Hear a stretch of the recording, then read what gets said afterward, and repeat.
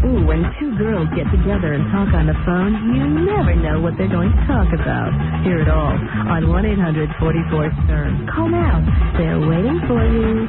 1-800-44-STERN. Yeah, girls. Okay. Hey, yesterday we were talking. I was trying to get Jade Barrymore on the phone. Drew Barrymore's mom, who don't look like her mother. Looks like her sister. I tracked down Jade so we can talk to her about that Barbara Walter special. Jade? Hello? Howard, we lost her for a second. I think she hung up. We're going to try to get her. Oh, she hung up? Did you hear the subject? Well, yes. No, she don't care. She always talks about her daughter. Huh, that was weird. I had that all lined up, and then we lost her. It's like going fishing, and then they get off the hook. Yeah, sometimes they wriggle off. Yeah. Sometimes people, I put them on hold during the commercials, and they hate hanging on so long, and then they hang up as soon as the commercials are over. My wife does that all the time. How long do those commercials last? I don't know, but it's like it's too long for them, and then they go, then they burn me and hang up. I mean, we say to them, why do you do it? Well, she goes, well, you kept me on hold too long. And I go, well, what do you want from me? What's up? You lost her? Yeah. John Tucson during the commercial. I mean, I heard him say Jade coming right back. Right. But then we lost her, and, we called her home, which I'm not sure that she's at. We got an answer. She called us. She'll call us back. All right. Yeah, well, then I get into something else, and I know. Okay, that's all right. If she calls, she calls. It's not that important. In fact, I'm losing interest. Okay. Okay, hi. Hi. Yeah. Howard, when you have sex with your silicone woman, you must practice safe sex. Why? Well, because consider it like using a condom again. You'd never do that. Even when, if you personally are going to have this personally, totally for yourself. If I'm the only person using it. Right, you wouldn't go using a condom again that you used. Do you understand? What if I clean it out? Yeah, but I mean, you would never clean out a condom. These are things that can hold tiny bits of bacteria. Oh, really? Yeah, so, silicone is a sort of porous material. I've been a silicone sculptor for 25 years. You're telling me that if I have sex with that real doll, that I got to wear a condom? Yes, please always practice safe sex, whatever you do. Well, gee, that sounds like a party. Very, oh, Jesus. That's great. That's a great thing to say to every kid in America who's listening to you. Dude, I'm with a silicone doll. I'm not. Yeah. The whole idea was to be free. Yeah, the whole idea was that I wasn't with a real woman, that maybe I could have sex without a condom.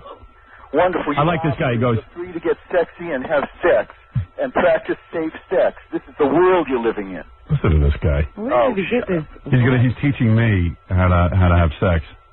Like I'm irresponsible or something. Yeah. What? Even with a doll, you're irresponsible. All right. Well, ask Robin. Robin worked in the hospital. All right, you're a genius. You're a genius. No, I'm not. You're a genius. What do I know? I don't mold silicone. Sorry. I don't know anything, but when you put something inside your body, even something like, these super clean things, you should see what they go through to put something in the body. Okay, I got you. Thank you. Okay, great. Right. That guy had an awfully bad attitude. Yeah. No fun there. Oh, great. You have children listening to you. That's a great thing to say. No.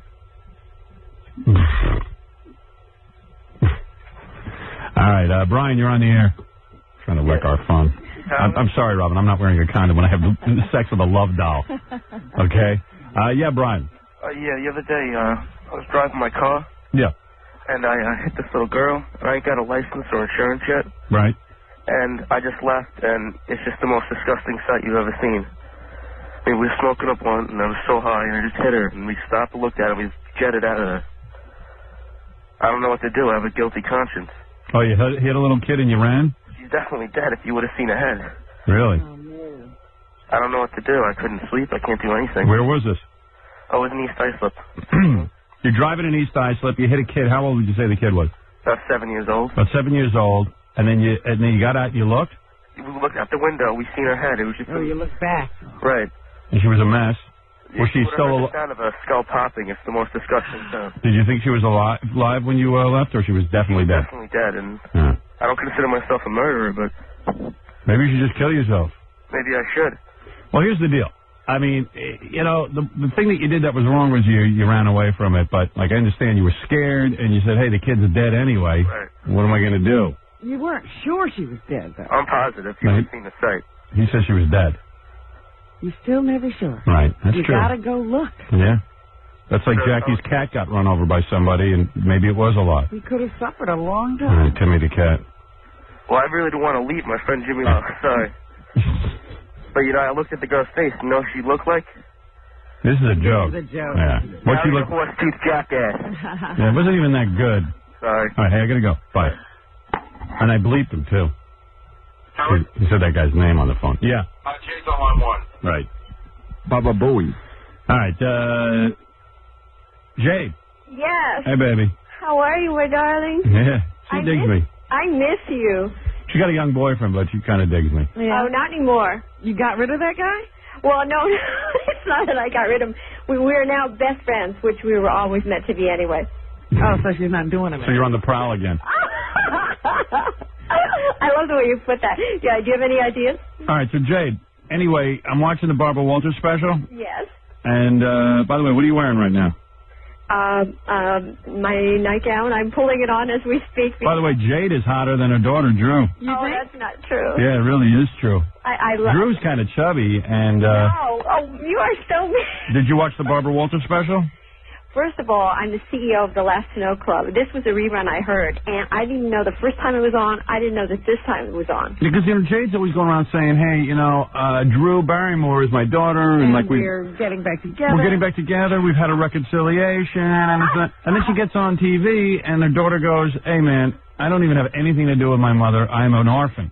She said that on the show? Yeah. She didn't. Yeah, and it wasn't a rerun. You want to hear what she said? Yes. You didn't hear it? No. All right, here you go. You ready? Yes. All right. Tell me about your mother. You're now estranged from your mother. Yeah, my mother and I don't speak, I think, because it's the appropriate thing for both of us to do right now. I've always said that both of us have a lot of growing up to do. The bottom line, though, Drew, is that in your life now as a young woman, you have neither a father nor a mother. No. In that sense, you're an orphan. Mm-hmm. It's hard. It hurts sometimes. I remember when I was younger, I used to wonder at Christmas time, did bad kids have no parents and good kids have parents? And the day that I questioned that, which was the very first time I got my answer that day, which was no. I've never been so able to have freedom, actually, since that point, because I realized there's... Anyway, you get the point, right? Oh, my God, I cannot believe this. You went that far? Yeah. Oh, this is wonderful. Like, what am I, chopped liver? I'm sorry. Oh, I'm a little more than shocked.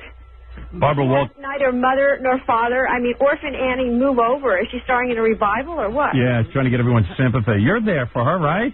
I cannot believe this, Howard. I love her so much. I have always been there for her. As a matter of fact, I was sent away to rehab for codependence because I was sticking out of her armpit. I was so much there for her. Right. I mean, this is absurd. This is the thanks you get.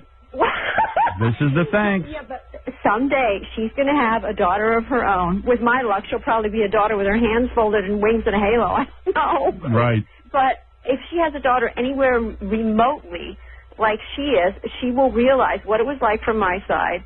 And blister be her tongue for saying those words. And blister be her charm for saying those words? Her tongue.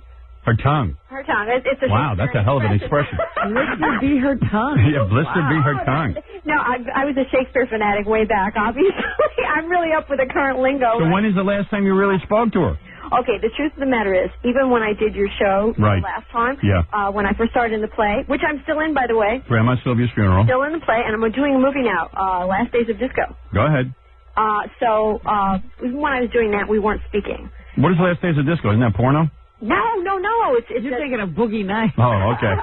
It's not about porno. Of course you think they would cast me, right? Are you naked in it? No, I played the Tiger Lady, very vampy disco diva who seduces younger men. So that was a real stretch for me. Yeah.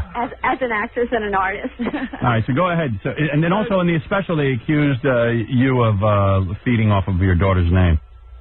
Well, we happen to have the same last name, and I happen to have been here before she was having an acting career, before she was even born, which I put aside to raise her, because when I worked, the truth was we never saw each other. And when she worked, we were together all the time.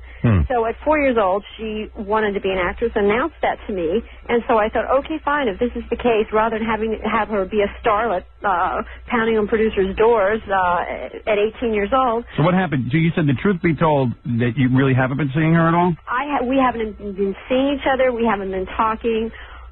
You told me at that point when I was on your show before that you would help us be unestranged and reconcile together. Yeah, I guess that didn't work. What happened, though? I mean, you had... Yeah, what happened? You guys were starting to make contact.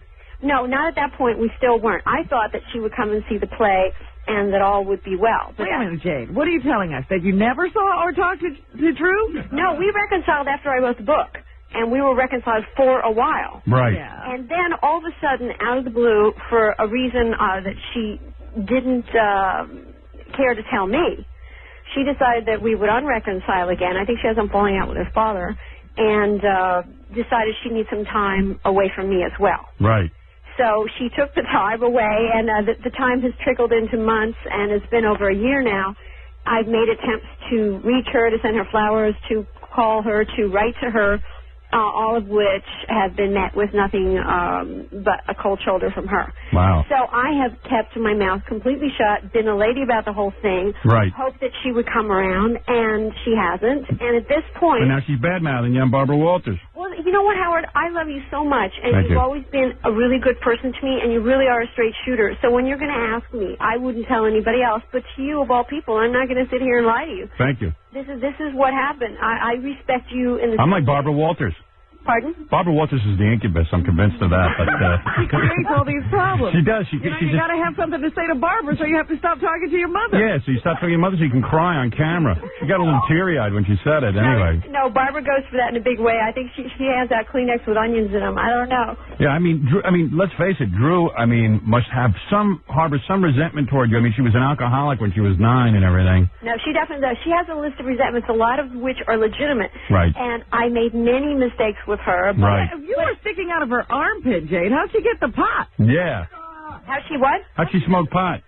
Oh, well, what happened is she would have these sleepovers with her friends. Uh-huh. And when she did, they would smoke cigarettes, and then eventually the cigarettes would turn into pot. Right. And she veiled them very nicely by, carrying 10 packs of gum and breath spray. Yeah. And she avoided me like the plague at that point. And when she had the sleepovers with her friends, I mean, unless I wanted to peer under the crack in the door. And they must have been older friends because she was already a big star. Right. Well, what were you letting her sleep with 21-year-olds? Yeah. I'll tell you what, when she went to private schools in L.A., which she did, the private schools that cost the most money were known for having the best drugs. Right. Because the kids from their parents would get the money for the best drugs, and they would be standing in the driveway. Drew was hardly alone when she smoked her joints because every other kid in the school was doing the same thing, right. including at one school some of the teachers and the headmaster. Yeah. And, And so what happened, Drew was singled out as a sacrificial cow doing this, and it's not as though all the other kids sat with their hands folded waiting for their homework assignments. Right. They were all doing that, except that Drew had the name and the visibility, and so therefore it was she put on the cover of the Inquirer, not Wanda Schloppick. And, she made a little bit better press. Right. There is no real Wanda Schloppick, is there? There was a boy in school named Brian Schloppick. Oh, but there's no real Wanda. And Brian, by the way, let's make clear, he was a fine kid and didn't do any drugs. He was wonderful. He was. All right, so listen. Well, wait a minute. Even in the special, they said that Drew, by 14, she was trying to commit suicide. Right. Mm-hmm. And now she says, she's supposed to have gone through all this rehab and everything, and, she's supposed to be dry as a bone. She says, well, I will be honest with you. I do have a glass of wine with dinner. Yeah, you can have a little glass of wine. That can't hurt you, right, Jackie? That's all right. She said that on Barbara Walters? Yeah. Well, I will say that she is on top of her game. She's incredibly productive and professional. All right, so you're here to say that you're ready to take her back anytime. She's not an orphan. She's not an orphan. Got you. You are very much alive. I don't know why we have the problem that we do. I love her very much, always have. Yes, I've made mistakes, like I said, but Go ahead, give her a message right now, okay? Drew, I've made many mistakes with you. I take responsibility for those mistakes. I don't blame mothers. I don't sit in denial that I made them. I will always love you. You will always be my daughter. But she could lighten up. and forgive you because, okay, maybe you weren't the perfect mother.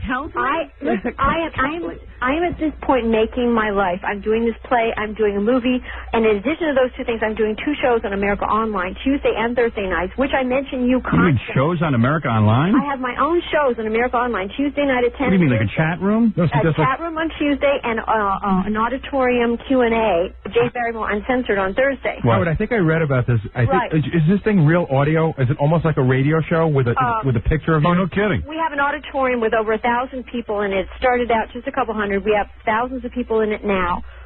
People log on and get into an auditorium and ask me questions every Tuesday. So you can hear it or you have to read it? Oh, you have to be on America Online. No, but I'm saying, do you hear it or do you read it? You read it. Oh, you read it. It's a chat room. Well, on Tuesday it's a chat room, but on Thursday it's an auditorium Q&A. So you're logging onto the computer and you're chatting with people? Yeah, on Tuesday. And on Thursday they all ask me questions, with over 1,000 people. And on both on Tuesday and Thursday. And what is it, all sex questions? No, it's about sex, life, relationships, love, everything. Really? They don't ask you about parents. You know what I'm saying? There's no parenting information given out at this. Yes, actually, they do every once in a while. And the thing is, I'm an expert on the subject because everything there is to do wrong, I know what that is and what not to do. So I'm a perfect person from whom to learn. Oh, and you know what else they ask me about compulsively is Howard. What is my relationship with you? What I think of you? I talk about you constantly on my AOL shows. There's not a week that goes by. Yeah, when are you going to give me some sex? Well, I almost had sex with her when we were posing for those pictures in my book. I was dying. She was naked in my arms and stuff, and then the photographer left the room, and I said, hey, why don't you just jump on top? And then she was like, no, I don't think I could do that. Howard, I was already on top. Yeah. The only reason I know is because of Allison. You know that. Oh, please. Howard, we're all sitting in the office, and there's a question I'd like to ask Jade that we've always wondered about. Okay, go ahead. And I'm not pointing a finger, Jade. I'm just curious. We always wondered, how at age 13 did Drew end up out at nightclubs till 6 in the morning? Now, that's a good question. What happened was... she and I would go on press junkets for her films. Right. And during those press junkets, we would come to New York, and when we did, we were naughty and we stayed out. Oh, so you were with her? I was with her, and the times that we did, people don't talk about the times that she was at school, and I drove her to school every day and made her lunch and dinner. But during those times when she did films and we did publicity, then we went out and we did that, and that was incredibly wrong. Here's the deal. But did she ever in Drew's mind, she feels her mother pushed her into show business. Pushed her into show business at 4 years old when I was... No, but because as a baby you had her in commercials. No, one commercial. Okay. It was. When she was 4 years old and I was ready to go on stage in a play, she was screaming at me that she wanted to be... All right. So anyway, she wanted to be an actress. So then now she's thinking her mom was too permissive, letting her go to clubs and stuff. But meanwhile... Yeah. Oh, I know. Like she wanted her to do it. Wait, but Jade, were there ever times that you... Because I always got the impression that she was out a lot even without you at that age. At 13? Yeah. Let's see, at 13 she was doing a film called See You in the Morning. So she'd probably be out with the cast and the crew at the clubs. Here in New York, and she would have sleepovers with her girlfriends and stuff like that. And yes, she did sneak out. And yes, I made the mistake by not keeping her under lock and key enough. And it looked... At any point, did you ever, breastfeed her boyfriends or make love to them? No, but what a great idea. Why didn't I think of this? I'm just trying to think what the break could have been, No, since I got such a terrible rap from her, I might as well have got the fringe benefits, right? No, I did. Those things did happen. I did make, as I said, all those mistakes. There's a lot that happened that I shouldn't have. One of the piece of advice I would give to parents is have 2 parents, please, because trying to raise a child alone in this day and age is an impossible task. I think no matter what... Were you high when you were raising her? No, I was totally drug-free and alcohol-free. I was very much... You don't sound like you were that bad a mom. I wish my mom would let me go to clubs and stuff and do a little coke. It wasn't that often, but the times that I did were blown out of proportion. It made it sound like we were doing it every night. I see. And that wasn't the case because it's much more interesting to say that we were. All right, so you're here to say, hey, Drew, you're not an orphan. What's this crap you're giving Barbara Walters that you're an orphan? I am here for you if you want me. I'm not saying I'm the perfect mother, but I wasn't that horrible. I didn't beat you or kill you. I was far from the perfect mother. As I said, I made many, many mistakes, but never because I did not love her, because... Yeah, and she ought to lighten up and stop bad-mouthing you. I think at this point, it's much more dramatic to say that her childhood was terrible with me. Right, it sounds better. It really does. Yeah. But the thing is, I tell you, it really hurts my feelings because I love her so much, and I was always there for her, a little too much, I think. Robin, there is your answer. Jade Barrymore giving it to you. All right. Unless you have a further question, she is saying that they are estranged. Definitely. They are not talking. I'm very sorry to hear that. I thought Robin, that thank the you. fences were being mended. No, you know what? Robin and I are here for you, particularly me. Oh. And I'll comfort you if you need it. Well, now I no longer feel like an orphan. You got a hot little body, I tell you. The woman's, what are you, pushing 50 now, right? I'm over 50. I just turned 51. And I'm telling you, the woman's got a smoking body. Great. Robin, I don't make a practice of doing 51-year-old women. That's not been your That's usual... not my thing, but I'm telling you, she looks like a spring chicken. Oh, that is very sweet. I really appreciate it. I'll tell you, it's not easy for me. She does 20-year-old guys, because they dig her. In their 20s. That's right. I guess I'll have to mend my ways there as well. Right? All right, so you think it over. Guys in their 40s are looking much more attractive. Right. I just wonder, because you used to write Drew letters and that. Why don't you show us your correspondence before you send it off? Oh, to Drew? Yeah. The last time, that's what I'm saying, when I was on the show and I was just starting to do the play, I thought... you know what you ought to do? That she would respond and come and see me. I didn't think she was going to... You know what you ought to do? You're not writing the right kind of letter. Let me write the letter to Drew, and you sign your name. Yeah. This is what I need. What would you write to her? Let me write it down, and then you send it to her. I'll be like your guy with the big nose. What's his name? Cyrano de Bergerac. Yeah, Cyrano de Bergerac. I got the nose for it. Cyrano de Stern. Yeah. You're too good looking to be anybody's Cyrano. Aren't you sweet? All right. Listen, Jade, I got to run, baby. Listen, thank you so much It's been for a pleasure. And it's been a pleasure for me, too. Thank you. If she hears this, hopefully, at some point, she will find it in her heart to reconcile with me. All right, keep dreaming. That's really what I want. All right, Jade. I appreciate it. Take care, baby. You too. All right, here's Jade Barrymore, looking hot, having a little trouble with her daughter. Well, what are you going to do? All right. Got to keep trying. Got to keep trying, man. All right, never mind that. That's okay. I would love to know what those conversations are. No, man. Two people who don't know how to talk to one another. I'll write the letter. I'll make a sample letter.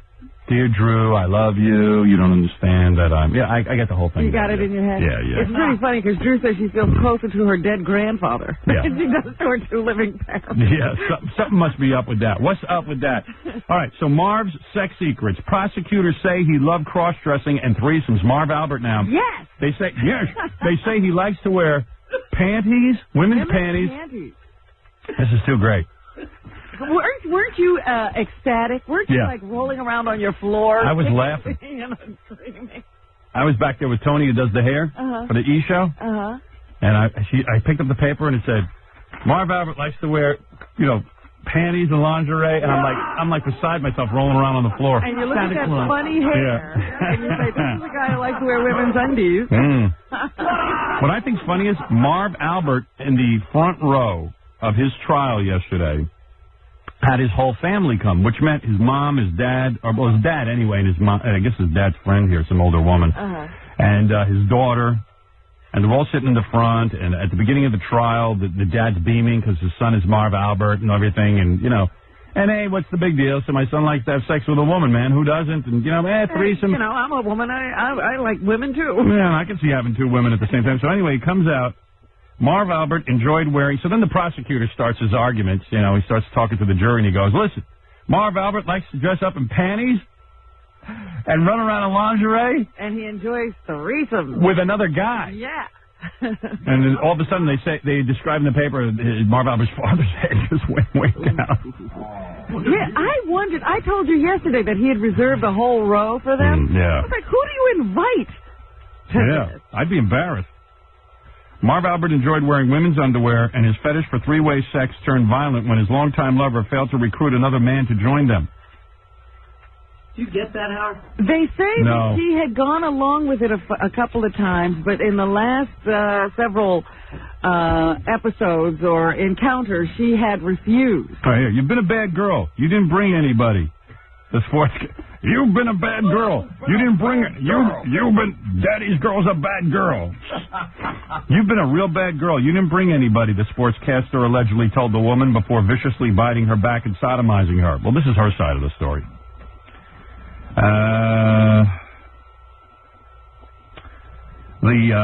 Marv's lawyers are saying it's a fatal attraction thing and she's just making everything up. Yeah, they're saying that she got upset when she found out Marv was going to marry this other woman. Yeah. After 10 years of getting in threesomes. I think a little pissed. Okay.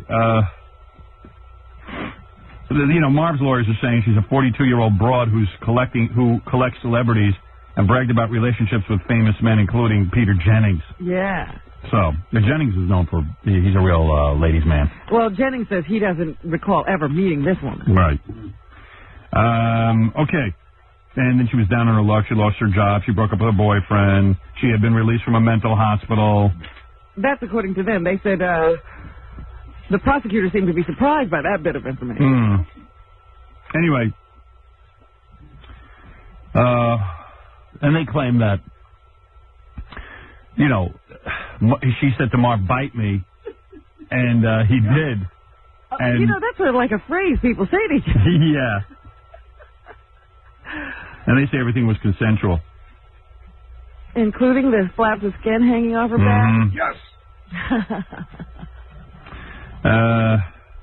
Okay. Okay. This is pretty funny. Albert, he said, frequently would ask women to bring extra ladies' underwear for him to wear to play out their scenarios. What are the scenarios? You picture Marv in a pair of panties? Yes. Yeah. Yes. But what are the scenarios that he needs to wear women's panties for? Yeah, I don't get it. Like, I guess what he does is he has... Okay, I can't speculate till I read all the facts. Their relationship began to cool last year, but Albert telephoned the woman repeatedly, asking her to bring another man to his room at the Ritz-Carlton Hotel in Arlington on February 12th. Nice hotel. Yeah, the Ritz-Carlton's great. Yeah. Now, she showed up alone, so he was furious. I was expecting a man. Yes. Albert had on a pornographic movie depicting three-way sex. If you had brought somebody, that's what we could have been doing. Yes. Albert allegedly told her. Well, but Albert, he likes the women's panties and he wants to be with another guy. What's the extra kick of having another guy? I don't know. I don't get that. You see, like, listen, do I understand a guy after 23 years of marriage wanting to be single and maybe sow a few wild oats because he got married young? Yes. Do I understand a guy wanting more than one broad in his bed? Yes. That sounds great to me, man. If you can swing it, baby, go for it. But that's not what he wanted. Well, one time he did have another woman with him. Two women. Yeah. But then the other time is like, they're saying he had a woman and another man in the bed, and he wore lingerie. But see, that's what I'm thinking, that Marv wants to be the girl. Yeah. Bridging the gap between the two. I mean, is he with the guy? Well, we know supposedly he was on that dominatrix's list. Yeah. Where you have to be dressed in lingerie. Well, my question, though, is, you ask somebody else to join you for sex. I wonder how you get into that, like wearing lingerie, women's lingerie. I don't know. But my question, Marv's got to want to be with the guy. Oh, yeah. Or maybe he wants to watch the guy with the woman. I don't know. I still say that's kind of gay. Anytime you bring a guy into the bedroom, it's gay. It's like, take the girl out and what do you got? Yeah. You got two guys.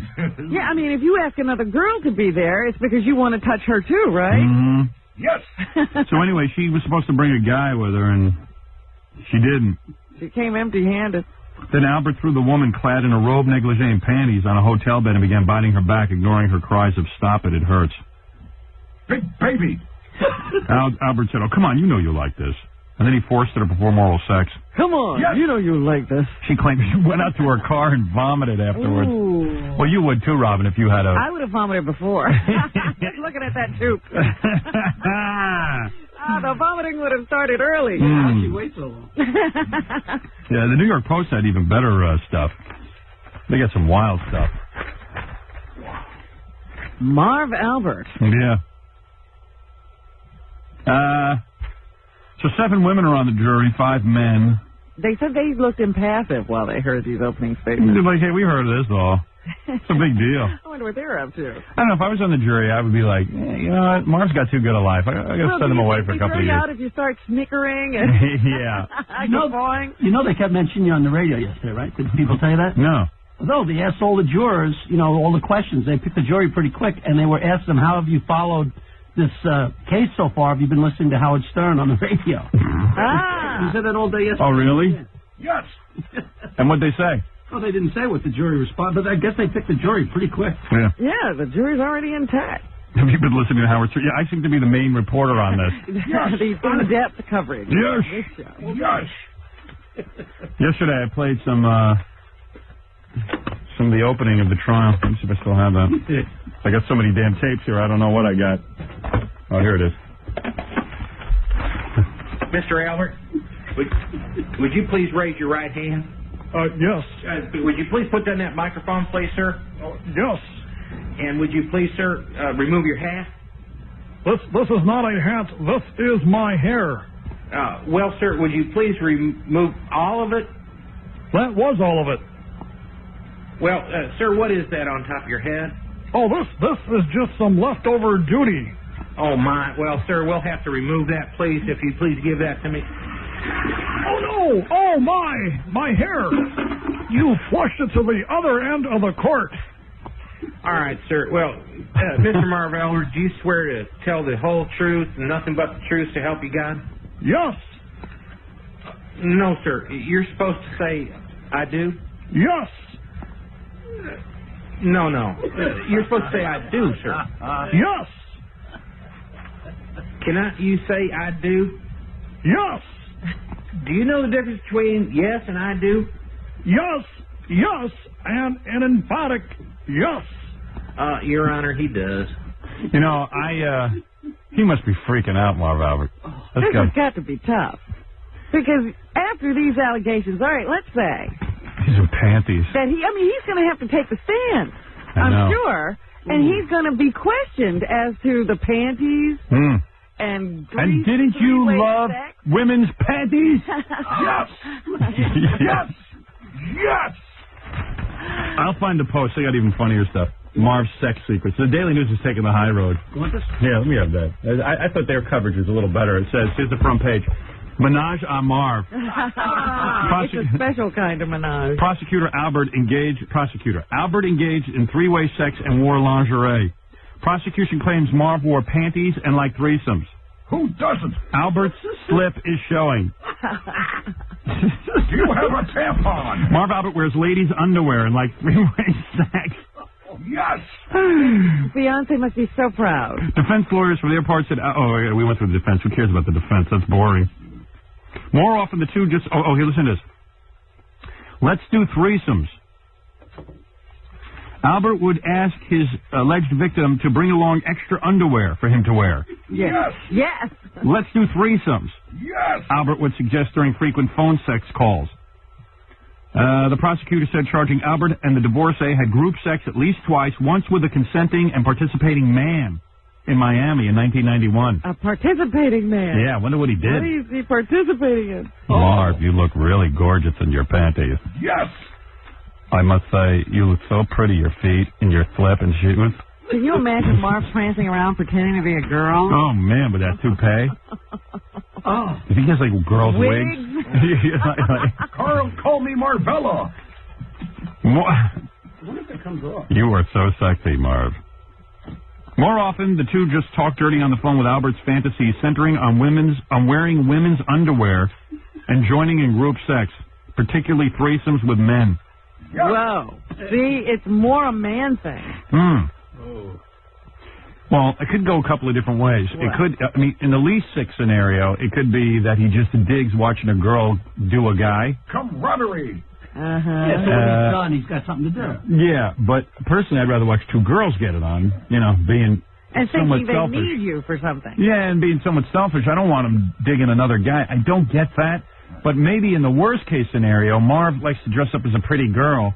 And be with the guy. Yeah. Yes. That's the worst case scenario. See, because a threesome to me implies all three in the bed at the same time, not one watching. Plus, you don't want to be in women's panties in front of another guy. Yeah. If you're a guy. It's hard to find chicks who are willing to sit there while you're in women's panties and bra and stuff. Yes. But I guess when you're famous, you can find women to do anything. Yeah. So I wonder why she didn't want the third guy. Maybe she didn't want to share more. And Marv can't look good in a pair of women's panties and a bra. Really. Marv hardly looks good in a suit. Yeah, Marv doesn't look good as a man. I have great gams. Can you imagine him? He's a little tiny sort of fat Jewish guy. That's got to be a sight. I'd give anything to see him in a bra and panties. You think what's under that suit now? When he gets done with this, if he gets off, he should go out on Letterman in bra and panties. That would be great. Yes. Yes. He'll never be able to do another talk show. Oh, this is... I'm in the paint and in the panties. I'm in the panties. Exhibit A. Yeah. Could I wear those? Let's see, Yeah, I don't have any other cool stuff so far, but, I mean, you know. Oh, I can't wait for the testimony. It's going to be really good. They just got started, too. I mean, they haven't even taken their gloves off. No. It's pretty good. It's a pretty good story. So I wonder how long the family's going to hang in. Yeah.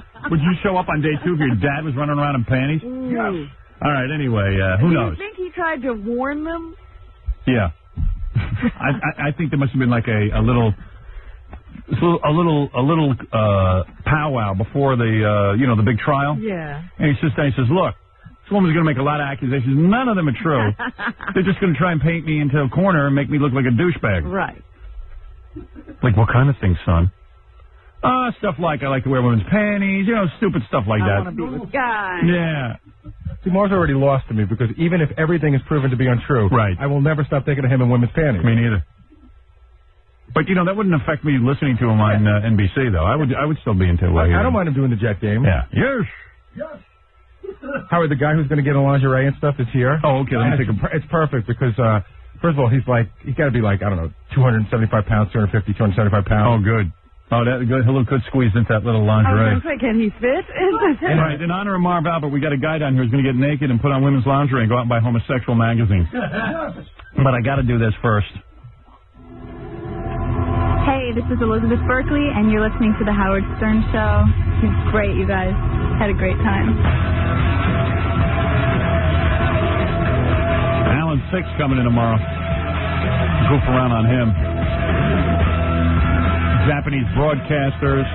Later on today, we got a female DJ from England coming in who said that we can feel her up. 92.3. Hello, this is no. 92.3. I want to make a political statement that all of my brothers and sisters have been subjugated by the white man. You have violated my wife. How very few things. You know what you are?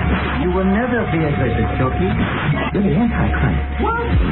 And now, the winner of the People's Choice Award at the Czech Film Festival. I'm sorry, what did you say? I said the Czech Film Festival. Oh, right. Yeah, that's pretty huge. Howard Stern. That reminds me. I wonder if the Golden Globe Awards. When do those happen? Do you know? They're earlier than the Oscars. I know that much. And when are the Oscars? The Oscars are in April, May. What month is this? This is October. I'm almost sure the Golden Globes are in February. Say again, please. I'm almost sure they're in February. Oh, what month is this again? September. Yeah, well, I know the foreign press loved my movie and gave it 5-star reviews all over the place. I'm just hoping Paramount, I don't know whoever does that stuff, but they better submit us for a Golden Globe Award, because I really want to go accept that. You know what I mean? I want to get some of those fancy schmancy awards, go up, make a speech, thank God, and all that stuff. You know? Uh-huh. We could write the speeches, we could go. Where is the Golden Globes? Over in Europe? They're out in California. Oh, isn't that in Europe? No. Oh. Not yet. Oh, they are out in California? Mm-hmm. Sometimes New York? Yeah, I would like to go to that. I would like to be a winner. You know what I mean? What movie is better than ours? Seriously, from this year so far, that deserves a Golden Globe Award. I can't think of one. Certainly Lenny deserves Best Screenplay, based on the reviews we got. They said it was one of the best films of the year. So certainly it deserves awards. Goddamn right. Okay, here's Sean Lennon. It's not the Sean Lennon you're thinking about, but his real name is Sean Lennon. Really? All right, yeah. Oh, Dominic's on the phone. He says he has some stuff about Marv Albert. Everybody hang on the phone because the phones are packed. I'm going to get to those in just a second. I just got to get this bit set up. Dominic and Barbara. All right, here he is. This is Sean Lennon. Hey, Sean. Sean, you are my biggest fan. Is that the way you bill yourself? Yeah, I've been a fan for a long time. Sean called us yesterday and said that he would be willing to do anything, even get nude. Why is he doing this? Because he wants the Private Parts prize package, which includes the Private Parts T-shirt, necktie, boombox, book, and keychain, which is very rare because he's a super fan. Uh-huh. The guy has been such a super fan that some of the things that he's done in the past, you even broke into Gary's email, didn't you, or his voicemail? Accidentally. Yeah, what happened? Somebody had called me up because I have a lot of connections across the land for being a Howard Stern fan. Yeah. From either book signings or waiting outside 3-4 days at a time. Right.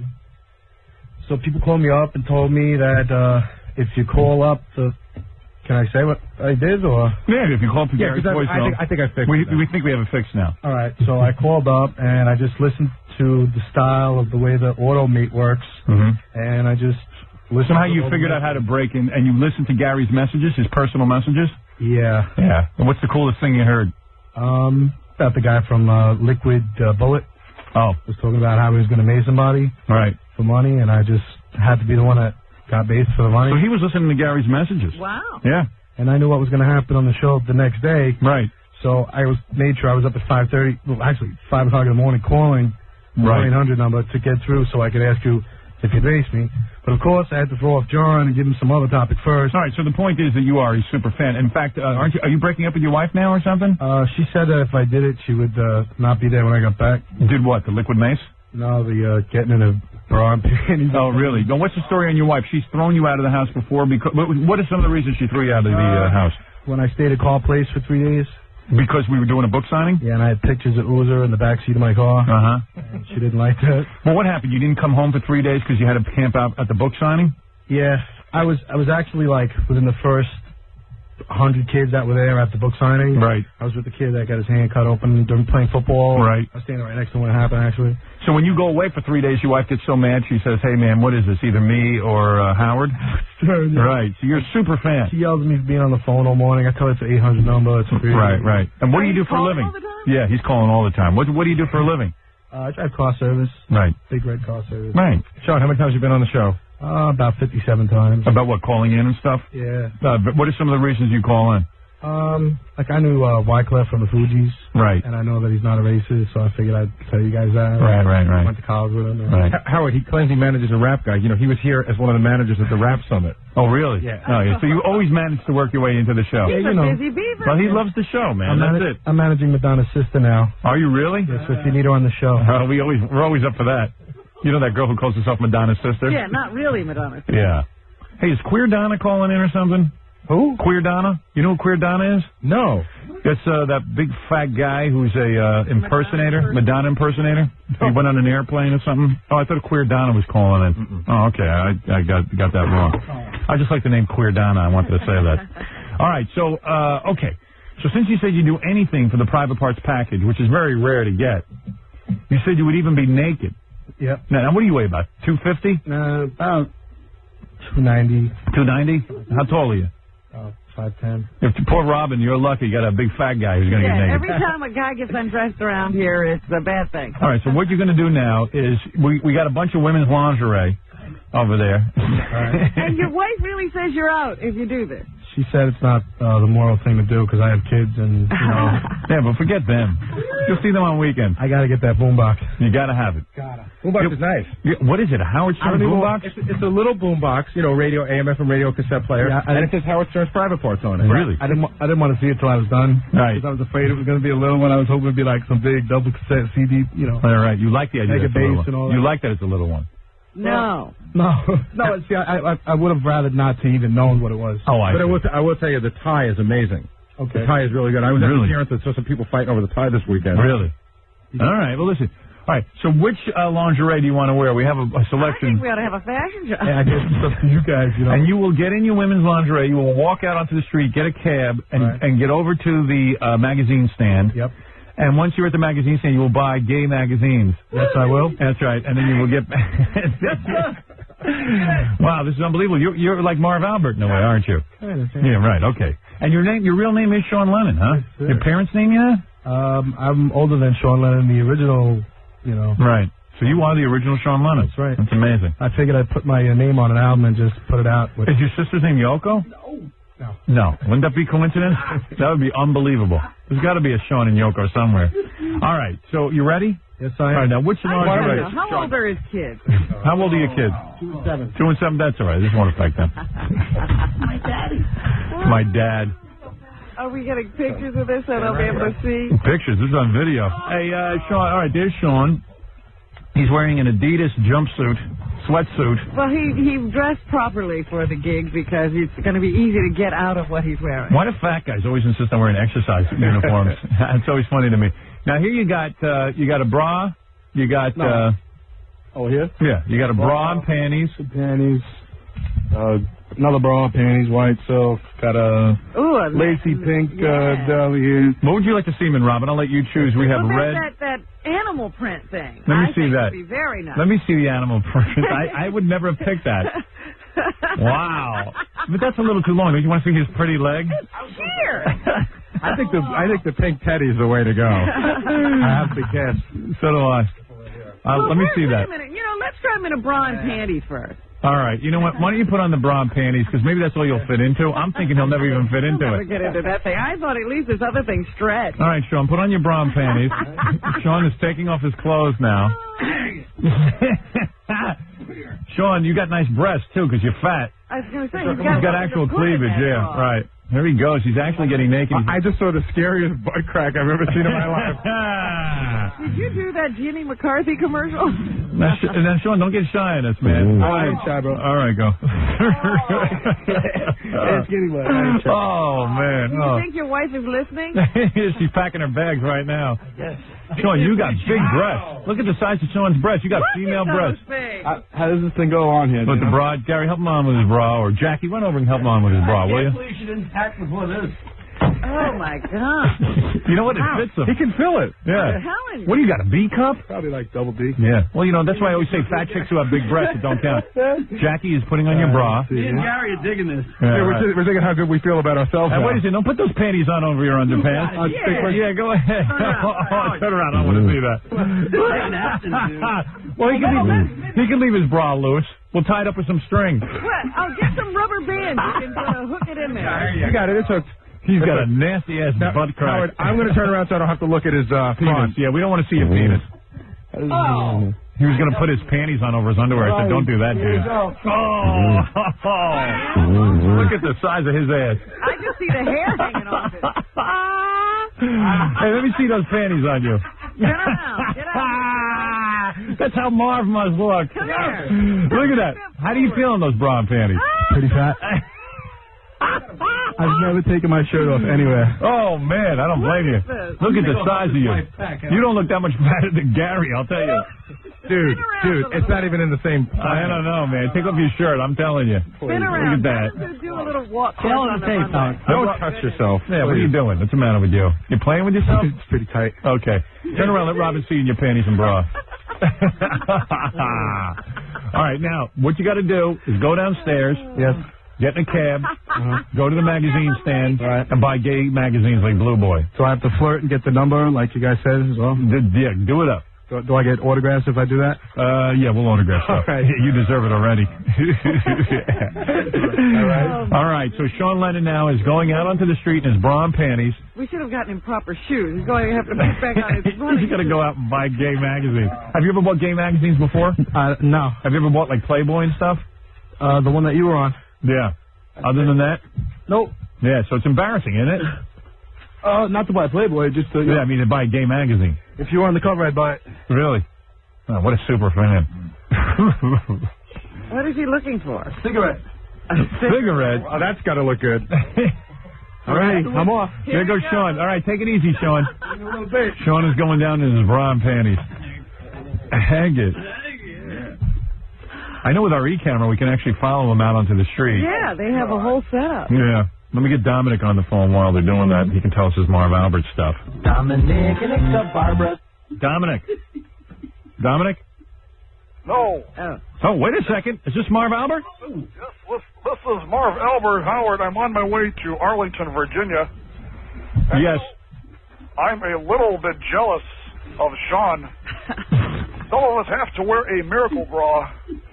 Marv, listen, I know you have limited time. I want to thank you for calling in and being a big fan of the show and everything. What is going on? Let's get to the allegations, okay? Well, Howard, first of all, just let me say I am a 34A cup. Right. Now, why do you like to wear women's panties? We're trying to figure this out. When did this start happening? Well, let's get this straight. It's not just panties, okay? I enjoy a thong. A thong? A thong. Yes, but the problem is it's hard to keep clean because you're always in the paint. Yeah. So, what happens? Do you like to get into women's clothes and then you like to watch guys in a threesome? Well, yes. Actually, the allegations from what happened last year, I had invited a good friend of mine, O.J. Simpson. from the sports world for the menage, but he was it was a little bit scary. The woman was afraid it might get a little too rough. All right, let's get Dominic on the phone as long as we got Marv on, because Dominic might have some facts. Let me see if I can find him. Hold on a second. Dominic. Hi, good morning. Good morning, Robin. Yeah, and say good morning to Marv. Good morning, Marv. Good morning, Dominic. It's good to hear your voice again. Marvin, you know, the worst part about this case is that if you get convicted, this judge could very easily give you 10 years. Wow. And they call him Maximum Benny. Did you know that? I didn't know Maximum Benny. And, of course, your defense has to be that you and this woman were more and more bizarre in the past, so your lawyer's job is to show how bizarre you really are, Marvin. The more bizarre you are, the better chance you have for an acquittal. Wow. I see what you're saying. What Dominic's saying, everybody, is that if Marv can prove that he's been involved in a history of kinky sex with this woman, then therefore... That this was nothing new. This was nothing unusual. Right, that this was not a criminal act. Do you understand that, Marv? Yes, I do understand it. But, you know, I'm just not worried about it at all. First of all, my reputation is intact. And just let me announce right here for the first time, Howard, that even if I am convicted, I do have a job waiting for me. You do? Yes, I've been offered a job as the first male model in Victoria's Secret's annual magazine. Wow. And wait a second. So, what do you make of this, Dominic, that he'd like to have guys in the bed? Do you think that's kind of gay? Well, whether it's gay or not, remember, if he goes to prison for 10 years in that state, you can rest assured that there'll be some gentleman waiting for him in that prison, and he can wear any panties he wants. It's starting to look like Marv would enjoy jail. Isn't that true, Marv? There's nothing wrong with a good gentleman every now and then. Isn't there? Yes. Would you ever consider having Dominic as the third guy? No, that's a little bit too big. That's about a 36 double D. Yeah, okay. All right, thank you, Marv. Thank you, Dominic. Bye-bye. Yes, we'll talk to you later, Howard. Yes, thank you, Marv. Please check in with us during the trial. Yes. Yes. Isn't he on fire, Marv Albert? He feels confident, even with Maximum Benny. Yeah, that's the judge. Are we going to go out on the street and check this guy? Is he down there? I don't know. If the E-guys would put it on TV, I could tell. I don't know what's going on out there. If somebody can fill me in. What's going on, Gary? Well, I was just going to... We ran into a little snag. What's the snag? The snag is that the newsstand was supposed to be open at 6:30. Yeah. And he's not open yet. All right, so let's wait a while. We don't have to rush around. Let him sit around in his panties and bra. He can lounge around. Actually, it's funny. He's just standing in the hallway. Okay, hey, you know who's here, though? That girl I met in England, the DJ? She's here. Well, let me feel her up. Uh-huh. She's what is here. she doing here? I guess she wants to get some airtime and get some exposure, you know, on the... Trying to move to America? Well, maybe, or something. I don't know. But then I said to her, hey, can the other guys feel you up, too? And she said, sure, I don't care. She just gotten breast implants. And she likes to have people touch them? Yeah. She said, do you want to touch them? I said, yeah. I was in the middle of a radio interview.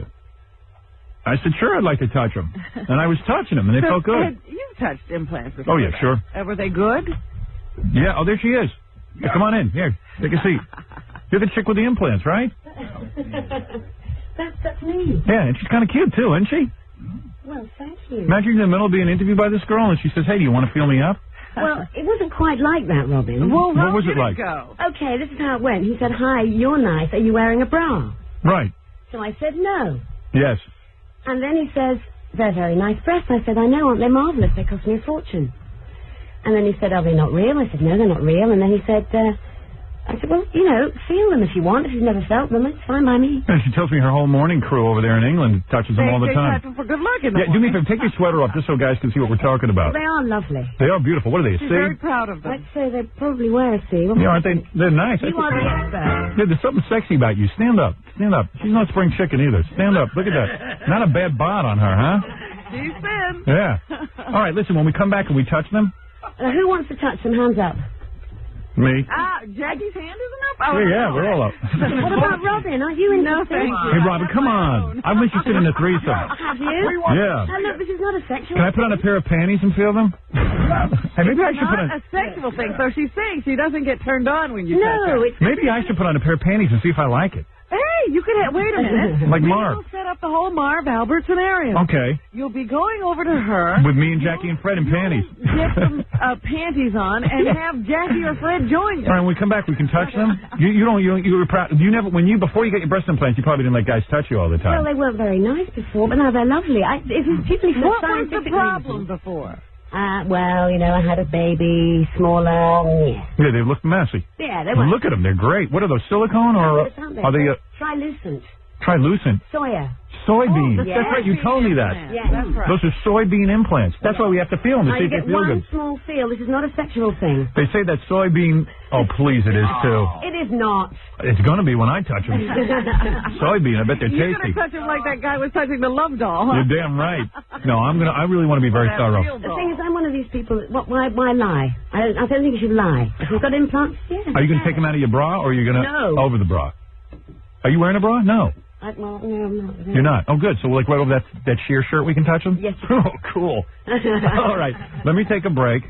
This is Cara Noble. She's a DJ on Heart 106.2 in London. They named their radio stations Weird Stuff. I see.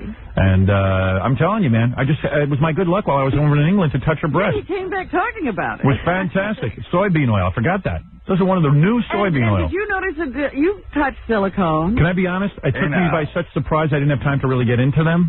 So today I would like an evaluation. You will have it. And I might even put on women's panties. The saline. Yes. You've touched the silicone. That's right. And now soybean. Soybean. Oh, that's marvelous. I hope I like them. Because if I like them, I'm going to put them on Jackie's back so I can always squeeze them all day, all through the show. All right, when we come back, we're going to feel you up, okay? Oh, fabulous. Super. Right after these words. I'm going to bring something up that bothers me. An aluminum plaque on Highway 295 honoring Howard Stern. Well, I'd love to have his numbers right now. I know what you're saying, but I still don't like it.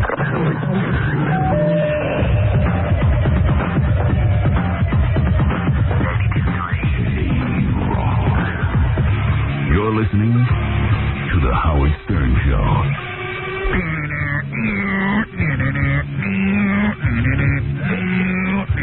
We got the guy in that, he's in panties and bra. He weighs about 300 pounds. He's going to be going out on the street to buy gay magazines in just a minute. Sitting here is Cara Noble. She's a disc jockey on the Heart 106.2 in London. And I was first interviewed by her in England. She's part of like a whole morning DJ crew, morning crew or something. And while I was interviewing her, I happened to comment that she had nice breasts, and she said, "Do you want to feel them?" And then I felt them, and they were nice. I remember feeling them and thinking they were nice. I like that I happened to comment. It was your opening line. Was it? Yeah. Yeah, well, you display them rather proudly. I mean, look at what she's wearing. She's in good shape. I said, how do you get in such good shape? Because she's no spring chicken. Thank you. Right? You've been around you've been around a couple of times, right? I have. Yeah. How old's your kid? 20. Yeah. Okay. So she's got to be at least 40. I thought the child was just born. Right? You got to be at least 40, right? You're right. Right. And what a bod. I'm telling you. What's with your stomach? You got a tummy tuck or something, or you're just in naturally good shape? No, I mean, I don't know. I'm You're not even me. flabby. This is me. Yeah. I am. Don't get too close. Really? Yeah. Everyone's flabby, really. Really? Yeah. Not me, baby. I'm solid rock. I'm going to be cast as the next Hercules. There you go. Wait and see. You're telling everyone that they can feel my breast, is that right? Yeah. Now, okay, so... Wait a minute. He said you agreed that everyone could feel your breast. Well, okay. You don't care. You're pretty open about it. I'm open about my breasts, my age, and my marital status. Really? You're single? I'm not single, yes. I've got a 20-year-old son. How old are you? Well, around 40. Around 40. She's real open. And she said she was open about her age. But I'm telling you, her breasts look... Take a look at them, Robin. I see them, Howard. Those are the new soybean oil. I'll tell you something. It's women want to feel them more than men. Really? Robin, do you want to feel them? No, I have not desired. Don't you want to see what it feels like? Come on, it'll be kind of sexy. I don't care. I'll put on panties and you two can play with each other. Supposed to be sexy. All right, come over here. Take off your headphones. Come over Yeah, sure, please. All right, I'll be the first one to go because I know Jackie and Fred are uptight. Because I've already... They're uptight? Yeah. I brought her over for the guys. No, you're not. Because you had already felt it. Yeah, but I didn't really get a good feel. What? All right, here. Stand over here. Let me see him. Can we make out during it? No, okay, here we go. I You ready? Because you're the king of radio. All right. You do this. Okay, you ready? Okay, I'm ready. All right, all right. Yeah, All right. I mean, you want to know what they're Let's like, see. right? Wow. Wait a second. Did he make it out with us? Wow. No. Wait. Have you phoned your wife? Who cares? Wife's wife. I'm feeling them. Wow, these feel totally... Boy, your heart's beating awfully fast. Wow. Yours. They feel... I tell you something. They feel unbelievably good. Really? Yeah. What does that mean? What? Wait a second. I am the... Wow. They feel like totally real. How do they look? They do. Well, this is how they look. Let me see. All right. I'm a marvelous ambassador for this plastic surgeon. Jackie, you want to feel him? Sure, come on over. Come on, Jackie. Come on over here. I don't mind, just one each, okay? No. Come on. Here. Seriously, this is an experiment. Or is your wife going to emasculate you? No, you want to know, maybe Go his ahead. wife wants something. What do you think? Very nice. Aren't they nice? Okay, Harry, I want to see your penis. Okay, here. I've read over I want to see this, too. Here, take a look. Right down here. See? Nearly. Yeah. Didn't see a thing, did you? There's nothing there. Fred, come on. You want to touch him? Come on over. Come on, Fred. She's willing to let... Aren't they great? Those are very real. I'm very proud of them. I'm surprised you took your hands off so fast. This is quite bizarre. Fast? Yeah. It's not getting ready to get hit. All right, go ahead.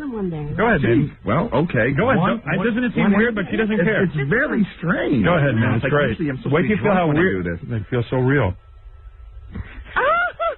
It's really... Aren't they nice? Yeah. That's very nice. Thank you. I ever bought. Hey, do you mind if some of the guys from the E crew come in and touch That's them? Really? What about Gary? Okay, Gary. How's your butt feel? No, that's the same. Turn around. Let me feel that. No. You didn't get any implants there. I don't know. You look pretty good. Nothing great about my butt. What do you bet? Gary, you want to touch him? What? Yeah. What What's the matter? You afraid of your wife? Yeah. Yeah, your wife's going to say something. Gary's one-handed. Cool. Aren't they nice? Yeah, those are like practically real. Yeah. What do you mean practically? Can you tell the difference? She looks good. No, I can't tell the difference. Robin! All right, get her out of here. We're done with her. I have no desire to take a breath. I'm sorry. Kara, thank you for coming in. She is the host of, she's a DJ on Heart 106.2 in London, which is like, you know, I guess that's a good job. It's a morning Very zoo. good job. It's a good job, yeah. Morning zoo. What do they pay you? Like something over there? Like, do they pay you anything decent? I don't think they pay the DJs over there too well. Under 100,000. And she's like, Are we talking pounds or dollars? Pounds. yeah. Well, you look pretty good. I got to tell you something, man. I can't believe how good she looks. If you wait in the green room after the show, I'll do you. All right, I'll give you some sex. Talk. Yeah, talk nothing, honey. Well, hang around, see? Hang around and see. You never know what'll hit you. It'll be over in a second, believe me. You wouldn't even know it hit you. Kara, everybody. That's Kara Noble. Good luck. What are you doing here, Kara? Yeah, unless You you don't want know what my favorite color is? No, nobody cares about you. We just wanted to touch your chest. I'll be honest with you. What are you doing here? What are you doing here? I'm just visiting. Oh, really? On vacation? All right. Shopping. I love your yellow cabs, by the way. Thank you. You open the doors and it says silly things and you have to fasten your seatbelt. I just like the fact, if there's any guys who want to feel soybean implants, where are you going to be staying so guys can come over and meet with you? I'm staying at the Crown Plaza. All right, there you go. There it is. They feel great. She'll be at the bar. Okay, Kara, thanks. Thank you. All right, there goes Kara. I think Kara wanted to be on the show the whole morning. I don't know why. It's a pleasure. That was new. Kara was looking you over the whole time, Robin, like watching what you were doing, trying to, I think she was trying to apply for the job. Right. Because you're the chick on the show. Yeah. She's like, she doesn't have soybean implants, but boy, those are big. All right, isn't she friendly? Very. Isn't that great? And don't they feel nice? Pleasantly nice.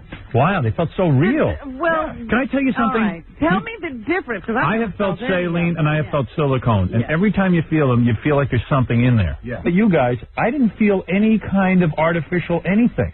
It's harder to tell through the clothing, but you're right. Yeah. Maybe that's it. It's through the clothing. Now, can you come back in and take your top off? That would be the ultimate test. It seemed real. I mean, because you really couldn't see. It's a little and hard. You're feeling through cloth. Did you guys get aroused when you did that? I did. No comment.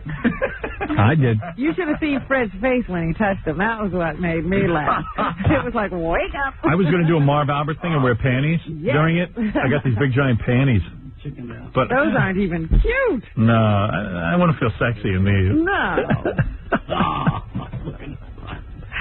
Big giant panties. What's going on now? I mean, there's so much going on that. What's the status of our guy in the lingerie? We'll get that in a minute. Let me get to Melrose Larry Green. He says they're running a weird promo about me in Los Angeles. Another one? Yeah, Melrose. Howard, how are you? Okay. Great show. Thanks. Okay, let's get right down to business.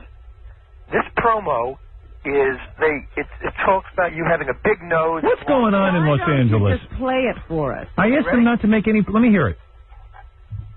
It was City. City of Talk. FM Talk. 97.1, the FM Talk station. My name is Monday. I'm a cop. You're an announcer, Joe. That's what I said, Frank. Now here's the lineup. Roger, Joe. No, Howard. Howard Stern. Weekday morning. Big nose, lots of hair, lesbian. People like him. Then, like us. Like him, Joe. No, like us, Frank.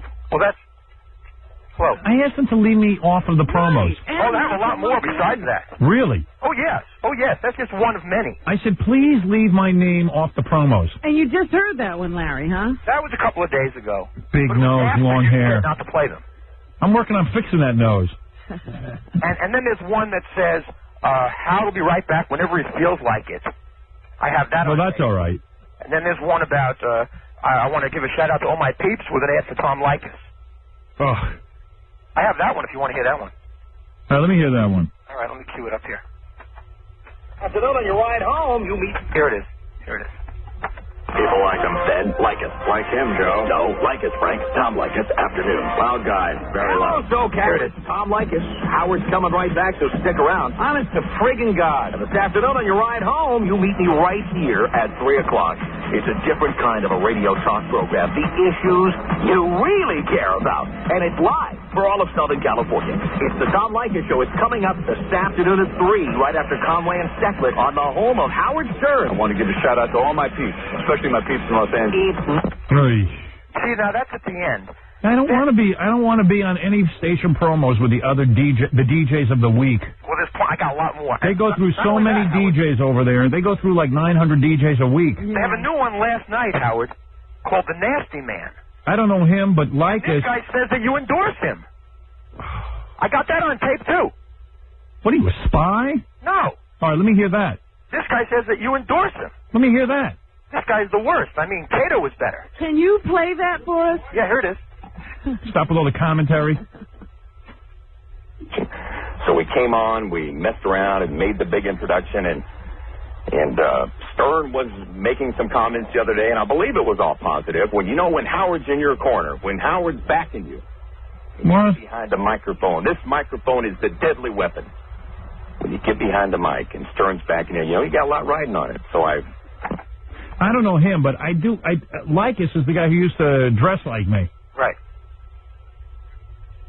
Except he's about 700 pounds heavier than I am. Never quite pulled it with off. a Dutch boy haircut. Very depressing. Well, Gary, call Bob Moore once again and explain to him I don't want to be on these promos with the DJs of the week. Howard, I'll call him today, but, this is like our third conversation, and I know... All right, just tell Mel to fire Bob Moore. Okay. Just write a memo to Mel Karmazin, the president of CBS Television and Radio, and my friend for over 15 years, and tell him I want Bob Moore fired. Because he'll just fire him. He does whatever I say. Thank you. Okay, Howard, that's it? Thank you. Thank you, Howard. All right. Thank you. I mean, I don't know. I don't know what they're doing over there. Okay, on our phone line right now is Jim Druckenmiller. Jim Druckenmiller is the guy who, I was reading the article the other day, he's the backup quarterback in San Francisco. Yeah. Who is the... Steve Young. Oh. But here's the cool thing. Steve Young, here, I'll get Jim on. First of all, Jim. Hey, how you doing? Hey, man. I read in the article, first of all, thanks for giving us the plug. Hey, no problem, Howard. You're the best, man. How are we this morning? Hey, you been drinking? No, man. I'm waiting to get on your show, Howard. All right. So anyway, a big dream of his, I read in the article, was to be on the show. All right. He was saying that, his favorite book was my book. And, a lot of guys become athletes and they try to be, make an image for themselves and they wouldn't necessarily even admit to being a fan of mine. But Jim didn't care. He didn't give a crap. He just went on the air and he said, he went in this interview and said, look, man, I dig Howard Stern and I don't care what people think. I like it. That's right, Howard. What's wrong with that, man? There's nothing wrong with that. He started to back off a little bit. Hey, Jim, what are you, a black guy? No, man, I'm white, man. You sound kind of black. What does that mean? Hello? What the hell does that mean? He hung up. He's so pissed. Hey, Jim. Hello? What kind of a phone was he on? Was he on a cell phone? For a guy who was dreaming about being on the show, you think he could have gotten a better phone for the interview. And been a little more awake. Jim. Hey, Jim, you sound like a black guy. I'm not listening to this. Goodbye. Goodbye. By the way, all of my guests today are in bra and panties. He's back on, Howard. What'd you say? He's back on now. Okay. Jimbo. Yeah, what's up, Howard? What happened, bro? I don't know, man. You tell me. You sound kind of black. Do you hang around with a lot of black guys? Nah. Really? I'm teammates with a whole bunch of guys. Because you're like a wigger. You know what I mean? I hear ya. You know what I'm saying? What kind of music do you listen to? I'm a big Pearl Jam fan. Oh, okay, that's cool. Anyway, so Jim is like the backup quarterback on the San Francisco 49ers. But he doesn't get to play much. Well, that's just it. Okay, so you're the backup quarterback, and you're playing behind Steve Young, who is the highest paid quarterback in the league. Yeah. All right? And they're kind of opposites, you know. Jim is wild, listens to Howard Stern and all that. Steve probably carries a Bible. Well, Steve's a Mormon. Yeah. And is waiting for a Mormon woman. What's that guy's problem? Waiting? What are they, on order? Yeah, he wants to marry a Mormon girl. Is that all image with Steve, or is he really, like, saving himself for a Mormon girl? Steve I think Steve's looking for a Mormon girl. He has his type, and I think he's just waiting for her. Well, how's he waiting? What? After he signed the big contract, he was just on the cover of Sports. Yeah, how much was his contract? I think it's like, isn't it like $75 million for the next 6 years or something? Ooh, Steve's well off. Let's put it that way. What'd you say, Jim? Steve's well off. We'll put it that way. Yeah, something like $75 million. So he said that he's looking for That's Oprah money. He said now that he's got his money and he's set his career and he's set for life, he's now searching for a good Mormon girl. Searching? Yeah. What, are there not good Mormon girls around? Some bad Mormon girls. Well, they're probably not too hot or too sexually... they can't be Marie Osmond. All right. So, anyway, so they're like opposites and stuff. And then, so you're playing up behind Steve Young. This is Jim's rookie season. Yeah, and Jim was a first-round draft pick last year, so he's no slouch. I mean, he's real good. Well, in football, quarterbacks are always getting injured and hit and stuff, so, They're targets. All right, so... Because Steve Young got injured after the first game, you started the second game of the year, right? And you won it. Yeah. And he played some of the third game, and you won that game, too. Yeah? You throwing some passes? Yeah, getting in there, throwing a few. We're 3-1 right now. We're on top of the division. Dude, I'm going to have to start watching now because you're a fan. I'm going to have to start watching San Francisco. Yeah. You got it, Howard. Yeah, I'm going to watch for you now, man. I'm trying to be a West Coast correspondent out here, Howard. I dig that, man. After the games, we'll call you. I love it. Yeah.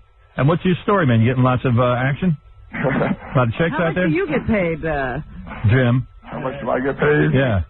I got about a 6-year deal. Go ahead. Averages out to about $1 million a year. Nice. Oh, that's not a bad payday. That's nice. I'm trying to catch up to you, Howard. Yeah, well, that's good money, $1 million. That's a good start. Yeah. You didn't start out at $1 million, Howard. No, I didn't. Started out at $96 a week. Wasn't too good. So you must get laid like crazy, huh? No, Howard. Not really, Howard. You got a girlfriend? No, I don't have a girlfriend. But I'll tell you what, man. The 49ers have me, you're busy, man. I'm really, I'm always in there. I'm always over there trying to study film, doing something, just trying to catch an edge, man. Yeah, dude. They don't let you out. And everyone is, like, nervous because, if something happens to Steve Young. But meanwhile, you got it all under control, don't you? Yeah. What happens when these guys... See, I don't get the whole football thing. I don't think the quarterback should be allowed to be hit. I mean, when you guys get blindsided and hit from the side, man, into the knees, that's the end of your career.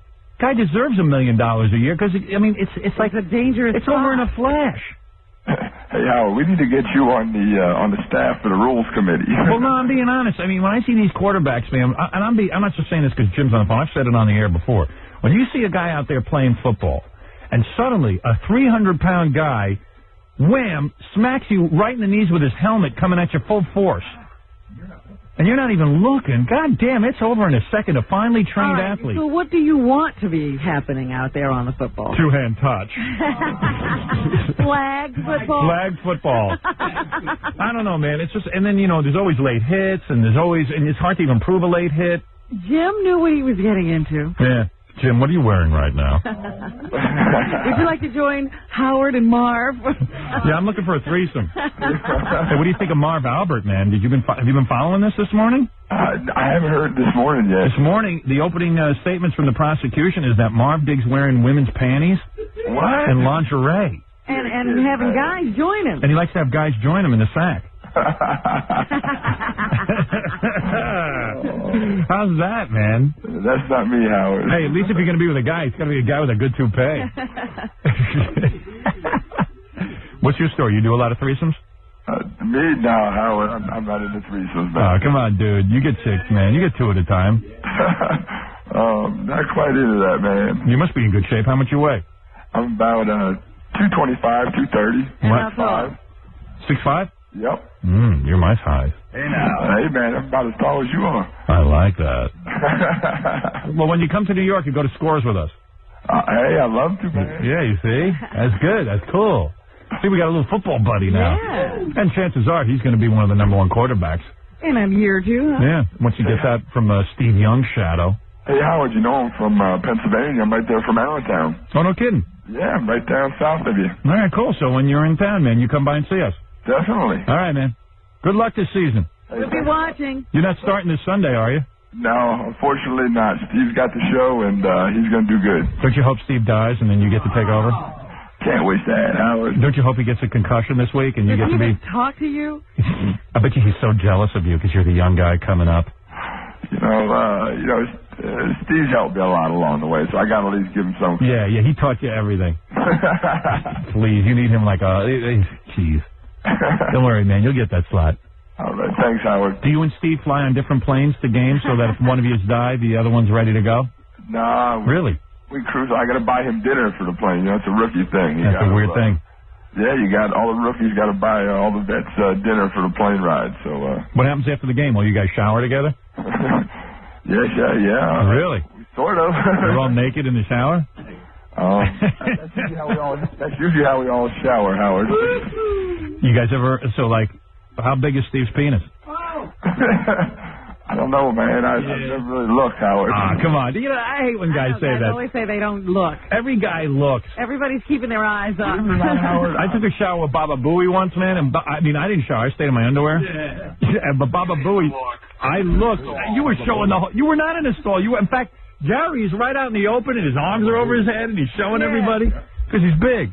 It wasn't like the movie, was it? No. Okay. Gary was real big. Really? Yeah.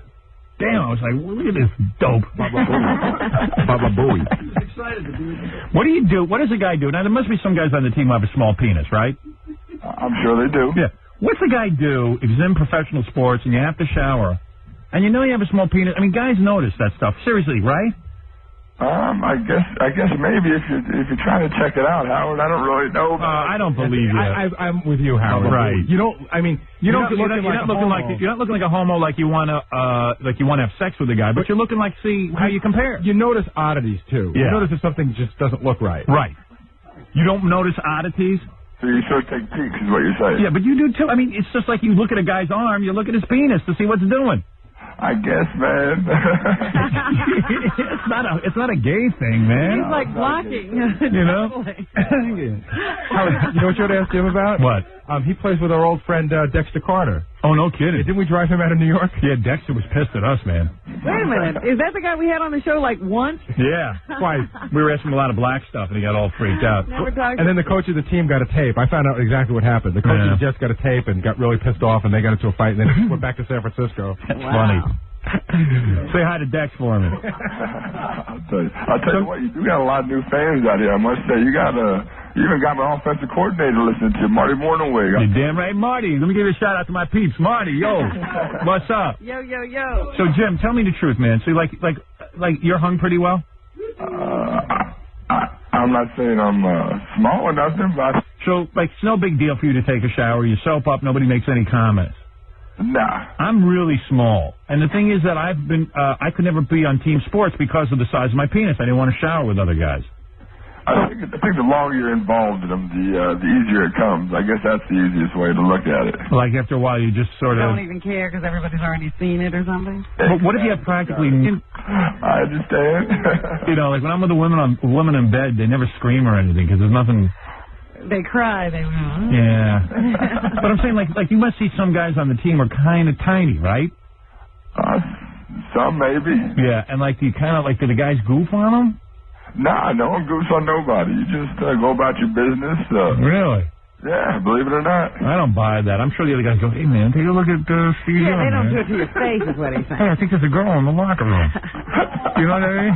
I mean, I know they must say stuff. Or does everybody just wrap up in towels and try to keep... Like, can you shower? Is there a stall, like, is it stalls with curtains on it, or is it one big shower? Just one big shower. No doors. Can you, like, kind of... I had a move, when I was in summer camp, I had a move where I would go to the end by the wall and turn, so that you only see my tuchus. Yeah. Can you do that? Yeah, you can. I remember those days when you're younger, man. You were scared of going in there. That's why I didn't go into pro football. What is the deal with guys? Why can't they have shower stalls? Yeah, why do women get shower stalls and guys can't? I was wondering the same thing, man. Yeah, I mean, what is it? What is your problem? What is this humiliation? And what do you... No, I guess they just say suck it up and go on in. Let me ask you another question. Do you wear, like, shower sandals when you shower? Yes, I do. You do, right? Because you can get athlete's foot. Yeah, you can. So you bring a big, nice pair of rubber sandals? Yep. Whoever you're sponsored by, they usually give you a nice pair and walk on in. See, like, whenever I go to, like, a gym or something, I always bring these big rubber sandals. Everyone goes, everyone's like, good. But, yeah, but your feet don't have his scales on. Yeah, I don't want to be having no athlete's foot. Wow. Man, I learned a lot of stuff about football today. Yeah, man. Hey, it's an exciting weekend, I must say. Chelsea's in town. And what do you think of, what do you think of the Jets? The Jets? They won a game. But not much, right? I'll tell you what. Giants suck, we know that. Yeah, no need to ask about them. Yeah. And what happened? Jim. What is he calling from a phone booth? I don't know, man. For a guy with $1 million a year, I think you get a decent phone. Paid? I was kind of done with him anyway. Yeah. All right. I wanted to say goodbye, but... No, call back just to say goodbye. I know. Hey, where's that guy who's into panties and he's supposed to go down on the street and buy the... Ready to go, Howard. Is he really? Baba Booey. So line 16. Hold on. Baba Booey. Okay. Hello. You there? I'm here. Hey. Where are you? You hear me? I'm out front 6th Avenue, I guess. Yeah, I hear you. All right, this guy, for those of you just tuning in, we got a camera on this guy. He weighs about, how much you weigh, about 260? About 290. 290, he's about, what, 7? No, about 5'10", 5'10". He's this big super fan. He wanted to win the private parts package, which is very rare. It's a T-shirt, necktie, boombox, book, and keychain. He's in a bra and panties. Are you on the street yet? Yep, I'm out front now. I'm walking across the street. Oh, there you are. Oh. He is in a bra and panties. And he's trying to get a cab. Do you have a cab? I'm going to hail a cab across the street. Hold on a sec. Baby you in a bra and panties. You're making me cross the street here, Brooklyn style. All right. And after... He's a big fat guy, man. He's, the embarrassing part of this is not only being in the street in bra and panties, but he's got to go buy gay magazine. No problem. No problem. But, you know, part of the problem is that he's wearing headphones and he's carrying a microphone. Yeah, it makes it acceptable. And Doug and Ganji are with him. Right in front of his car. See, they should be a little less conspicuous. Yeah, hey, Doug and Ganji, you guys ought to go hide somewhere so he feels embarrassed by himself. I'm not embarrassed. Like they're helping him get a cab and stuff. Oh, my goodness. That's all right that he has the phone. That's cool. Yeah, I got the phone and the microphone, you know. Right. I'm going out on the street right now. Who's going to stop for him? No one's going to stop for him is right. You better jog, man. Howard Stern fan will stop. Right. That'll be a cab. All right, I'm going to leave you out there for a while. When you get to the magazine stand, I'll get back in, okay? All righty. All right, because I want to watch you buy gay magazines. Here's a cab. Uh-oh, is he stopping? This cabs ain't going to stop for him. None of the cabs are stopping, Robin. You know, once a white guy puts on bra and panties, he becomes a black man. Oh, here comes a cab. Must be a fan. Desperate for a fare. Picking up a big fat guy. I got a car right here. Hold on a second. All right. I'm there you go. in the car here. You know where to go? I see you guys listening to us on the radio. Yes, on the radio. Shut your radio. No, he's from Guyana. Is he? Yeah, Faruqa Papa, his name is. Hey, Faruqa. Faruka, you hear Howard Stern? Oh, yeah, Mr. Holy Macre. All right, we'll call you when you get to the game. When we get to the magazine. Oh, there he is in the magazine stand. He's already there. All right, here he goes. Long trip. I'm jumping out here. Okay.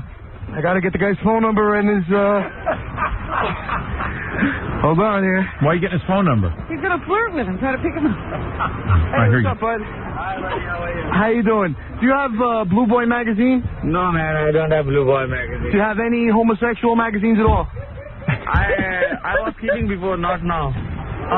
Do you have any gerbils, possibly some tubing I could borrow? No, tell the guy you want homosexual magazines. No homosexual magazines? Oh, come on. He doesn't have homosexual magazines. Shall I go to another store? He's talking to this foreigner in a bra and panties asking for gay magazines. Should I go to another store? Yeah, you gotta go get some gay magazines. Give me a chance, I will arrange for you. Oh, he can arrange to get some gay magazines. No, you want to get them. You need to buy gay magazines now. For somebody else. Oh, he's saving some for somebody else. That's us. That's ours. Those are our gay Tell him magazines. you're the guy who called yesterday. Okay, some Blue Boy. Oh, there you go. All right, how much that? It will be nearly $25. $25 for a Blue Boy? I didn't know that. All right, well, I'll have to get back to you on that. Okay, then. All right, I owe you $5, no problem. $25 for a Blue Boy? What? Hey, that don't sound right, man. That sounds like a rip. Can I get your phone number? Can I get your phone number? Yep. And me and you will go out on a date or something like that? Okay, I will give you. All right, thanks. I get his phone number too, Howard. All right, ask him if you can have homosexual sex with him. Pick my phone off. Ask him if you can have homosexual sex with him. He can't hear you anymore. Oh, man. How much? Hey, I got some drummer.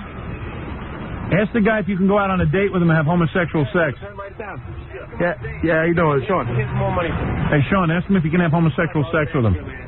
All right, no, you got to write it down. Write it down. He's getting his number. Yeah, I hear him.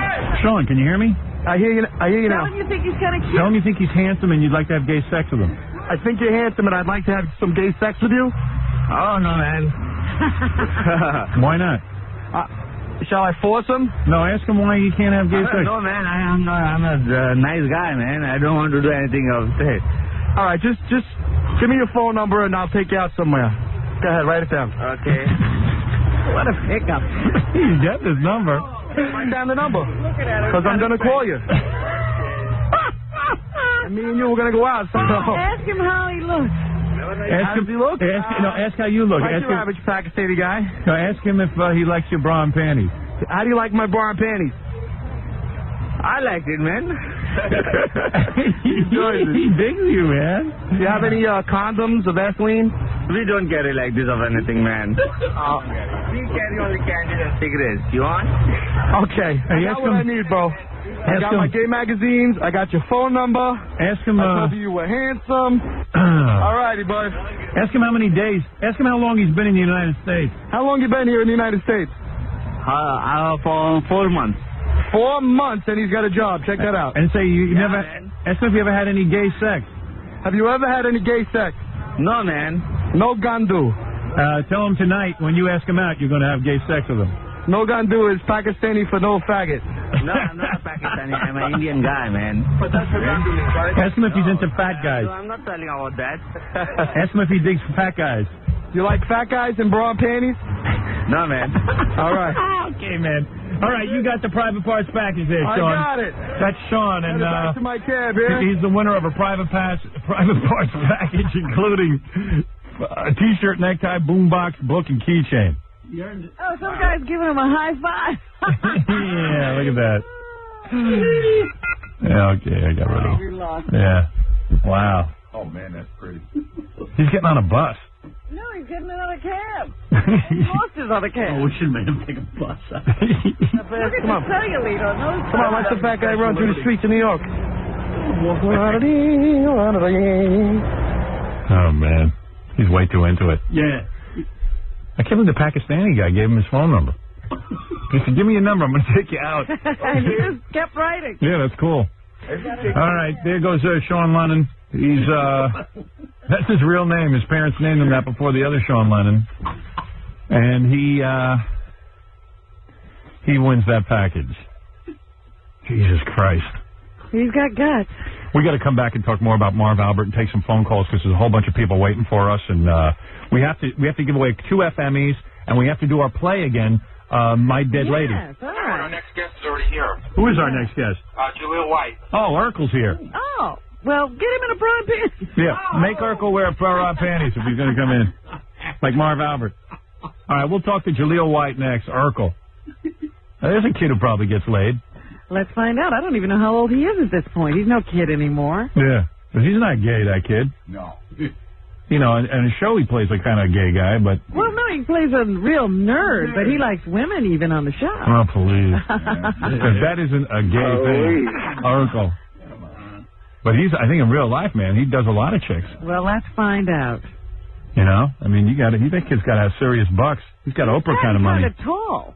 He's gotten too goddamn tall. That's his problem. Robin Urkel. Oh, please. Hi, this is your name. What I just heard was offensive, vulgar, racist, and disgusting. But I can't wait to hear some more. And now a man who doesn't drink, smoke, eat red meat, or stay up past 8 o'clock. A real Boy Scout, you might say. But then again, you'd be wrong. It's Howard Stern, whose Take No Prisoners brand of raunch radio has put him at the top of the heap. And now, ready or not, Howard Stern will be even more exposed in a new movie. Tonight, Howard Does Hollywood. God damn, I love this song. It's off the Private Parts soundtrack. It's Ozzy Osbourne and Typo Negative. When I look up to the sky, I see your eyes in a funny kind of yellow.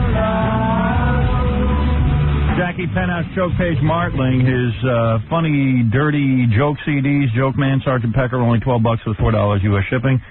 Cassettes and videos, buy 2, get 1 free. Call 1-800-323-KING. I was sitting with someone the other day. I said, I wonder what Jackie has made in terms of selling his videotapes and everything. And what did you... I don't know. I mean, there were 2 questions, actually. I also wonder, every time I take the Long Island Expressway into work and I come to the Midtown Tunnel, it's $3.50 to get in. Yeah. Don't they have to publish how much money they collect a day? Like, isn't that a public knowledge since we're the taxpayers? I'm sure the Port Authority puts out information like that, or the Triborough Bridge and Tunnel Authority, yes. How many cars a day, you think, go through the Midtown Tunnel? Oh, I can't even imagine. Would it be 250,000? I don't know. I'm asking. I have no idea. What would it be? It's a lot. Whatever it is, I bet Jackie's making more. Really? Yeah. If I could just sell videotapes to everyone who drove into Manhattan. Every day. $3.50 times 250,000 people is $400. A lot of money. Or maybe more. $2 million. Anyway, hey, Jaleel's here. I got a woman on the... I want to get to Jaleel right away, but I just got this woman on the phone who says she wants one of those private parts packages, too. And what will she do?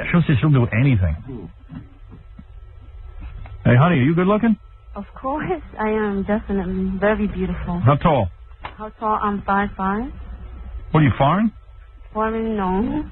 You got an accent. Yes, I know. Puerto Rican? Italian, Puerto Rican. Yeah? Hello? How Italian and how Puerto Rican? More Italian than Puerto Rican. But, I want to... you know what? Listen, I got Jaleel White here, the guy Urkel. Let me talk to him. I'll get back to you, and I'll think of something for you to do for the package. Okay. All right? You just hold on. Okay. Then I got this other guy who says he'll come down there. He swears he has 2 buttholes. Oh, no. Swears it. Now, we got to go looking there? Yeah. Kevin. Yes. When you say you have 2, buttocks... Let me preface this by saying I'm not one of these regular idiots that call... When you say that, do you have 2 full cracks? I'll give you a private parts package. I'll come down tomorrow morning. Plus, I'm going to pornos. I'm leaving next week to go to San Diego. You going to be the porno movie? I'm going in pornos next week. All right. On hold, Howard. All right, I'll put you on hold. You'll talk to Gary. Yes. All right, hold on. We've got to get that guy down here. We got to see that. just before he enters porno. I got to see this. Of course not. He probably has a... wait a second. I just want to clarify one thing. Kevin, it's Howard. Kev. Hello? Oh, Kevin. Howard? Yeah. I just got one question. Yeah. There are excretions going on. However, there is rectum fluid. All right. Hold on. I want to see it. Got medical stuff going on. I'm going to have to be a doctor. I'm going to have to pick up my, I roommated with a 6-year medical student. I know a lot about medicine. I never got my doctorate. But I'm... What? I'll bring the rubber gloves, Robin. For Robin, yes. Because Robin will be examining me. Robin's a nurse. Yeah, hold on. Hey, Robin, you're going to have to really examine. So that'll be your fun tomorrow. Thank you. All right, so he's TV's Urkel. I got a million questions for this dude. Yeah, this is one of those charmed lives. Yeah. Gets a hit TV show that lasts right into his adulthood. Probably his mom and dad forced him into it. Pays him tons of money. I mean, the kid's rich. Yeah. Gotta be, don't you think? Except he's got to be Urkel, and then in his real life, he's got to prove to chicks that he's not a nerd. He's not Urkel. Yeah, because even Gary said when he was talking to Jaleel out in the green room, "Hey, Jaleel, how you doing?" Even you know what your problem is? Yeah, sure. Hey, how you doing? Nice to see you. All right, there he is. Yes, you can touch him. See, he doesn't look like Urkel in real life, which is cool. You know, you got on like some cool clothes and stuff. You don't have to go around, acting like that. You know what your problem is? What's my problem? You got to go around, like proving to like brothers and stuff that like, you're not a nerd in real life. I don't have to prove it. Really? I don't have to prove it. It speaks for itself. Really? I don't have to prove it at all. Really? I don't know. You do though, And then like like when you're around a lot of like street brothers and stuff, do you have to like do ebonics and all that to like prove it? Like You know what I'm saying? Not really, man. Do these guys bust your balls and say, "Hey, man, don't you know ebonics? You're talking like a white guy and all that." Not at all. It's just a character I play. Right. I grew up like so many other blacks, and I have a diverse background, so I can talk to anybody. You grew up in Compton or something? No, not necessarily. I have a diverse background. I have relatives that live, in the ghetto, and I have people that must be middle great. class. They're probably like, Jaleel's our cousin, but we don't know how to get. We don't know how to get on. We don't know how to get to his money. Right. It's like we're almost there. Yeah, right. Does your whole family hit you up for money and stuff? I'm so fortunate because no. Really? My mother makes sure that does not happen. But like when you go to the ghetto and stuff, and Well, he doesn't go. They probably bust into him. No, I wouldn't have those guys to my house. In Beverly Hills. Yourself, Robin. That's right. Come on now. I would rather go to their house, say hello, and then get the hell out. Is that right? You'd go to them. Because once they have your address, they ain't gonna leave. So like, do you have like your cousins who live in like Compton and stuff? Do you go to visit them? I visit my cousins, And do they go, "Hey, Jaleel, like, what's up? Like, when you gonna give us some money?" Absolutely not. But aren't they jealous of you, like in your lifestyle? Because you're a multi-millionaire, right? Fortunately, I'm nothing compared to you, Howard. No, I don't know about that. I wonder because you've been working a lot longer than Howard. Don't forget, if you remember, let's go back to the beginning of the show. Yes. Urkel was not a main character on the beginning season. As a matter of fact, Urkel was brought in for like one episode. Isn't that true? Yeah. Wow. And what happened was the show was dying in the ratings. Oh, gosh. You're going to get Family Matters. Well, no, let's be honest. I mean, the show was not doing well. The Urkel character seemed to ignite a spark, and they built a show around you, and hence the show's been on, 10 years or something? 9 years. 9 years. Jeez. That's amazing. You know what kind of scratch? Unless you got an agent on crack, I'm telling you, he should have been able to get you some major bucks, right? I can afford to go to college. You're damn right. And you've never gone to college, right? Yeah, I do. Oh, do you really? Why bother? It's fun. I want to get life experiences. I like to write. Really? So you gotta see a lot. Yeah, maybe you're smart, because once the Urkel thing's not happening anymore, then you could have like film degree or something and become like a director or something. Well, who knows? You gotta diversify. That's like, who's a big director? Like, Potsy from Happy Days? Yes. Anson Williams. Yeah. I'm watching, I was watching Babylon 5 the other day, or was it Star Trek? It was Babylon 5, and I think Anson Williams directed it. Is the director? And it was like a really good episode. No doubt. Yeah, he was good. No doubt. Yeah. See, no doubt's good. You got to talk street. No, that's street. No doubt is street. Really? Yeah. Oh yeah. Come yeah, on. No doubt. Word up. No, No, it's tough for you because, you know, you play that nerd on TV, and when you go out, chicks dig you, though, right? I mean, you get... No, I mean, you can't say the S word. Let's start again. No, I mean, how old are you now? I'm 20.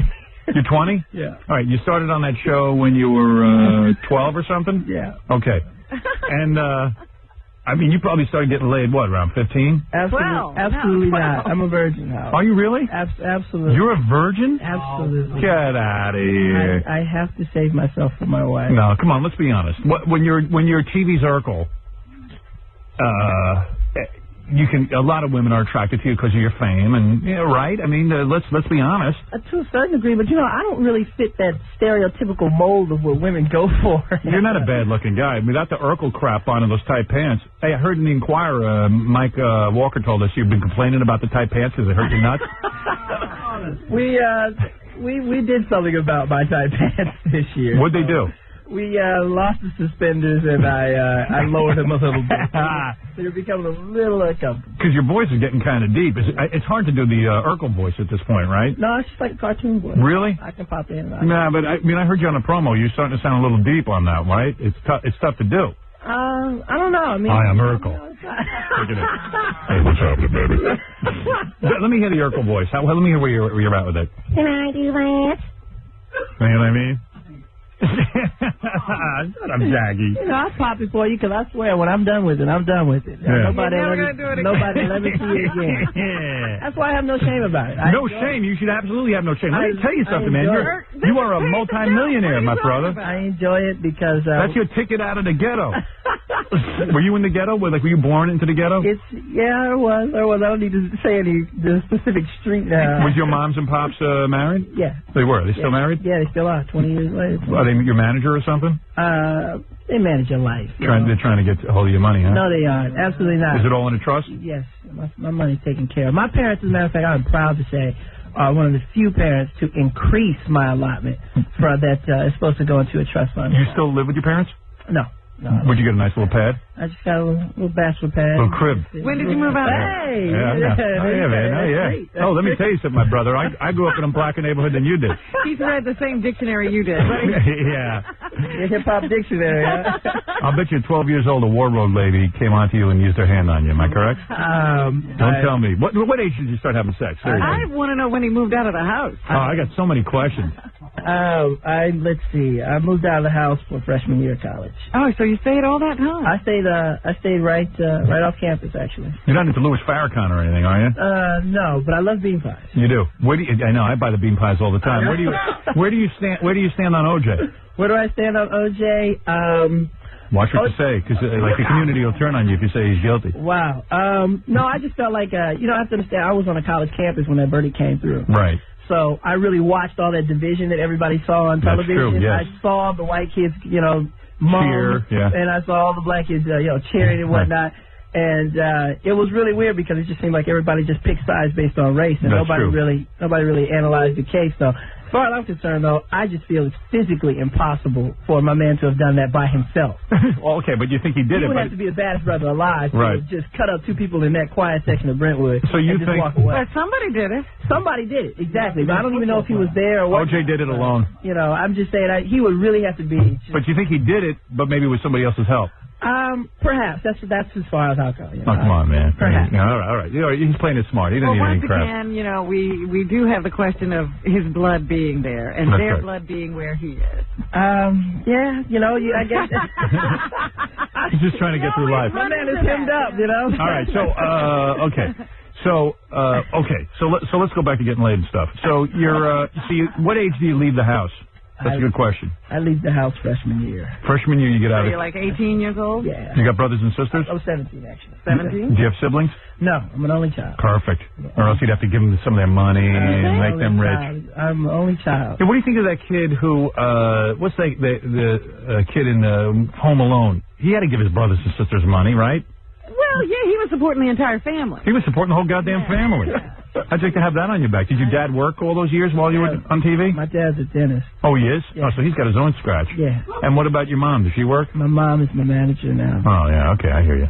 Give her something to do. Keep her busy. Well, when she's driving you I know my mom set, Yeah. Hey, Mom, a good give me a lift to the set. Well, can you pay me? Yeah, okay, you're my manager. Now manage my car right over to the set.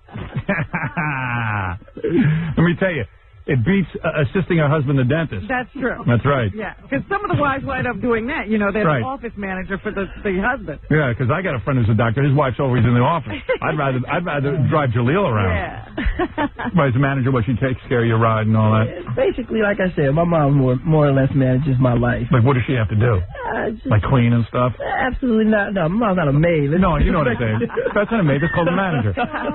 She arranges your itinerary, etc. Just exactly. You know, Right. just like make sure this trip went smooth for me, and It's called being a mom, but you pay her for it. Exactly. Right. Exactly. Being a super mom. Yeah. Right. Supermom. She probably has to take care of the fan mail and Right. Things like that. Exactly. Buy him condoms when his chicks come over. Right. No, that's Dad's job. Right. So, like, do like people think like you're gay because the Urkel character is such a nerd and everything? Why do they think he's gay though? You have to be. Oh, he's so gay, man. Name and then. No, I know he's into chicks. Urkel's into chicks and stuff, but he comes off kind of gay, right? He comes off gay to you? Don't you think so? No, I've never gotten that before. Oh, come on, Robin, come on. Well, let me put it this way. You don't imagine that Urkel would be great at Well, if anything, I think he would come off asexual, but not gay, though. I don't understand. No. So when a guy looks that bad with women, you probably have this tendency to think he'd rather be with men. See, like, my kids are really into your show, and, like, they worship you and stuff, and I go, listen, this guy, this is the kind of guy I want you with. Nice guy. You know what I mean? Not going to hurt you. Not threatening. Listen, there's nothing wrong with a nerd. Nothing wrong with it. You're smart. See? There's a lot of lessons to be learned. Bill Gates made us all popular. Right. So anyway, but in real life, you're not a nerd. And I mean, so like, when do you start getting interested in girls? Like, when do you start getting puberty? And the whole set must have freaked out. Oh my God, Urkel's got puberty. Right, because he starts getting that peach fuzz on his lip. Well, he's the meal ticket. Yeah, nobody wants Urkel with a beard. You know. There's definitely a lot of things that I do to make sure that the character maintains a certain look. Right. They don't want you to become a man. Exactly. Like, what do? Get electrolysis? Facial hair. No, facial hair basically goes immediately as soon as it pops up. Right. You're gonna get epilated. Yeah. What else? You have to shave your legs and stuff. I've never had to shave my legs, but I've had to shave my underarms. Right. Yeah, because nobody wants to see Urkel with body hair. Whenever I've done like the Myrtle character, because that's also the female character that I'll play. Hey, what's up with that? I open that can of beans. Right. We hadn't even thought about her. Marv Albert likes her. What do you think of Marv Albert, man? Isn't that something? Marv has been nothing but a gentleman every time I've ever been. Have you actually met Marv? Yeah. No kidding. I go to a lot of NBA games.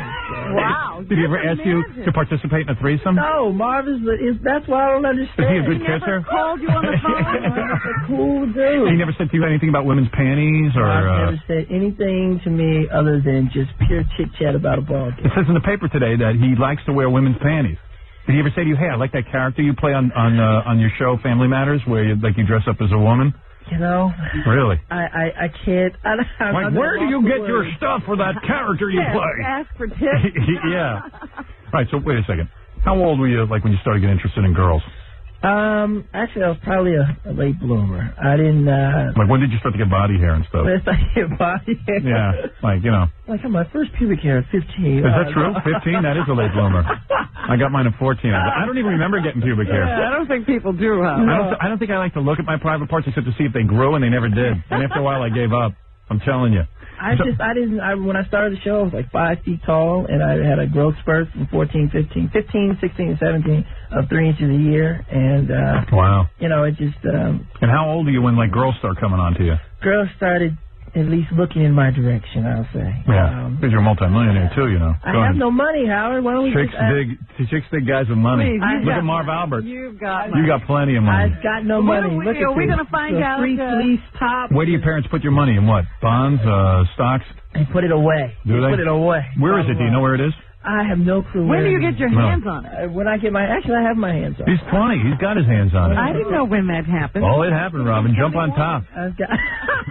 Get him. I've got my money. What did you buy as soon as you got that money? It was never really an issue. So I what do didn't you got, a buy Mercedes? I have a Range Rover. Range Rover? What kind of sound system you got on that? Oh, you name it. I got it. It bumps. Right. It bumps. And do you blast it really loud?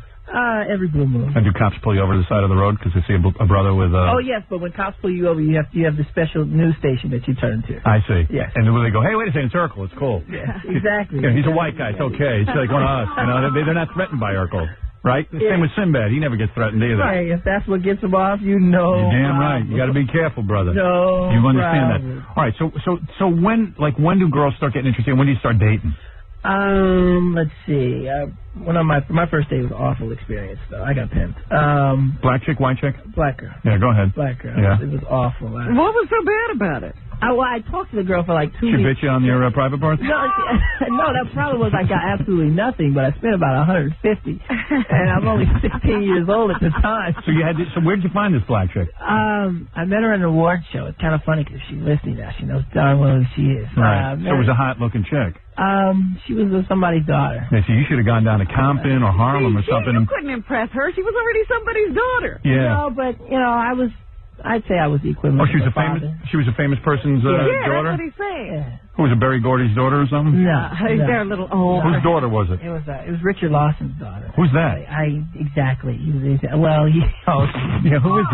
myself in the Who is Richard Lawson? Do you know?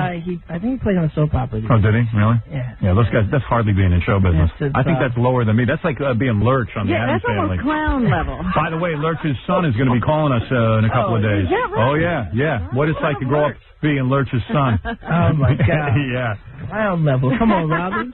That's hitting below the kneecaps right there. So you're telling me, so you should have gotten like a poor ghetto girl who was really hot. You would have been in. Then you could have gotten laid. Hey, 16, you're in. What did I know? You're like, hey, baby, let me just buy you some dinner. What did I know? I should tell you, I was scared. All right, so you went out on the date and you didn't get anywhere. You didn't even kiss her or anything? No, nothing. Right. I got punked. And she gave you attitude? Yeah, major attitude. All right, so when do you figure out to start dating fans? Right after this. Like, how old were you, like, when you started dating fans? I actually try not to make a practice of that. Really? I really try not to make a Well, everyone's a fan. I mean, your show's one of the most popular shows. I know, but when they come off the real obvious tip, you try not to make a habit. Really? That's just super dangerous. So being TV's Urkel, how old are you when you have your first woman? I mean, you're 17? Basically. Yeah. Really? Nice.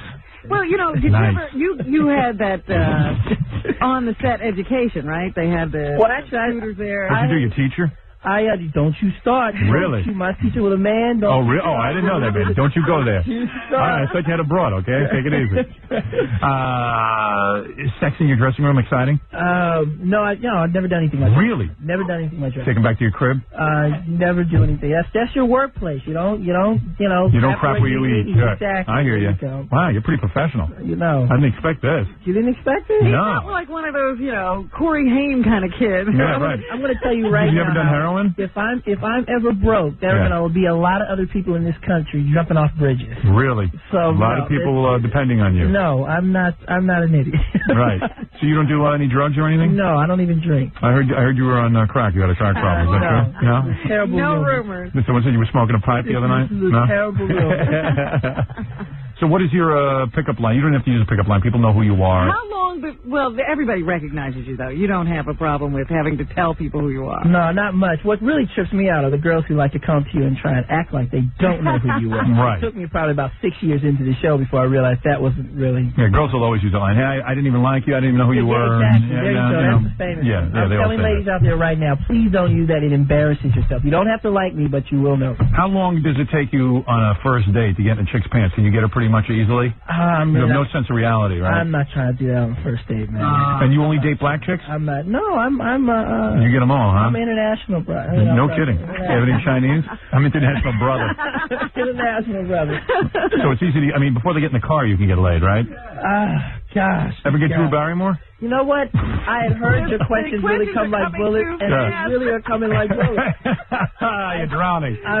No, I'm just fascinated by, what it is to be a TV star at that young an age, especially at the age where you start getting laid. You don't regret. You don't seem to be upset or taken away with yourself. Or Good for you. You seem to be very grounded. No, you just, as easy as it came, it can go. I can go. So I'm. And not only that, man, where else are you going to start getting laid with fine Hollywood actresses? That's the funniest thing. I have never done anything with any Hollywood actress. All right, but with these chicks that you meet, Where do you meet them? In clubs? Not necessarily. College is, lend itself to meeting a lot of ladies. Right. And they go, wow, there's Urkel. Yeah, I mean, he's had a Well, job. that's a curse of death. Yeah, hi, Jaleel. I don't know who you are. That's a curse of death. As soon as you actually call me that physically, as a girl, you're done. Right. Really? Handshake and goodbye. Right. So, and Jaleel, that's kind of an African name, right? Yeah, it's Arabic. Is it really? Your parents aren't Panthers or anything, are they? No. Well, I'll shut my mouth right now. No, they were they're just creative. My mother was flipping through a book. Really? Jaleel's a wild name. I never heard that before. Yeah, Jaleel. That's nice, but It means exalted. Is that right? Yeah. Boy, you're not up on a pedestal too much. So, okay, so then this girl that you have at 17, does it take you get to quarter for a long time, or it's pretty much you're in her pants in 2 seconds? No, you get to know somebody. Were you in your wife's pants in 2 seconds? Yeah, first date I got to third base. No, I saw the movie. You did some groveling. Come on. She says that I did. No, she admits I got into her pants the first date. But you did something Honestly, weird, like I have call to it tell a you second this, date or something. Yeah, I did. I have to tell you this just to get out there. You really did do a lovely piece of movie making. Oh, thank you. Wow. I was shocked. Thank you. Shocked. Come here and kiss me. Thank you. You just stay on your side of the day. Thank you, Jaleel. Thank you. I appreciate that. Yeah, I laughed hysterically. As soon as you say that, you shut me down. You can't take compliments very well. No, I can't. Well, that's all right. I'll take some more. What else you got? Jaleel is. What are you starting? This is your 10th season? This is our 9th season. 9th season. And you're on a new network. Yeah. You're on How'd CBS. that happen? Well, I got a phone call like all the other actors. People fail to realize this is not my show, so people keep asking me questions about certain issues. Not your show. Who is it? The fat guy who plays your dad? Oh God. He's not even his dad. He's the neighbor. Oh, is that right? That's right. That's your neighbor. Big fat guy, Mr. Reginald Vell Johnson? Yes. Reginald Vell Johnson. Yes. Hey, what about, I read in the Inquirer, he's gay or something, they said? This is all rumor. I cannot sit there. Look, I know. Did he ever come on to you? I know Reggie has never come on to me. Right. Ever. He is the most manly man I've seen. Really? I know he went down to Paris. Do you ever shower with him or anything? Did he ever say to you when you were a little kid? So that was directly from the Inquirer. Do you ever like he never comes on to you? Or Absolutely not. He knows better than that. Reggie's a manly man. Have you ever seen him kiss abroad? Reggie, yes, I have. Oh, you have? That's why I said it. Yes, I have. We went to Paris. We all went out to the clubs. Right. Reggie was down for his. So. Really? Well, there you go. Reggie was down for his. Okay, so watch that rumor. No, remember? Did you read that? Yeah. Read that it was gay. Yeah. That's no big deal to me. I don't care. They gotta sell papers, man. You right. gotta get raised. They gotta sell papers. Right. Yeah, but next you're gonna say I'm gay. Well, I don't care. I think actually you finally realize you're large when people start saying you're gay. That's right. That means you're big. Honestly, when That's people true. can't go out of the way and say you're gay and they have no proof of it whatsoever, you're getting up there. That's right. That's unbelievable. You know they did that too, Rock Hudson. Well, that's another story. So have you ever chased whores with him and stuff? Chased whores? Like guy stuff. The problem is I'm actually... You know who's gay? Fred, but he's nobody. Nobody cares. Nobody's even saying it. Never read it. I'm too wholesome. I don't. All right, so you're saying that the guy who plays the dad on the show, not your dad, but the neighbor, the cop, he's not gay. As far as I know, no. Right, you've never seen him like kissing a guy's buttocks, I've never seen any You've never seen him with a life mate. Stage, right, you've never seen him kiss another guy. No. You've never showered with him. No, I've never showered with him. All right. No, we wouldn't fit in the same shower anymore. Right, no, I know. All right, so there you go, Robin. I mean, okay, so we were wrong. I didn't start that rumor. The chick on that show is pretty hot. The one you're in love with. Yes. Well, ever do her? There's two of them. You never got her? Michelle. No, man, you do not crap where you... Really? No. Really? Sometimes you crap where you eat if it's that fine. No. Man, with sexual harassment running rampant as it is... That ain't harassment. Man, please. Two people love each other like that? Exactly, yeah, okay. Just like Martin loved... right. Right. Well, anyway, you seem to have your head screwed on straight. I'll tell you that, man. I'm very proud of you. I don't think we're going to see any... Too bad. Different strokes kind of action. Yeah. Yeah, right. Like, you're not going to be breaking into laundromats in 5 years, are you? And robbing video stores. Like I said, if I'm doing that, it's going to be mass loot in this country. That's right. Jaleel White starts Family Matters. It moves to CBS this season. It premiered last week. It airs on Friday nights at 8 p.m. on CBS. Jaleel's out doing the, the tour. Yeah. Who you got to do, Regis and Kathy Lee and all that? No, I avoid Regis and Kathy Lee. Do you really? Yes. Yeah, well, you've done it enough, right? Well, Regis was nice. Kathy was kind of cold when I met her. Is that right? No problem. She's a bitch, man. I don't know. When I met her, I just detected some phoniness. I'm going to be honest. Yeah, that's true. Yeah, I was a little kid, too. I was like 14 years old. I'm going, this woman's phony. Tell me how you detected that, because I've detected that myself. I don't know. I'm sitting out there or whatnot, and you just kind of get this air like you're really not too sincere about most of the people that you meet. I don't know. I mean, it's not a dig on her. It's just what I don't know. It's what I got from her 14. I hope you realize that I'm a phony as well. This I do know. Yeah. But you're sincere about it. Yeah, but you're sincere phony. That's right. No, she might be prejudiced. She probably doesn't like black guys, right? Yeah, I'm wondering. I don't know. I'm not going to go that far. You're not going to go there? I'm not going to go that far. Miss Regis was actually, he was Regis. He was cool. Regis was cool, but Kathy Lee, you sensed the phoniness. Interesting. See, I sense that, too. Yeah, what is she giving him a problem? Yeah, I mean, what did you do to her? No, I'm just saying. Like, what happened? You would say, hey, Kathy Lee, what's happening? And then she would be like, No, like I said, I was only on the show once or whatever, and that's just what I said. Okay. And maybe I'm wrong, you know. You're not wrong. Helen Keller senses that. Helen Keller knows Kathy Lee is insincere. Phony. She said to me, before she passed away. Anyway, all right, so your pants aren't too tight anymore. Because what were they doing? They were squeezing your nuts? Basically, yeah, right. Wow. Basically, no, we actually got network notes. It was really cool. Yeah, it's like, hey, this guy's whole package is No, we got a network note, so I had to wear like a dancer's gear underneath my. Oh, really? Yeah, because it was creating a problem. You want to know something? A little bit? Yeah, you're pretty big. Actually, you're pretty big. If those pants were as tight as they were on me on Howard, they should bulge on him too. And Reggie didn't stare at those pants? Absolutely not. You swear? You didn't sense any of that? Absolutely not. All right, well there you go. That's what I wanted to know. Anyway, you're a delightful guy, actually. It's really good to see how you're not. Somebody can grow up in Hollywood and be normal. Yeah, it's really kind of refreshing. It's hard, but you just keep a sense of where things came from. I hear you. I would like to. I mean, are you a religious person? I'd say I'm more spiritual than I am religious. Same with ramen. All right. You ought to go out with Jaleel. Church is a corporation. I think they should start taxing them. You think you're too old for Jaleel? I think so. Yeah, I don't think of that. He's like an experienced woman. Oh, is that right? You want ramen? I think she's Flip's already got robbed. Flip Wilson took her. That's true. Got this on Rob. All right. What do you got? You got a girlfriend now, or are you playing the field? I've got no girlfriend now. Really? I just gotta take that stuff kind of seriously. If I call somebody my girlfriend, I really mean it. Really? Your head's a little screwed on too straight. All right, Jaleel White, congratulations on the success of your TV show, Family Matters. Congratulations on being a normal kid. You're a really nice guy. Come back anytime and see us. Thank you. And the show will air Friday nights at 8 p.m. on CBS, man. It's great to have you here. Thank you. All right, that's Jaleel White. See, I'm trying to be sincere so he doesn't go around saying I'm a phony. Yeah, what are you talking about? He'll be bad-mouthing me on some show.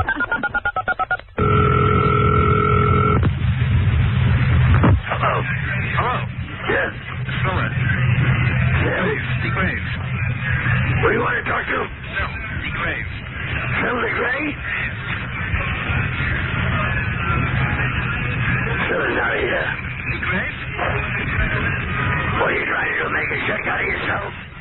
Who are you talking to? Who do you want to talk to? Phil. He's not here. I'm the one that works there, Steve Graves. Why don't you go and drop dead?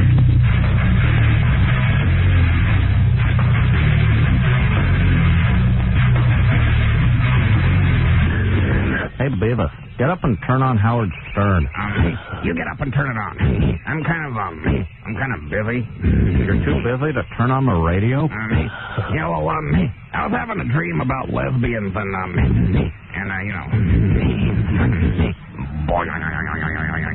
Now, the voice you've been waiting for. The Howard Stern Show. Robert Schimel's going to stop by and say hi to us in a minute, but I didn't give out Jackie's number. He's having a fit. 1-800-323-KING. He's bumming out. Friday and Saturday, November 7th through the 8th, Jackie will be at the top of the Riviera on the Strip in Las Vegas. For information and filthy jokes, visit jokeland.com. All right, so if you want Jackie's videos, 1-800-323-KING. All right, Jackie, okay now? I don't mean to bust balls, but I don't mean to complain, but if you don't do the number right, it's business. It's business. I get paid. All right.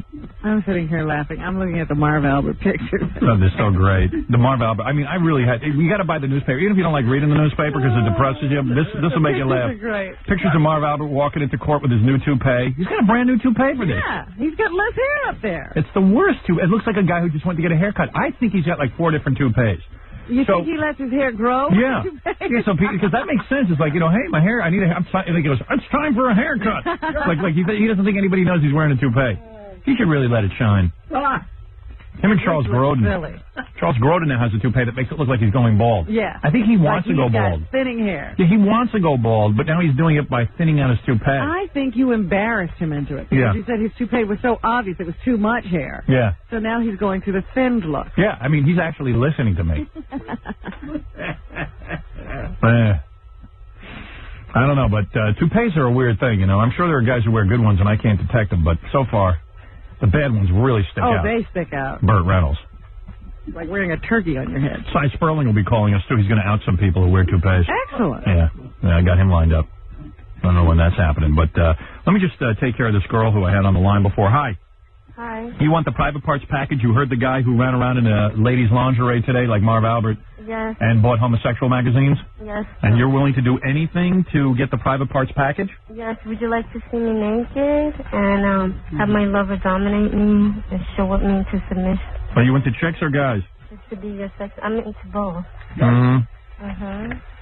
And I'm beautiful. I have brown hair with big blue eyes. Nice big C-cup breasts. Oh. How much you weigh? I'm 115. How tall are you? I'm 5'5". You should lose 20 pounds. I'm joking. I'm not sad. Would you drink urine? Would you drink urine? Would I drink urine? Not exactly. Well, that's what you got to do if you want to get the private parts package. You know, the stakes go up. You got to be. You see, like when you call up and go, "Hey, I'll be naked and have my boyfriend dominate me." It doesn't interest you because then that's not going to be an embarrassment. Yeah, because she'll do that. You want to do something that would be hard. Like the guy today, man. He's a big burly guy. Getting into a women's panties and buying gay magazines was tough for him. And he's got to go out on the street in front of regular people. And his wife told him if he does it, she's going to divorce him. Oh, God. See, he was risking something. Yeah. Well, I'll be naked. I don't have a problem doing that. I'll be naked. I could even do things with you, of course, and with my lover. She'll let me do things with her. Chick. And, you know, chick. That's different. I'm like Marv Albert. I'm like Marv Albert. She said that. A threesome. Yes. Yes. Yes. I'm really willing to do that. I really want the private parts package. Will you be willing to... I would love to do that. Will you strap a small animal to your head while you wear a shower cap? No, you see? You really don't want this package. All right, let me ask you something. I really do. Hello? Would you be willing to walk around the block in your underpants with a tampon on your nose?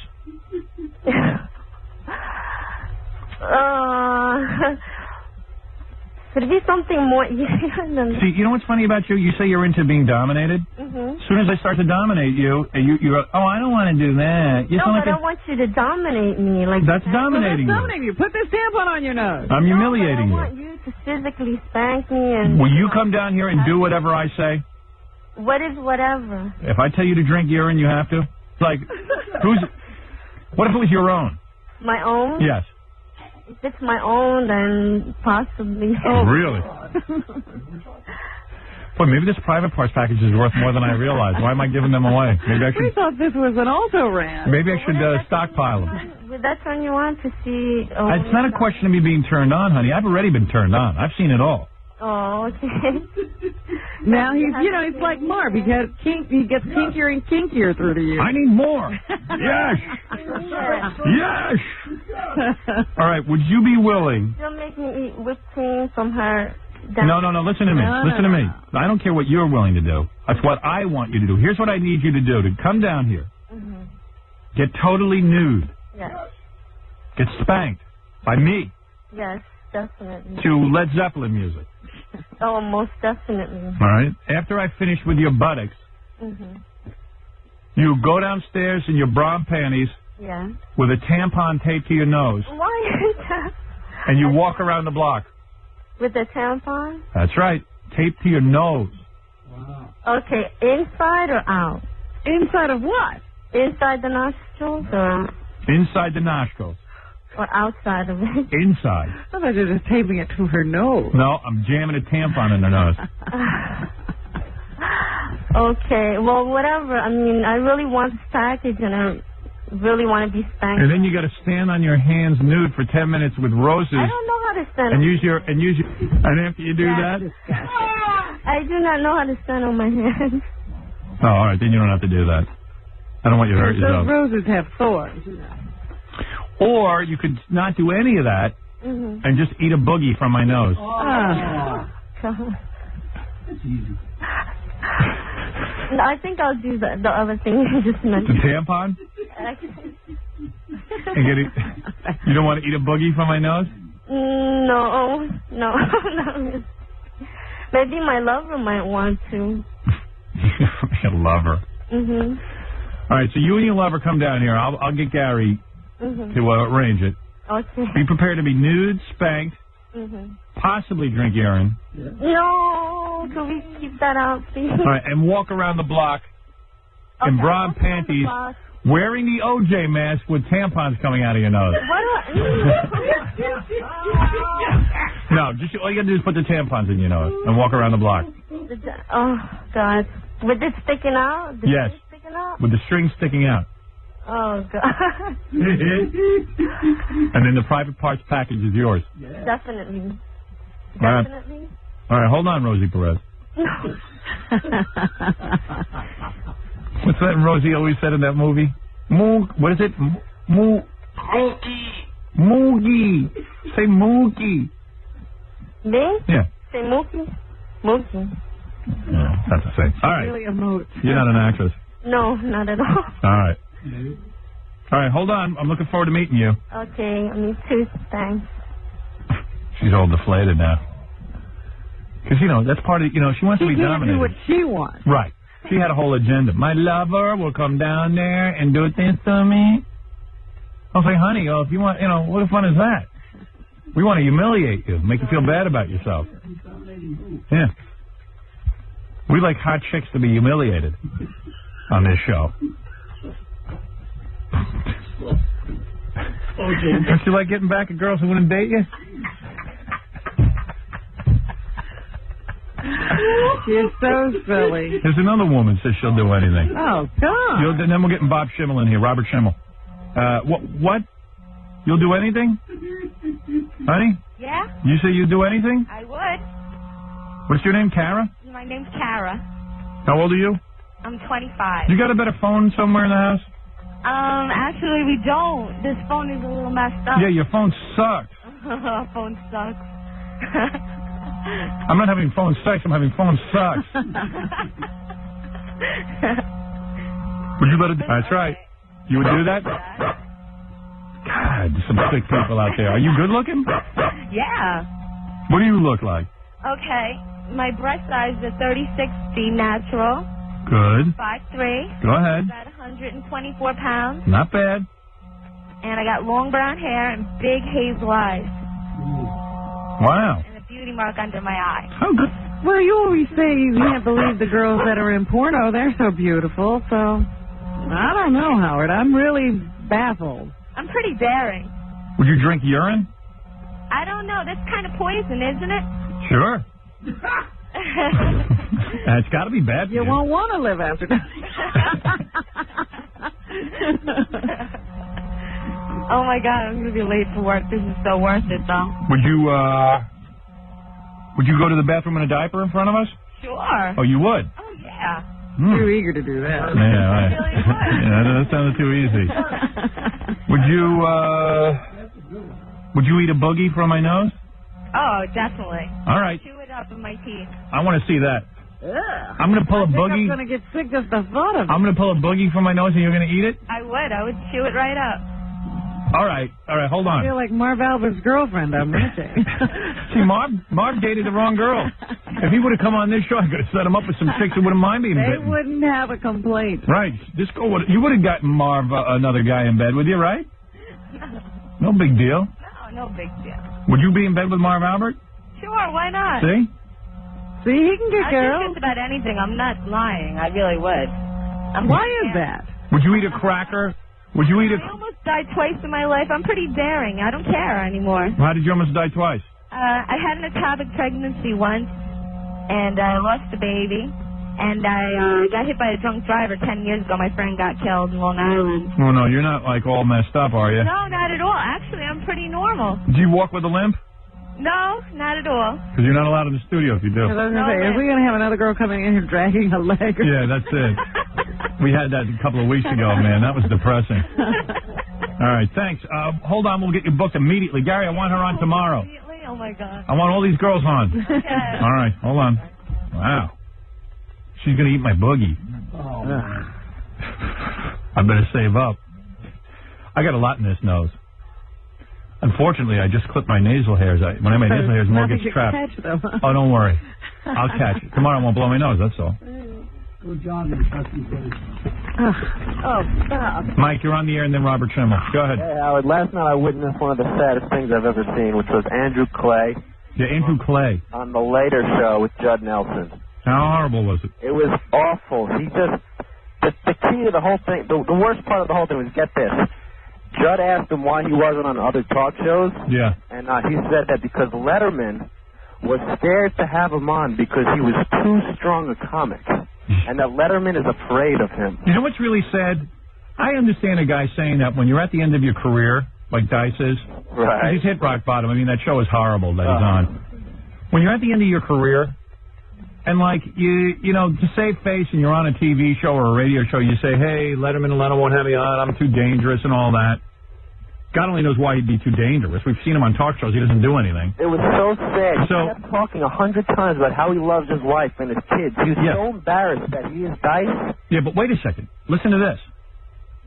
When we got off the air, Dice comes to me and goes, you know, it's really true about Letterman and Leno. They won't have me on. And I go, hello? What was that? I don't know. He goes, is there anyone in your house? No, I got no one here. Yeah, it must have been someone in my house. So, I actually do the show from my house. I didn't want to tell anybody. So, Letterman and Leno, he says to me, I can't get on Letterman and Leno. I go, oh, gee, Dice, you know. I said, that's crazy. They're afraid of you. He goes, that's exactly what it is. They're afraid of what I'll do. They're afraid. And I look in his eyes, and he really, I think, has convinced himself that that's true. Oh, yeah, he was dead serious. You know, Letterman and Leno will have anybody. I mean, I'm about as nutty on those shows as you can get. Right. And they're begging me to come on. If Dave's not scared of you, like, upstaging him, then he wouldn't be scared of Dice. Oh, please. But Dice really, the saddest part is he really believes that that's the truth. You know, the saddest he doesn't know that he's horrible on these shows. And, like, you know, he was horrible on my show the last time he was on. And, you know, he blamed me. He said I didn't ask him the right questions. I've lost my edge or something. Right. But then why is he so bad on Later? Why is he so bad with Keenan Ivory Wayans? Why is he so horrible in the show Hits? He's got nothing. And you know what? This is scary for me because I'm starting. You know, let's say I suck, okay? Let's say I'm a terrible interviewer, all right? Right. Well, how come everybody else is so terrible? Because he's got nothing to say. I'm starting out in comedy right now. Things are starting to go well for me. But I'm a little shaken up that one day I'm going to have a meltdown like this guy, and it's going to be over. Well, you know what happens, man? Seriously, he totally lost it because he wants to be accepted or something. And he's going to call in tomorrow, and I'm going to be very honest with him. He broke his character, wife. I'm a good guy. Blah, blah, blah. I go, yeah, but where's the comedy? Where's the comedy? Yeah, a few jokes, please. Even if his comedy was funny as Dice anymore, I wouldn't buy it. Hey, Henny Youngman... Funny, and I don't buy it. Henny Youngman loved his wife, but he used to make jokes about his wife. I mean, you can lie a little and make some jokes. It was so horrible. Yeah. I'm still shaking right now. You know, it's like when you used to see pictures of Hitler dancing the hora. You're like, hey, you know, what's the story? I don't want to see Hitler doing that. Muhammad Ali's got more personality than this guy. All right, I'll take it up with him tomorrow. I got to go talk to Bob Schimmel. All right. All right, thanks a lot. Maybe Bob Schimmel can answer that question. He's a top comic. He's, you know, he's a guy on the rise. He's got a new CD out called Robert Schimmel Comes Clean. He's pretty edgy, this guy. This guy will talk about anything. Wait till you hear this guy. Yeah, he's done some pretty wild things. This guy talks about his kid dying, okay? He doesn't sugarcoat anything. But I want to ask Robert Schimmel. And he's the guy who's, gone in and blown some pretty big auditions because he can't help himself. Yeah, we should review that. He's great. And here comes Robert Schimmel. He's real good and he's real honest. That's the thing. That's what makes him a successful comic. And he's going to be one of these guys that's big. He's on the uprise. Mm-hmm.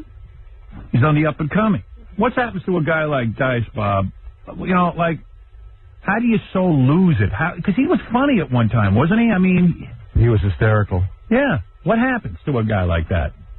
I don't know. I think he wanted more. He wanted a broader audience, and you can't have both. You can't. He scared everybody away now. What? Yeah, I saw him 2 weeks ago, actually, in L.A. We were up all night talking in the Comedy Store parking lot. And, and he said, hey, I don't understand why Letterman and Leno don't want me on. They don't want me on because I'm too dangerous. Oh! He said, don't they know that's not really me? No, they don't. That's yeah. But the point is, when he goes on these shows, he's not funny.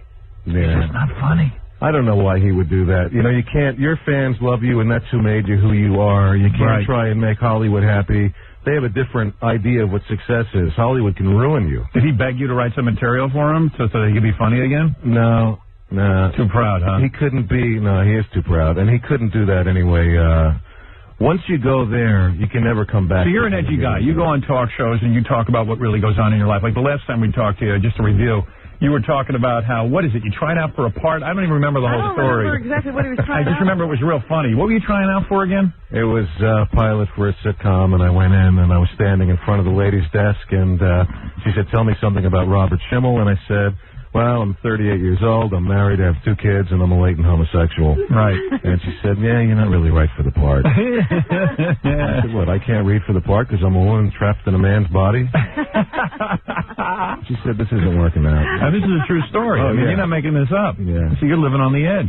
All right, here's a great story, okay? Now, I'll give you a guy who's a good guess. This is Robert Schimmel, okay?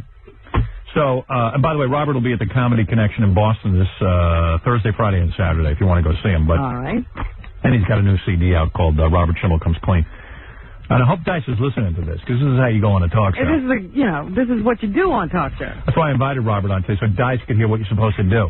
And copy this stuff down, Dice. It's okay. Bob gives you permission. Take notes. All right, this is a primer for you. All right. So you've had a weird life, and we'll get into that. You know, with your wife and divorcing and getting married again. I'll tell you all about that. But your kid, you had a kid who died, right? Yes, I Which did. is very sad. Yes, it is. Wow. I have 2 other kids, but I had a son, Derek, who had cancer. He was diagnosed when he was 3 years old, and he lived until he was 11.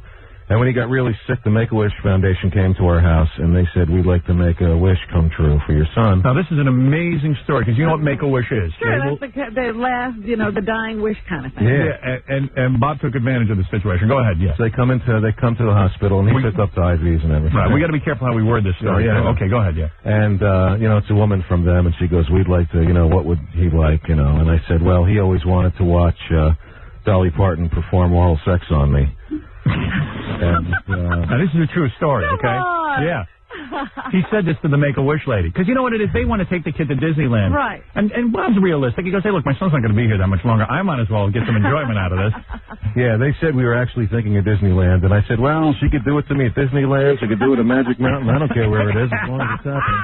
Because you had a thing for Dolly Parton. Yeah. And that'd be really kinky to see her do that to you. And besides, it's a rip-off anyway. You know what? The Make-A-Wish Foundation gets millions of dollars in donations. That's and true. Then they send sick kids to Disneyland. Well, if you call Disneyland yourself and say, I have a sick kid, right, they bring you right out. You don't need Make-A-Wish. And they put you right online. Yeah. So it's a whole big scam. Yeah, it is. It is. It is. It's true. You know, I brought my kids to Disneyland. I just told them they were dying of cancer. We got a first online for everything. And you got to get bumped up in the line. There were like 900 kids who had turbans on saying they had cancer. Everybody's wearing a skull cap. You can't even get into Disneyland unless you have cancer. It was true. Actually, we did take him to Disneyland when he first got out of the hospital, and he just finished chemotherapy, and he lost all of his hair, and he had brain surgery, and he was wearing a wool pullover cap. Right. And he loved Goofy, and he wanted to have his picture taken with Goofy. So he stood up on in this area where now they have bouncers. You know, you can't even go up to the characters anymore. Yeah, well, they're afraid. Yeah. Mickey's not seeing anyone just yet. That's really That's wild. Because they don't want to get sued. That's right. Yeah, so Goofy comes over and he wants to pose with my son, and he goes to tap him on his head, and pulls the cap off, and there he is bald. Oh, God damn Goofy! Did you sue? And no, but he felt really bad. Right. But his facial expression is that big smile. So you can't tell. Oh man, I'm really sorry, but it looks like he's laughing about it. It's really horrible. It's really bad. So it was a bad experience for your son. That was like one of his last experiences. Yeah. And Goofy pulled his cap off. That's right. And what a horrible thing. What a horrible thing. And Goofy really has that Goofy smile. That's a horrible story. It is. They actually have narcs at Disneyland that are dressed like characters that bust people for getting high there. Wow. I know someone that got busted by one of the dwarfs on... Really? Because you don't think the dwarf would bust you. You don't even think they're looking at you. And would it be fair to say that Disneyland kind of caused your son to die earlier? Caused him so much trauma that it shortened his life? You never put that together, huh? No. It caused him so much trauma, you don't think it might have ended his life? I don't know. There goes that Disney film. So, it's not going to happen. Did you ever consider suing Disney for pulling... You know, a woman did sue Disney because her child, she claimed, saw Mickey Mouse with his head off, and it traumatized the child. I mean, certainly having Goofy pull your chemotherapy son's skull cap off would be terrible, wouldn't it? By the way, that woman that case was thrown out. Oh, it was? Yeah. Thank God. She was on tranquilizers and all kinds of stuff. It's also a tough experience. Well, look what happened to you over there. Yeah, and I didn't get any tranquilizers. And you would like some. So you've had a tough situation. Tough, yeah. Tough. I just got out of the hospital. You know, I was in. Yeah. Now what happened? I was in cardiac intensive care until Thursday. What? You seem like such a healthy guy. What? I mean, what's wrong? I mean, you're muscular. I was watching. Sunday night. I was watching the Emmys with my wife. We had dinner. Right. And I think it was just around that Ellen DeGeneres won the Emmy and you went into cardiac arrest. Yeah. That upset me too. You mean just because she does a show about being a lesbian, she gets an Emmy award? Yeah. It wasn't even that good. But she was, you know, I'm not gay. I'm not gay. I'm not gay. Hey, your ratings are dropping. I am gay. What is that about? What's going on there? All right, so go ahead. This is a serious story. Yeah, that's not fair, by the way. I mean, it's nothing against gay people, but, you know, see, Ellen can get away with it, and people will go, oh, poor Ellen, they forced her to come out, or she's not really gay, she just didn't get it good yet, you know. Right. But let Jerry Seinfeld come out and say he's doing it with Kramer, and the show will get canceled that afternoon. That would be brave. Yeah. Right. When your ratings are low, it's not so brave to come out of the closet. Yeah. Is that what you're saying? Yeah. But you are saying guys can't come out of the closet. Nobody thinks it's cute when two guys are doing it. Oh, no, that is not cute. They don't. That's nothing cute about it.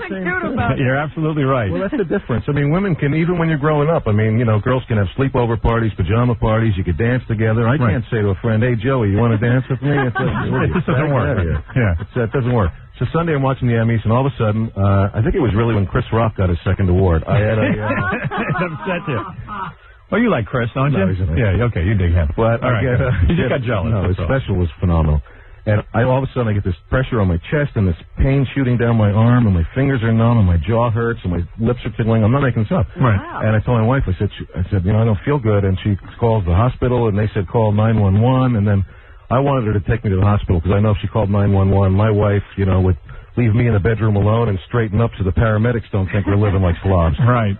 She's very self-conscious. We get in there, and the nice thing about the heart attack is you don't have to fill out any paperwork at the emergency room. They take you right in. Yeah. So that's the trick. No matter what you're going for, tell them that you got a pressure on your chest, and you're right in there. Yeah, so it doesn't make a difference what you have. Just say you have pressure in your chest. Now, did you actually have a heart attack? They think I had a mild one. They weren't sure. I actually have nitroglycerin pills they gave me that I got to take with me. Wow, can you take some now? No. I just want to see what it does to you. Yeah. What does it do? Do you really? Now, why do you think you had a heart attack? I mean, it's just you're a young guy. A heart spasm. They don't know. But how old are you? You're like in your 30s, right? Yeah, no, 40s. Are you really?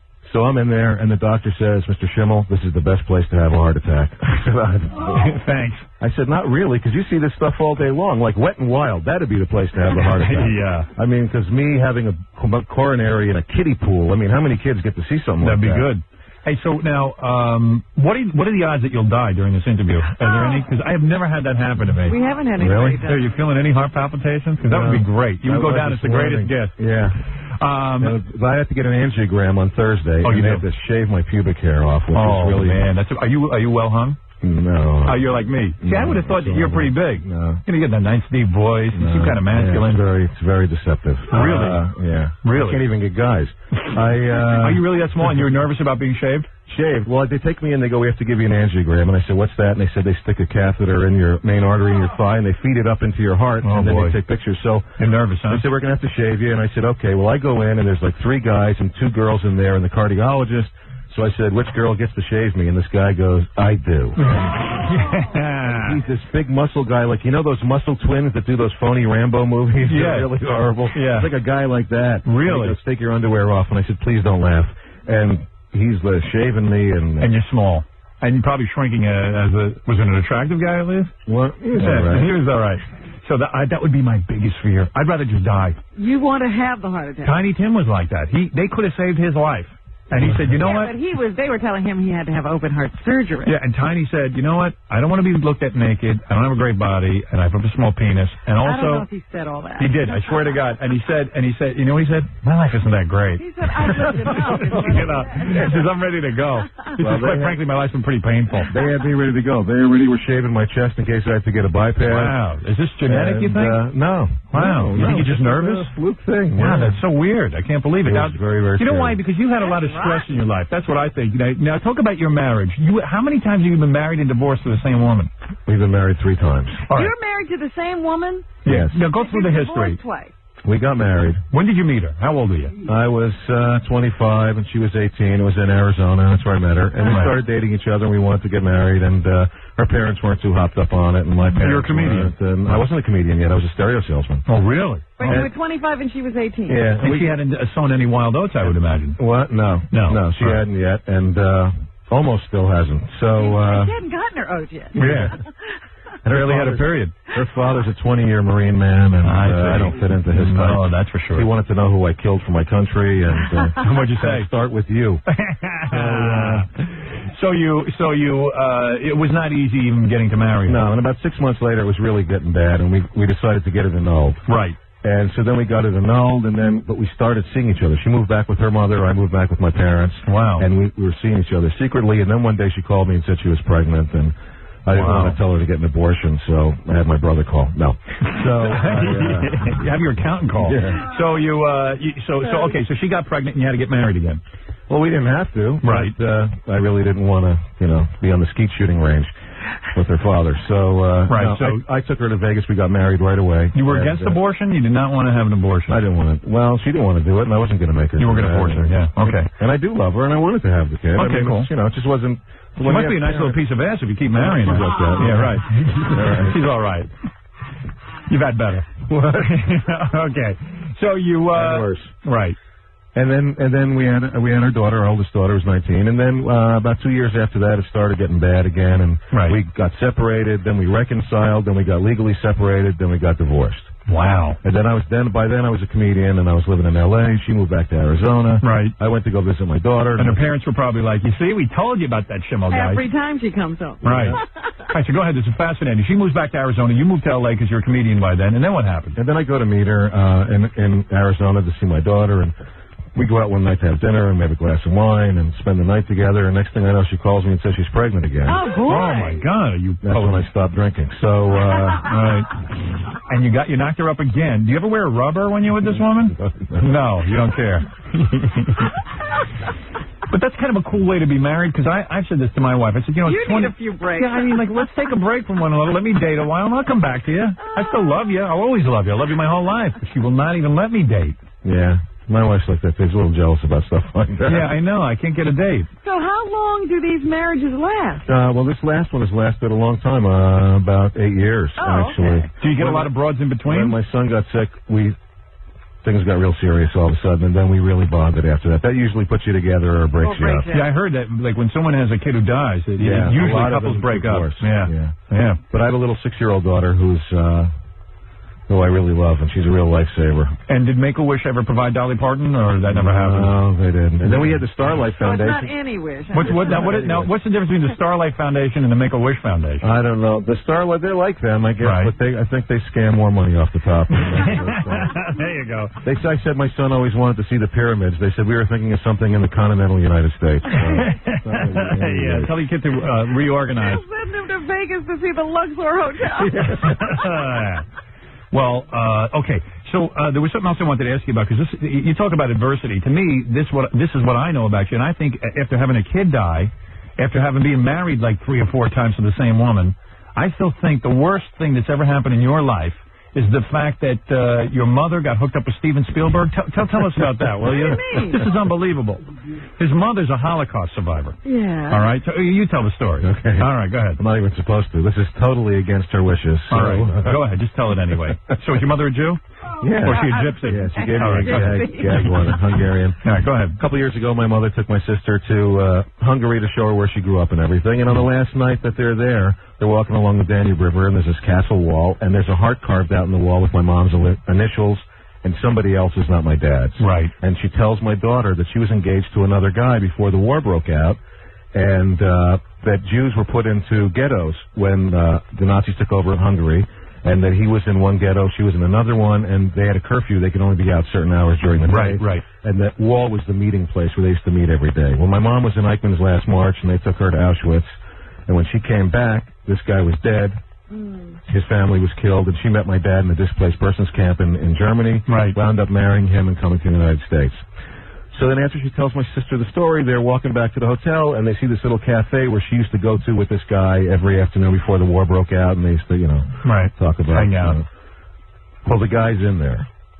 You mean he wasn't dead? He wasn't dead. No, he wasn't It's an dead. amazing story. And she recognizes the guy, and from the back, actually. She didn't even see his face. She said, that's him. And she said, I recognize his neck, because I used to sit behind him. You'd know him anywhere. And she knew him anywhere after all those years. And it was like 50 years since she saw him. And she went up to the guy and said, I think we know each other. White guy?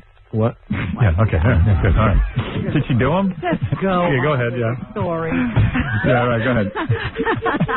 Don't even stop for his... Maybe his mom did the black guys. I don't know. Go ahead. Black guy in the Holocaust. Oh, Yeah. please. Oh, what, Hitler liked black guys? Black guy in the Holocaust, like a Mission Impossible with Barney in the Nazi uniform. Yeah, maybe he was there. All right, so go ahead, yeah. So she walks up to him, she sees the back of his neck. He says, I think we know each other, and he starts crying and pulls out his wallet, and his pictures of him and my mom together from when they were like 14 years old. An amazing story. And said he's been searching his whole life for my mother, and she said, well, I'm married and I have kids, and he said, well, I'm married and I have 2 daughters, so even though he was searching for her, he managed to get laid twice. Anyway.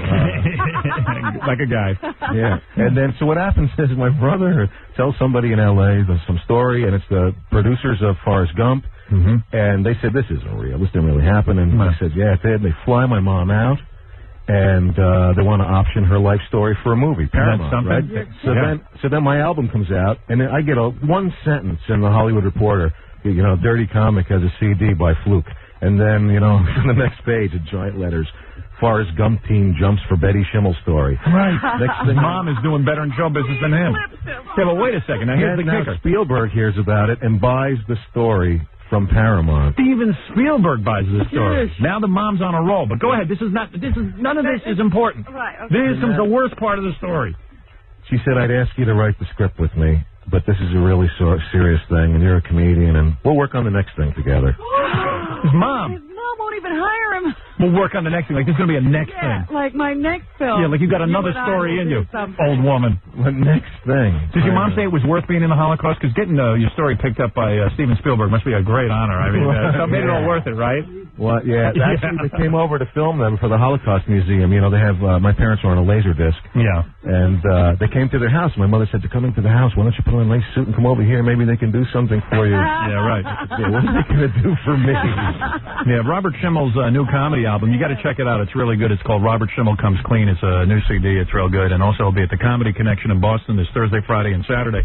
And if that isn't all bad enough, I mean, here's a guy who suffered through adversity. You got one testicle, right? Yeah. Well, how'd that happen? Lost the poker game. How'd that happen? How that happened? I was actually... Lost the poker game. I was... well, I've never told the story to anybody. Really? No, nobody knows this. Oh, My well, wife, might as well come clean. My wife and my mom. Yeah, well, how loyal is she? Well, we feel very close to you. Right. Yeah. I was at... oh, God. How'd you lose your testicle?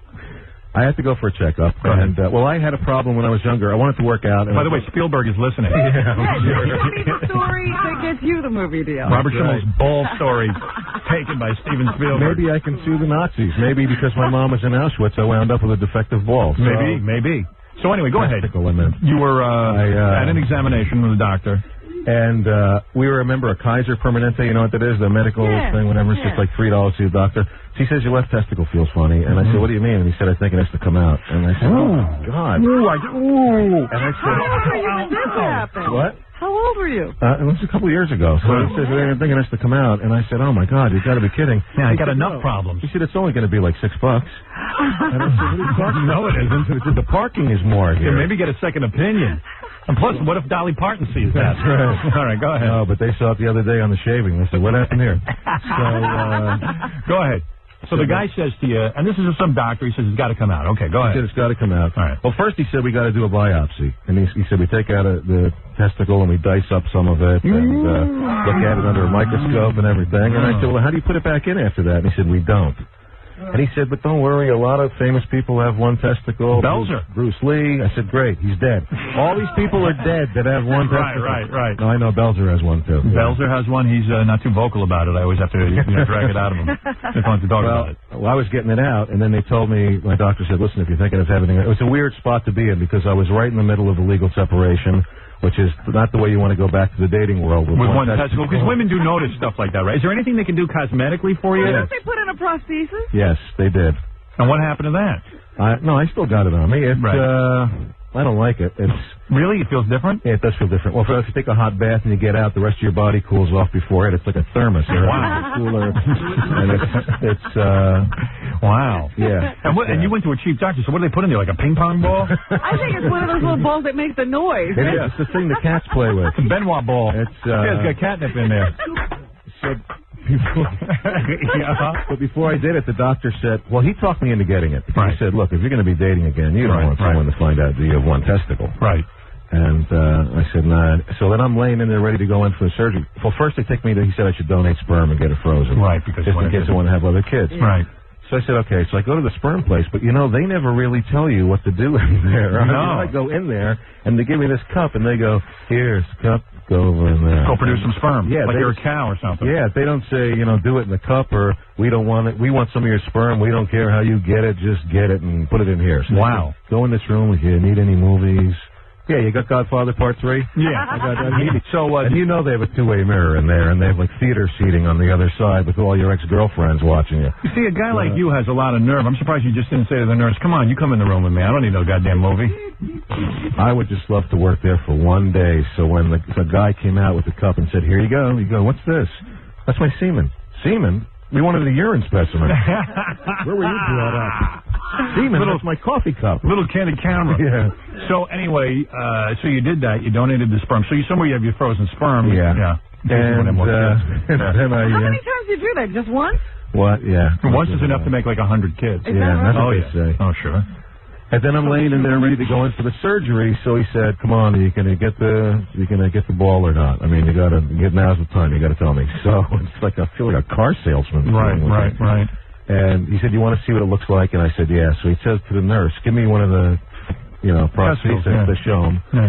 And she throws him one, and he catches it. Oh, Jesus. And he says, this one's too big. And she said, that's the smallest one they make. Oh, my God. That is so embarrassing. See, that would happen to me. Because I'm like a BB. Really bad. So no kidding. Oh, that's humiliating. So that really keeps you actually from cheating when you're on the road. That's the smallest one we have in this. It doesn't even fit. Oh, my God. You've been through a lot of tough times, man. My hat's off to you, my friend. Robert Schimmel, everyone, check him out. Robert, thanks for coming in today, man. We love having you. He's great. Dice, if you're listening, that's how you do a set. You come in, you prepared, you got stories. You share. This is not how you go on a talk show. You don't make it up. So, Dice, how it's things between you and your wife? I love my wife. I built the disco. We danced down there. I know. I just saw him on that show. Is it Carol and Vicki Lawrence, whoever it is? Yeah. Oh, yeah. How bad was he? He was on that. He's a nice guy now. Yeah, but now his thing is he's blaming me that he's bad on the show. He came on my show. He was horrible. Yeah. And I hadn't had him on for 3 years because he's horrible. And then he now he goes on. Yeah. I got interrupted. You go to line one quick. We have our correspondent Marv Albert's getting out of the car right now. All right. Marv update. This is the white rap dude. What's up, Howard? Which I have a problem with. But anyway, so Marv Albert's coming out of the car right now? 40 yards away, bro. All right, go ahead. Let's walk. All right, what are people doing? Are they crowding? He's going crazy, man. They're getting film of him, but everybody's really quiet. Okay, he's getting real close. I'm asking questions. All right, go ahead. Let me hear the scene. 10 yards away. Get the phone up there. Let me hear what's going on. Marv, Howard wants to know, do you have your panties on? Take your wig off, Marv. Take your wig off. We love you, Marv. Howard's a big fan of what you're doing. All right, there he is. How come I don't hear any other people? They're quiet. The media won't say anything. They're all just filming.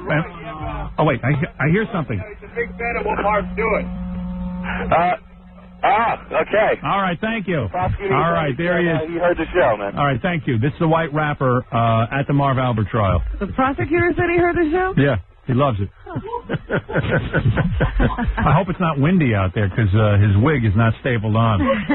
You realize that Marv appears to have 3 different toupees? Yeah. Or 4, like one with short hair and then one that grows in and grows in and grows in. By the way, Martin Landau told me to say hello to you. He's such a big fan of yours. Is that right? I talked to him 2 days ago. Yeah. No kidding. Well, we're fans of his. Well, yeah, we dig him, man. He really loves you. He wanted to play my dad in the movie. I know. But, unfortunately, he was too old. Like, we needed a young dad. Yeah. I know. He's a really big fan of yours. He had food poisoning 2 days ago. I was talking to him. He ate some bad shrimp. And, oh, no kidding. Yeah, I swear. Is that right? And he called me to see how I was because I just got out of the hospital. He said, I ate some bad shrimp. I'm really sick. And Are you name dropping right now? No. No, okay. No. Did he say to you, home? I have no home. God, no, but he told me a great story, though. That guy rules. The week that he was up for Mission Impossible, the television show, he was also offered the role of Spock in Star Trek. You know, I heard that. And he said, Star Trek's never going anywhere. And he passed on it. Was he ready to kill himself years later? Because you know what? The money now being made at Star Trek conventions for anyone who's been in the early Star Trek, it's mind-blowing. It's a cash cow. And you can always make money from Star Trek. Hey, and I love Star Trek, and I watch it, but I would never go to a convention. I think the people who go to a convention are severely ill. Yes. And they will pay anything to anyone who's been on Star Trek. And they collect any crap that has Star Trek on it. Yeah, but Lando has an advantage, though. Because he didn't do that, he had the opportunity to do the Harlem Globetrotters on Gilligan's Island. There you go. And otherwise he would have been stereotyped. It's great. Pigeonhole. Yeah. Smart move. That's beautiful. But, man, he rules in that movie, man. Yeah. Oh, yeah. Oh, Ed Wood. Ed Wood. You got to rent that movie if you've never seen it. Home? I have no home.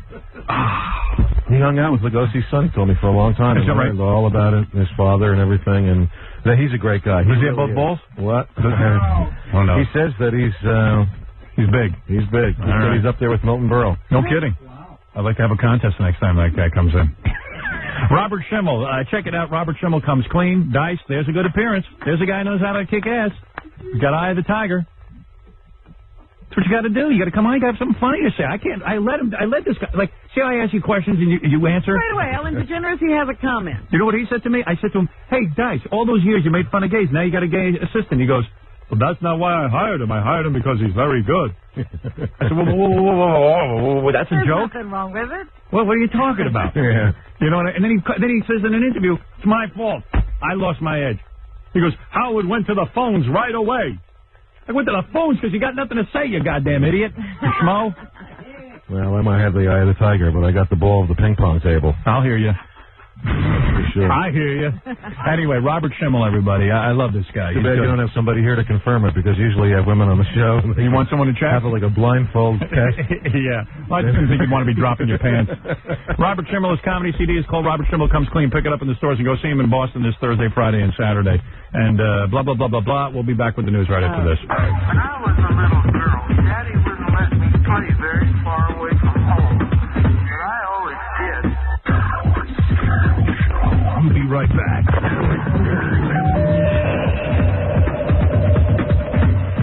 93 K-Rock. Ever wonder what a Jewish Dracula sounds like? I have no home. I have no home. Hunted, despised, living like an animal. The jungle is my home. But I shall show the world I can be its master. I shall perfect my own race of people. A race of atomic supermen. Will conquer the world. You're listening to the Atomic Superman of all media, Howard Stern. Hey now. Hey now. Robert Schimmel's cool, isn't he? Hey now. I like that guy a lot. Very cool. Yeah, he's funny. Good comic. Hey now. A lot of good guests today. Jaleel White was real good. The guy who plays Urkel. Hey now. That was the guy who got in the Vaughn here? Seems like everybody's a good guest except for Dice. But it's my fault, of course. I'm the one who blew that interview. I'm a pretty bad interviewer. Yeah, something's wrong with you. Yeah. You know, you haven't had any adversity. Yeah. Well, today I got lucky and did a good show, but most times I'm a horrible interviewer. Wasn't that what Dice says? Every time he has a slap in the face, something doesn't work out for him, he comes back bigger and stronger, and you haven't had any adversity. That's your problem. Yeah, my problem is I'm too damn successful. Your life is going too well. I should be like Dice and have a lot of failure in my life, where everything I do now is bad. That's what I need. That would be good. Yeah, I think so. That would help me. So I could second guess everything I do. So here's a little article that Robin just got off the fax machine. That Imus, he has a list of things he needs when he travels. Yes. Evidently, Imus now does his show from his different markets before they cancel him. I think what's happening is he's bombing in so many markets. Do you know, somebody told me that Imus in syndication, that I think on only 3 stations he has a 2 share or above. Really? Yeah. Everywhere else it's below a 2. But evidently, I guess before they're going to throw him off the air for lack of ratings, he goes to the market and visits it. I see. So this is sort of like a goodwill tour. Yeah. So here's what Imus needs when he comes to your town to do the radio show. He asked local affiliate WPHT, I guess that's Philadelphia. No one even knows he's on in Philadelphia. I don't even mind saying it because it don't matter. No one's going to listen to him anyway. You couldn't even last through 5 seconds of his show. When Charles Grodin says it's good, then you know it's bad. He asked for pink, yellow, blue, and green highlighter pens. He must highlight different areas of the newspaper. You think that's for newspapers? I don't know. But remember when he had that color code? Oh, that's what that is. Log to show when he rotated the bits.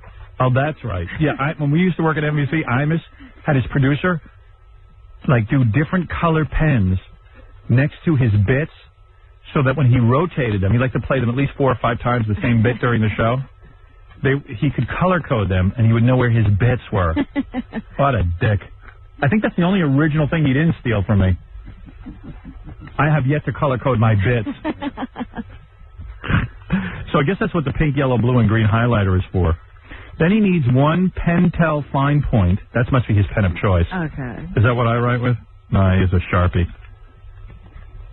A Pentel fine point correction pen. I guess to correct...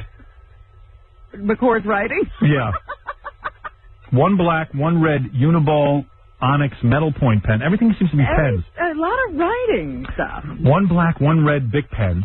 And a lot of color, a lot of different colors. Black and red Bic. It shows like nursery school. Yeah, it sounds like you're in preschool. And we need some crayons, baby. 1 box of Kleenex for Imus. Got to let the heck out. Yeah. This is interesting. 1 container of wet one towelettes. Don't babies use those? Yeah. To wipe their ass? Right, that's what you clean the baby up with. So when Imus, they've got a duty. So when Imus makes a duty, they can clean up. I know that's what it's for. 1 small trash can for his duty dities. 1 copy of the New York Times because he's so smart. Oh, yeah. This is an intellectual show. USA Today, Washington Post, Wall Street Journal, and local papers, so when he talks to the politicians, he'll know what to talk about. Yeah. This is in addition to various technical gadgetry. Imus's chair, by the way, is shipped to all out-of-town broadcast locations. What is it, like a donut chair? What, it got hemorrhoids? Yeah, last week it was in Detroit and Kalamazoo, Michigan, the chair. And of course, who are the stations that are footing the bill? The cash for this crap. Yeah, he's used to getting his ass kissed with that lower than a 2 share. God damn, is that a scam? Hey, for those of you who tuned into our E-show last night, expecting to see Savannah from Scores and all the Scores chicks, it suddenly was pulled off the air. I'm not going to lie to you. It was pulled off the air by E-Management.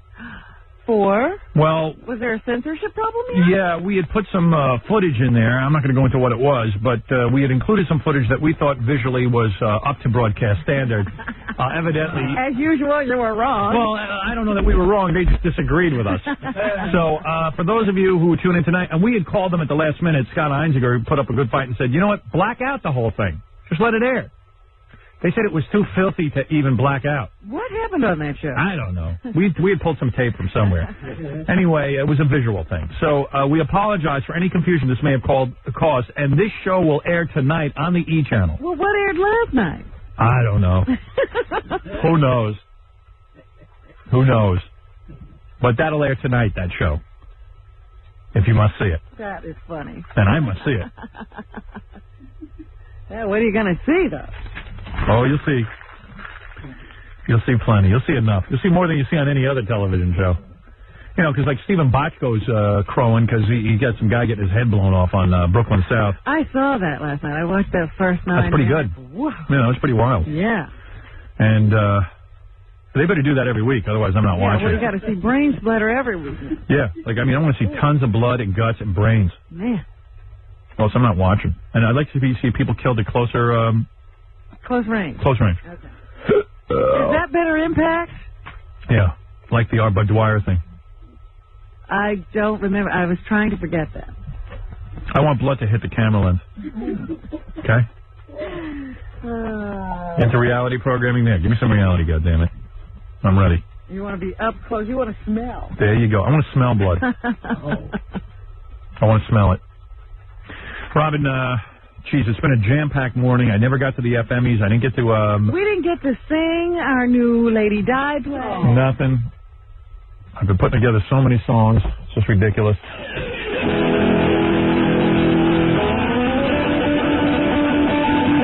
When I talk to the devil, I get so damn excited inside, and I just want to be dear Satan's bride and have him spit vomit all over my back. Hell, Satan. You know that is? Hell, Satan. I've been hired to take over Debbie Gibson's career. I had to record this last night in the studio. Is that right? Hail to Satan. I'm trying to change her image.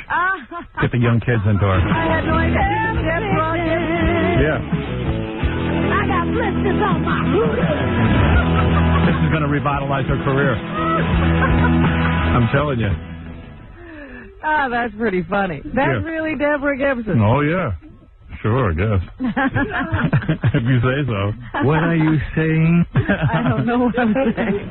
Yeah, I was in the studio all night with her, trying to get her ready. Really? Oh, yeah, I've been trying to lead her career into a more, more... She's trying to break out of that sort of pretty shoes image of her. Hey, dude. Hey, dude. I'm all pent up. All these years of being a virgin. I'm tired of being called such a prude. I am here nude with feet up bang. Come on over here and get me pregnant. And anytime you're feeling hot, hey dude, you're crushed. Just push it against my thighs and buttons. What do you think? Nice, huh? I wrote this for her. I'm like the Bernie Taupin of Deborah Gibson. You wanna do, hey dude, cuckoo. I'll act like a babe and wear a diaper. La la la la la. See? I'm trying to spice her act up. I believe she could be big again. With the right material. Particularly the Hail to Satan song. Quite at a party. It's beautiful.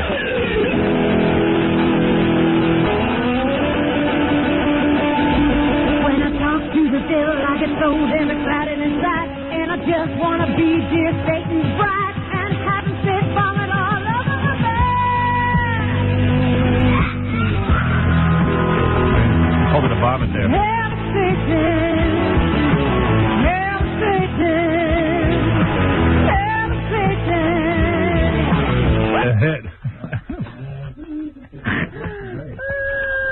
I got blisters on my hoodie. I love that line. Yeah, well.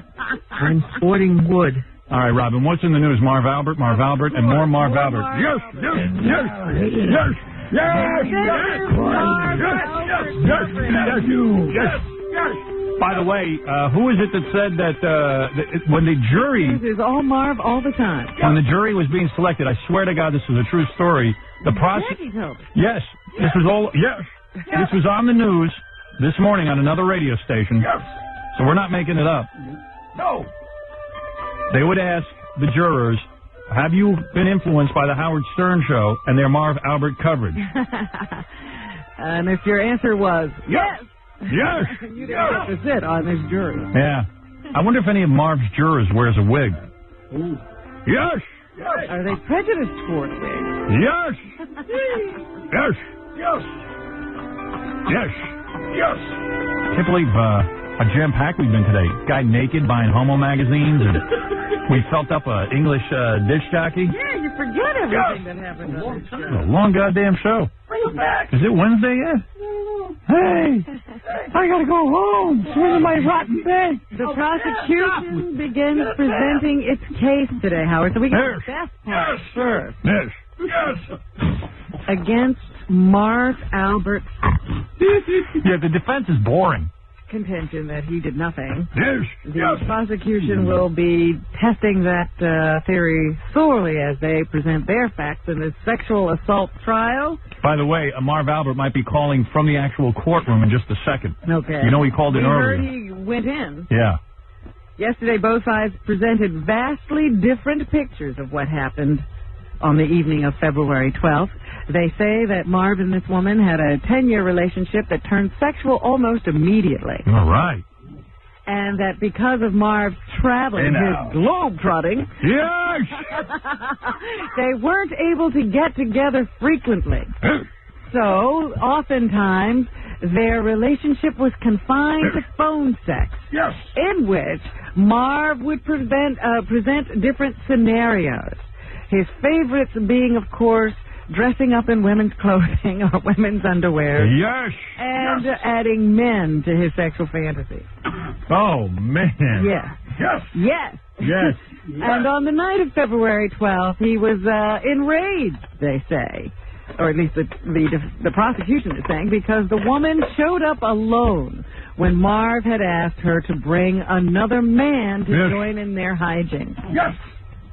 So, as a result, he threw her down on the bed and started biting her. And when she protested, he said, "Shut up! You know you like it." Shut up! Yes, you know you like it. Yes, yes, yes, you like it. And then they had a discussion, it seems, yes, as to whether there should be any further sex, whether they should have intercourse or oral sex. The woman said she did not want to get pregnant. Right. And so then Marv, I guess, agreed that then it should be oral sex. But she eventually, according to the prosecution, even declined to have oral sex with him. But Marv then pinched and pried open her cheeks. Yes. Right. The jaws of life. Have you ever been bitten on the back? No. No. Marv's into some weird stuff, man. But Jackie and I were discussing this. I mean, after biting somebody, would you then put a part of yourself in their mouth? Yes. Yes. It makes you pretty vulnerable. Well, again, I say he had to pinch her cheeks and pry them open, and he pinched her cheeks to force her to have oral sex, according to the prosecution. Yeah, why didn't she bite him? That's what I'm saying. Yeah, I don't know. I don't know about this story. Hey, I wrote a song about it. But let me just finish the story, because after the sex was over, she said, "I'm going to leave," and Marv said, "So soon?"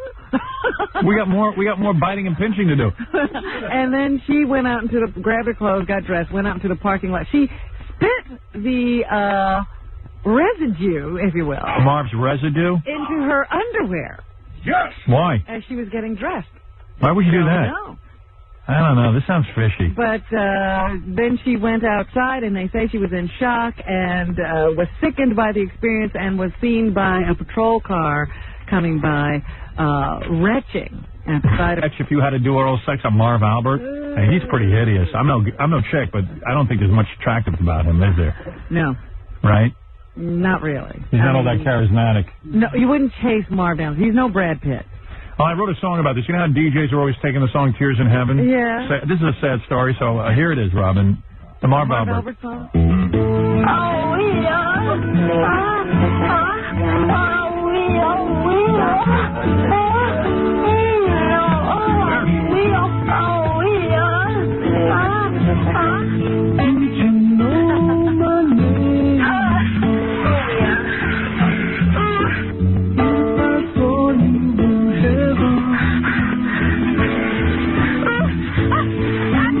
Beautiful, isn't it?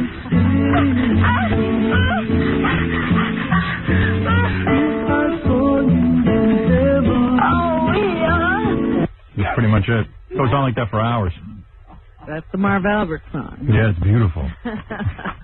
Love it. I wonder if other radio stations will be doing it. Yeah, a lot of stations are calling this their most requested song. Well, the defense in the Hold case... it, Marv Albert's on the phone. Okay. I told you I'd have it for you, and I do. Marv? Yes, Howard. Yeah, I know you're in the courtroom now, and you're on a break. Yes, that's right. We have taken a quick recess. We'll be right back after we take a short time out. Is everything with you, even your court, you handle like an appearance? Are you sitting there like analyzing it as a reporter? Well, yes, I have my headphones on so I can hear the different interpretations. As you know, there's different ethnic groups on the jury. Right. What's the breakdown? Well, sometimes I have to say C instead of yes. Marv, are you nervous at all about going to jail if this thing works against you? No, Howard, I am not. I'm going to enjoy the fact there'll be other men of the same persuasion in jail with me. Because you like threesomes, right? And you like the third person to be a guy. Listen. Wait, well, you see what it is? I'm in the lane right now. I'm in the Lane Bryant. Let me ask you something. You, when you're doing your shows and stuff, when you're like doing the NBA basketball, yes, and you put on headphones, does your wig ever come off with the headphones? No, I use a special glue of non-toxic duty to keep it on there. But actually, if you noticed on the TV today that I am wearing a smaller wig. Yeah, now what is the reason for that? Well, it's just a cost-effective matter. I've used all the panty liners of my outfits and put them together, dyed them, and used that on there. All right, listen, call me back when you have better material. Goodbye. Yes. Yes. All right, there you go. Goodbye, Marv. Anyway, the prosecution or the defense is claiming that this is just a disgruntled girlfriend, that everything that happened between this woman and Marv Albert was consensual. She would often ask him to bite her. This was their sex play. They have had threesomes before. And that this was just a pattern of behavior that has gone on for years between these two people. And the only problem this woman had with Marv Albert was that she had been informed that he was ending their relationship to marry another woman. The only thing that really supports her story is that she was found vomiting in the parking lot. I mean, that doesn't sound like a woman who was enjoying herself. Yeah. Yes. Yeah. Yes. But the other thing is, and a guy was reading, who was that? Wouldn't you like to see Marv Albert go to jail? Made that, yes. Yes. Wouldn't it be funny? But, I'm in the cell. The thing that, and Dominic pointed this out earlier today, too, Marv is giving up his reputation as a squeaky clean guy, and he's admitting that this is his sexual activity. This is his sexual history. Right. And he's into this stuff. And he has partners who are into this stuff. Right. He has to say that because he has to prove that with this woman, they've done a whole bunch of different things. He's not going the route that none of this stuff happened. Right. He's going the route that, this happened all the time. Right. So they're saying that Marv has sort of ruined his sports career. This guy on the phone who's now saying that he's in Imus's building and he's about to steal Imus's chair. Can you believe it? Yes. Yes. How can you get his chair? Well, I can't do it now. He's there, but I work for the phone company. Yeah. And I'm in the building at night because they're doing like a cutover.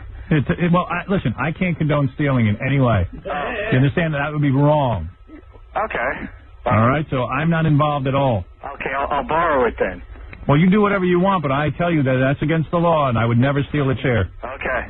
You understand? Well, how do I get it to you if I don't? If it ends up here, it ends up here, but I have nothing to do with it. Have stolen property. That's right. Okay. I mean, if you do it, call us after you do it because I want to yell at you for doing Don't ever it. tell us where it is. Right. We'll turn it in. Okay, thank you. Thank you. All right. Yes. It's against the law to steal. Right, Robin? That's what they tell me. As much as I'd like to see that happen, I cannot condone it. You are correct, sir. Thank you. Marv had some family support in the courtroom yesterday. His father was there, and the defense attorneys tried to, paint Marv as, a decent family man. They talked about how when he was a little boy, he used to tape himself calling games. Yeah. And he was a loser. A ball boy in the NBA, I think. I went to college with a guy who used to sit and tape.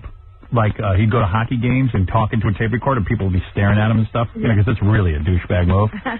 When I was a freshman in college, this guy got offered a job for $50,000 being the play-by-play guy for a hockey team. Really? Yeah, like some team, I don't know, out wherever it is, Midwest somewhere. So I guess it works. Yeah. And I was like, man, maybe I'm a schmuck. Maybe I should be doing that. Tape recorder. Yeah. And the guy came back like a couple of weeks later because he was homesick. Like a baby. Douchebag. So he was a loser. A loser. Douchebag. And they then pointed out that Marv's father was in the courtroom. Yeah. A grocer who loved his son. Marv's other son was there. He's the voice of the Rangers. He followed in his father's footsteps. And he's there with his wife being supportive of Marv. I wonder if she looked at him and said, are you going to do everything like your father?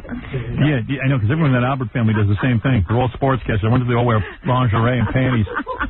You know, it's got to be embarrassing in front of your kids. And yet at the same time, you know... I guess he had to come clean. I bet you they had one of those family conferences know. He had to say, look, I'm a little kinky. Do you think do you think his dad even brings it up like afterwards? His dad go, hey, son, what's with the panties?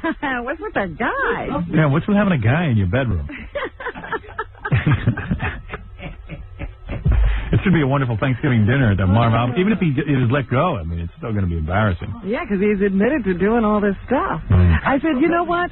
When his name showed up in that dominatrix's little book, you said, well, there's any number of reasons she could have Marv Albert's name. But after hearing this, you think, there's only one reason she had Marv Albert's number. Yes. Oh, well. Oh, well. We'll have to find out more today. Today, they think the victim, the woman in the case, will be taking the stand to give her testimony.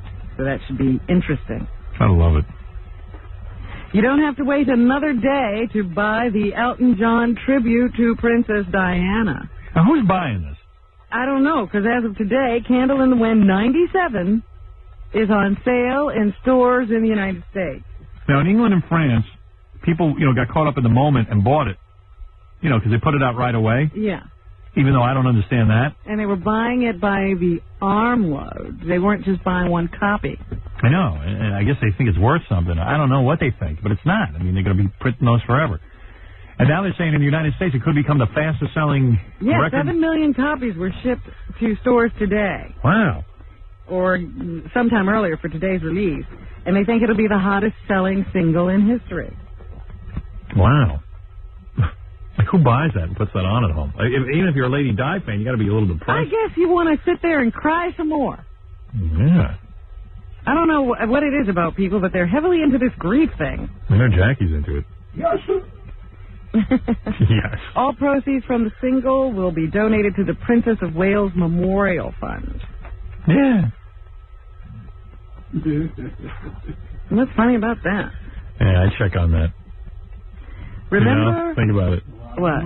No, there's a lot of money floating around. Those record companies. Yeah, make sure they get the money. We had the money, but it wasn't as much as you thought. There was never a profit.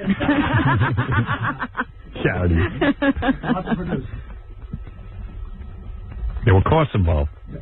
But Elton John still makes money. How? Is he saying he's going to give the royalty checks? That's what I thought. Right? I don't know. Yes. Who knows? He couldn't have bought this publicity. And he's got a new album coming out. So not only that, they say that his past albums are now back on the charts. That's right. Yeah. So he makes money anyway. I have a song I'd like people to buy. I put this together. If you're interested in it, if there's enough demand for it, I will press it. Okay. Left us, yeah. You know she left us. You know she left us, yeah. One more time, here we go. You know the paparazzi blows for chasing our Diana. It caused them to drive fast and get squished just like a banana. We're gonna miss her and her boyfriend Dodie too. But not that driver. His driving stunk to you. There she left us, yeah.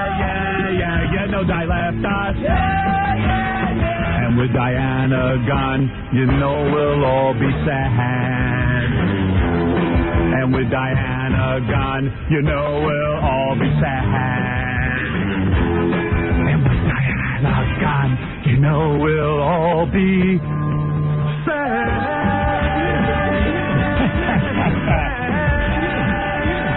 I say sad.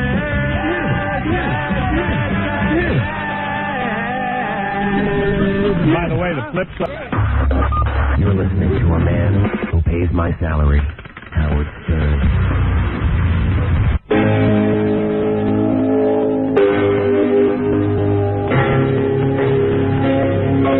Oh, I'm out of breath. What is this? Tri-State Consumer Insurance? News Radio? Tom, you gotta learn how to sell these spots, baby.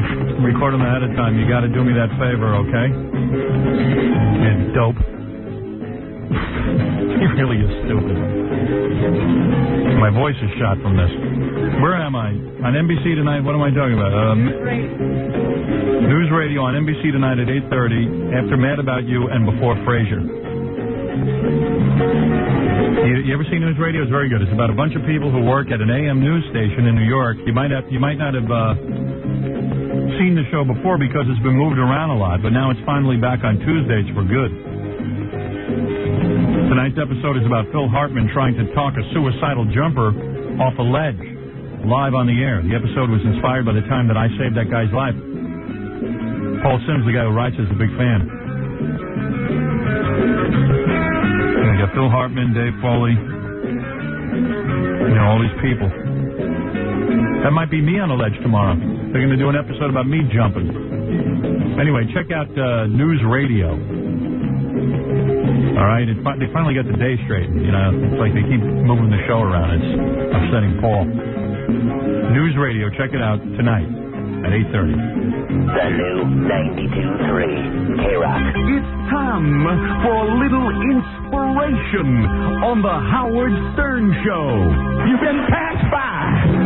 You've been kicked aside. You've been put on the sideline. You've been stepped on. You've been lied on. But I hear the Lord say, your day will come. Glory to Jesus. Amen. He's my Savior and yours, Howard Stern. What are you saying? All right. Freddie sure wears his headphones on. I was talking to him I was yelling to you for 10 minutes during that break, and I couldn't even get your attention. We were yelling, right? And then when you walked out, I tried to talk to him again. Oh, really? I'm going, Fred! He was in Fredland. Yeah, Fredland. That's funny. I got a lot of stuff to do over there. Evidently. And you can't hear? Yeah, I believe he can hear. I can feel. I can Really? hear. I hear, even though I have it I loud. turn these up because there's a lot of stuff that goes on in this room that I have no need to hear. It's very distracting. I'm trying to focus on this stuff over here. All right. I just said, man, you got to watch your ears, dude. We're throwing junk at him. Nothing worked. Nothing. Can't be done. But if you started to break my balls, he would chime in an instant. Right, he would hear that. Then I can hear it. Oh, Yeah. Jackie, excuse me if I tried to do my job. I'm sorry. I'm just pissed because you're a jerk. What else is in the news, Robin? God forbid anybody try to do their job around here, Jackie. Speaking of jerks. Is there a story about Jackie? Tiger Woods' father is reportedly angry at not being invited to the Ryder Angrier than Cup. Jackie? The Ryder Cup. What's whatever that is. And will skip the event in protest. He says, I've trained him to play with me there or not. He blames the Professional Golfers Association of America for the snub. This is my protest at the way they treat the parents, he said. It makes no sense, and it's not justified. Oh, how much Tiger's only 21 and does not have a girlfriend, but they don't think enough of the parents to invite them instead. Oh, boy, this guy wants to be famous in the worst way. Yeah, it's not the job of the Ryder Cup to invite the parents. Well, what they're saying is if the father was a girlfriend, he'd be right on the guest list. No, because Tiger would put him on the guest list. It's up to Tiger to invite his dad. But he can't yell at Tiger now because he's getting nervous. He'll be cut off. Woods, winner of the Masters and one of 12 players on the American team, so this must be team golf. You know, like the Davis Cup, there's the Ryder Cup. Right. In golf. He will be the most watched golfer at the 3-day showdown between the United States and Europe. It's not the father and son Boy Scout, Cub Scout, Blue Gold dinner. The biennial event begins Friday in Spain. Oh, Jesus. This guy, he wants to marry Tiger, his own son. He says, I can unequivocally state that I am more responsible for Tiger being where he is today and have a bigger contribution to the team than all the wives and girlfriends combined. Wow. What a jealous prick. Oh, that father. How much does Tiger want him to drop dead? He said, I could go and stand with 25,000 spectators while the wives and girlfriends are inside the ropes. Get over it. But I would not be a part of the official party. I could not go to the dinners and other functions. I would be an outsider.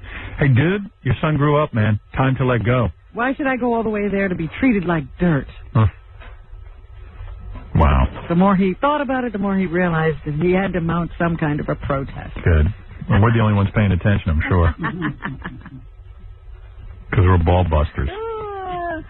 The Federal Bureau of Investigation is searching for 2 Manhattan men who were with Nelson G. Gross, the New Jersey former Republican Party chairman who disappeared on Wednesday. Yeah, what do you think happened there? Think he was bumped off? Well, where is he? Mm. The men who live in Washington Heights and Upper Manhattan and have criminal records were seen with Mr. Gross about the time he vanished from outside his real estate and law office in Edgewater, New Jersey. Mr. Gross. They don't know the men's names, but that the FBI do. So this was information coming out of another law enforcement agency, but the FBI seems to be on to these men, know who they are. They are looking for him or them. You know, that's weird. I mean, the FBI knows who these guys are. I don't know. Well, they don't know where they are. No. If It's like, they're involved in this, they're probably on the lam, as they say. And they got to be real amateurs because they took $20,000 out of the bank for a millionaire. That's not a lot of money. And also, they're being spotted by everyone. If, in fact, they're the guys doing it. I don't know. Who knows what happened? You just don't know. It just sounds weird, but I always wanted to be an FBI guy. That'd be cool. What a cool job, you know? Yeah, but then you got to go out and catch people, Howard. Yeah, but I wouldn't. Even if you don't, what are they going to do, bust your balls? Well, this guy they're still looking for. They don't know where he is. And certainly there's been no ransom there, so this is not a kidnapping.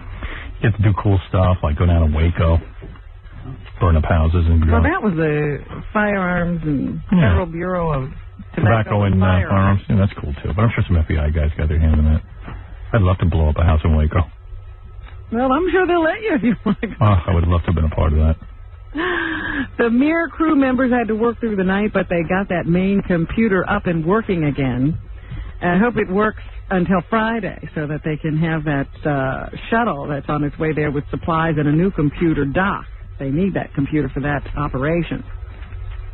I'd like to be in law enforcement. You know, but like a high-level, like, secret agent. Like the commissioner. No, secret agent job, you know. Undercover? Undercover, yeah. You couldn't possibly do that. You think people recognize me? Oh. Hey, I want to join your gang. Hey, you look like that big-nosed Howard Stern. I know, man. I look like him. Everybody says that to me. But I'm not him. Oh, yeah, what's your name? My name? Droward Sturm.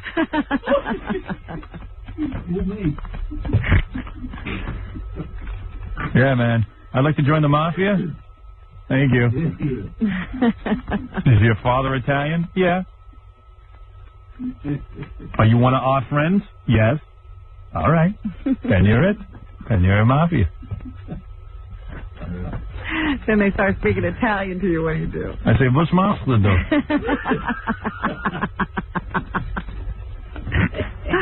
I say, gay cock enough in you, I'm Godfather. See, I speak Italian. That's all. Remember the 12-year-old babysitter I told you about yesterday? Yeah. Well, she had a standing room only community commemoration in her hometown of Stanwood, Washington yesterday. About 500 people filled the Stanwood, Washington High School auditorium on Monday evening to mourn for Ashley Jones and seek reassurances from police that everything is being done to solve the crime. They have arrested a suspect. His name is David Dodge. He's being held as an adult. He's 17 years old and now in the county jail for investigation of first-degree murder. Bail has been set at $1 million. He was an escapee from some kind of a halfway house. And the name Ashley for the last 5 years has been the most popular name. That's true. In the for women. For girls. For girls, that's right.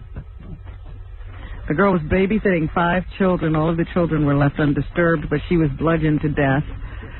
They say that you remember I told you that he had not had to force his way in. There were no signs of forced entry. Yes. Apparently, a sliding glass door had been left unlocked. I see. So it wasn't like she let him in or knew him.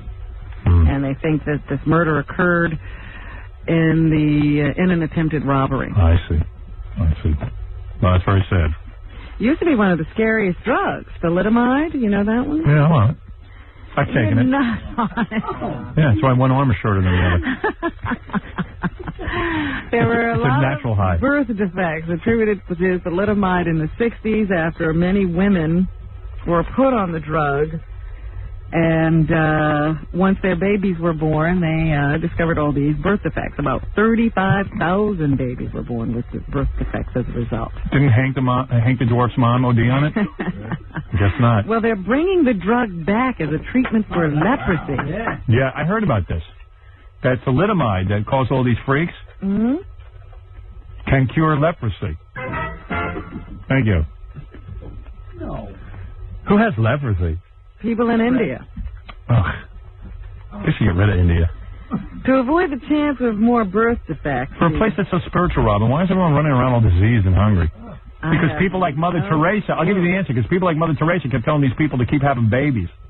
It is a weird place. Sure is, man. I don't get Mother Teresa. To avoid the chance of more birth defects, the FDA plans on setting up the strictest regulations ever implemented for a U.S. drug. One proposed regulation would require that a picture of thalidomide victims be shown to every doctor and patient using the drug. Yeah, well, you know what? If I have leprosy, is that where, like, your arms fall off? I'll try anything. I'd try heroin. I don't care. Who cares? So my kids will be a little freaky. I don't think I'd be thinking about having Yeah, right. Who's going to want to have sex with a leper? another leper. Do lepers even have kids? I don't think so. It shouldn't be, anyway. In India, everybody has kids. Mother Teresa used to say, have kids. More the merrier. They're all poor. It's mandatory. Great advice. Then you're going to make her a saint. I should be a saint before her. Well, the Catholic Church is heavy into people who will say don't have abortions. Yeah, don't have an abortion. Make me a saint. Saint Howard. Go ahead, Robin. What else is in the news? This was weird. Imagine being on the campus of the University of Michigan and hearing this story this morning. A police officer shot a man when he came upon the scene. According to the Ann Arbor News, the officer was sent on a 911 call because of a domestic disturbance. When he drove into the parking lot, he saw a man stabbing a woman. And so he shot the man. But it was too late to save the woman's life. She was stabbed multiple times and died as a result of her wounds. Wow. Happened right on campus. Wow. Wow. The woman who died was a female student. And the officer was a campus police officer who shot and killed the male attacker. Feel good about walking around on campus today. That's right. Oh, have you been keeping up with what's going on in baseball? No, I don't. I don't want to. Please don't tell me. I don't ruin it for me. Don't tell me the ending. What ending? I might watch it. No, there's a chance that somebody might catch Roger Maris's home run record in one season. Oh, God, no. You're kidding. Two guys are chasing it. Ken Griffey and Mark McGwire. Ken Griffey Jr.? Yeah, Ken Griffey Jr. And I think he has 56 home runs at this point. Griffey does, because he had 2 last night. Yeah, Baba and Booey. McGwire has 55. Baba Booey. 54. Right. Yeah. Baba Booey. But he's a little hurt right now, isn't he? Isn't his back bothering him? Who, McGwire? Yeah. No, he's been doing pretty good. They traded him from the American League to St. Louis. And Roger Maris is dead, right? Yeah. He should be made a saint. When Roger Maris was trying to break the record, I remember they hated him for it. It was Babe Ruth's record. They were so mean to him. Everybody hated Roger Maris. I never understood it. The guy was about to break Babe Ruth's record, and people were, like, furious because they love Babe Ruth. And I'll tell you something else, too. If Ken Griffey Jr. gets to, like, 60, do you remember the stuff that used to go on when Hank Aaron was going to break Babe Ruth's records? What happened? They sent him all these, like, really He got racist... hate mail. Oh, yeah, we hate you, nigger. Yeah. If you go up tomorrow, nigger, we're going to shoot you. What's Ken Griffey Jr.? Is he a black guy? He's a black guy. Mark McGuire's white. So will he be getting, like, nigger letters? It hasn't changed. Right. It hasn't changed much. Hey, you nigger, you better not break that nigger's record. Wait, I was reading an article. What kind of letters is he going to get? No, Roger Maris is white. No, but Hank Aaron. Didn't he break the record? He broke Babe Ruth's total home run record. Right. Roger Maris just broke it for a season. Right. Yes, this is a different record. Okay. But you know, Howard, I was reading an article. There's a woman that works at, that is calling baseball games. Her name's Susan Waldman, and she calls Yankee games. Yeah. She was saying that she got hate mail because she was a woman calling Yankee games, and people were like sending her threatening letters. Wow. But who would do that? People are really sick. Jackie sent those letters. I'm not into it. Paul McCartney Is looking more like a woman every day. Yes. I watched. You know what I actually bought for $19.95? What did you buy? The concert for Montserrat. Oh, really? Yeah, That's Saturday on night. already? Yeah, well, it was Saturday night on pay-per-view. I watched it. Oh, you mean you did the pay-per-view thing? Yeah. I thought it must be on video. No, I watched it on pay-per-view. It was Paul McCartney, who now looks like a girl, and is fat, and dresses real bad. He wears, like, these really bad farmer pants, like jeans, and, like, he tucks in his shirt, and he looks all fat, and he looks like a woman. You remember how good-looking he used to be? He was the cutest Beatle. His face hangs like curtains. And, I mean, Elton John is handsomer than him. Wow. And That's I'm not kidding you. You'd rather go to bed with Elton John. I'm not kidding you. Whoa. Like Eric Clapton age kind of nice. He's doing all right. Yeah, but he is the worst. He gets $19.95. That ain't cheap. They each do like 2 songs. Like Sting comes out and sings a bunch of his hits, you know, Message in a Bottle, all the ones you want to hear. It was pretty good because what's the guy's name? Well, I'll tell you. Money for Nothing. Well, wait, I'll tell you. Elton John came out, did a bunch of hits. It was really good. The guy from Dire Straits, Mark Knopfler, came out and did, you know, I Want My MTV with Sting. Right. Did you watch it? No, but I love that guy. Yeah, it's a great song. Mark Knopfler, great guitar player, good singer. He was really good. And he did some other song that I didn't know, but it was good. Mm-hmm. Then Clapton comes out. Now, God damn it, for $19.95, go out and play something from Disraeli Gears. You know, play something from Goodbye Cream. Make an effort. Give us one. You know, he knows what we want to hear. What did he do? He did like some old Jelly Roll Morton song. So he went back to the blues. Yeah, pretending to be a black guy. The ultimate cool, right? And like a 10-minute like jam that it was just so bad. I went out and peed. I mean, it was just like, you know, Clapton, man, you suck. Like really, he did Layla, but he did the bluesy version. Layla got me down on your knees. Yeah, and it was just like, you know what? Get somebody else down on her knees. You're not taking this girl for a ride. Turn the goddamn thing off. McCartney even came out and did, you know, na na na na na na. Dude. Yeah. Yeah, I think it was a big. Yeah. Everybody was okay. Then, but they had to have one guy on from Montserrat. Now, Montserrat has a bunch of recording studios that rich people like to go record their albums because it's so beautiful and stuff. Yeah, George Martin actually. The reason he put it all together because his studio was destroyed. Yeah. During this big storm. Yeah, so he's just trying to get his studio built. Right. It was a storm. It was a volcano we erupted. Oh, that's right. It was a volcano. So anyway, they had to have like one local musician. So they had like this black guy come out, and he's like the guy who plays at the hotels, I got a feeling. Oh, no. He was doing hot, hot, hot. It was like a bad bar mitzvah number. Yeah, it was like, you know, hot, hot, hot. Da, da, da, da. No one wanted to see this guy. Nobody ever heard of him, but at least he was from Montserrat. Yeah. It's like the Rainforest concert. They always have to include a few losers just to make it legit. You know, they got to bring out some boring guy who lives at the rainforest, make a speech. But this one guy was so funny because he's doing like, it was like Bad Vegas, you know, hot, hot, hot. And then he goes, come on, everybody, stand up. Hot. And they're like, we didn't come to see you, you jack off. I didn't even know that was on pay-per-view. Neither did I. I just kind of happened upon it. Well, the former Beatle is making a move from rock and roll to, can you guess? To country farming. To salmon raising. Another kind of music, Howard. To opera. Not concertos. Well, classical music. That's what Billy Joel's doing. When all these guys get old, they all sell out. Well, the Stones haven't. Yeah, they should, though. They should start doing opera. Paul McCartney's first symphonic work, Standing Stone, will be released today. The 75-minute symphonic poem was composed by McCartney over the last 4 years. What happened to that guy? Throughout his career, he's moved from one stepping stone to another. The piece focuses on such weighty topics as the Earth's prehistory and the origins of man and the purpose of life. Lennon be laughing at him. By the way, Pavarotti is doing salsa now. He's moving away from moving classical. away from classical into some more mainstream stuff. Hot, hot, hot. Hot, hot, hot. The IRS is being accused of acting as if it's above the law. Charge was leveled by Senator William Roth at a Senate panel opened hearings into the practices of the tax collecting agency yesterday.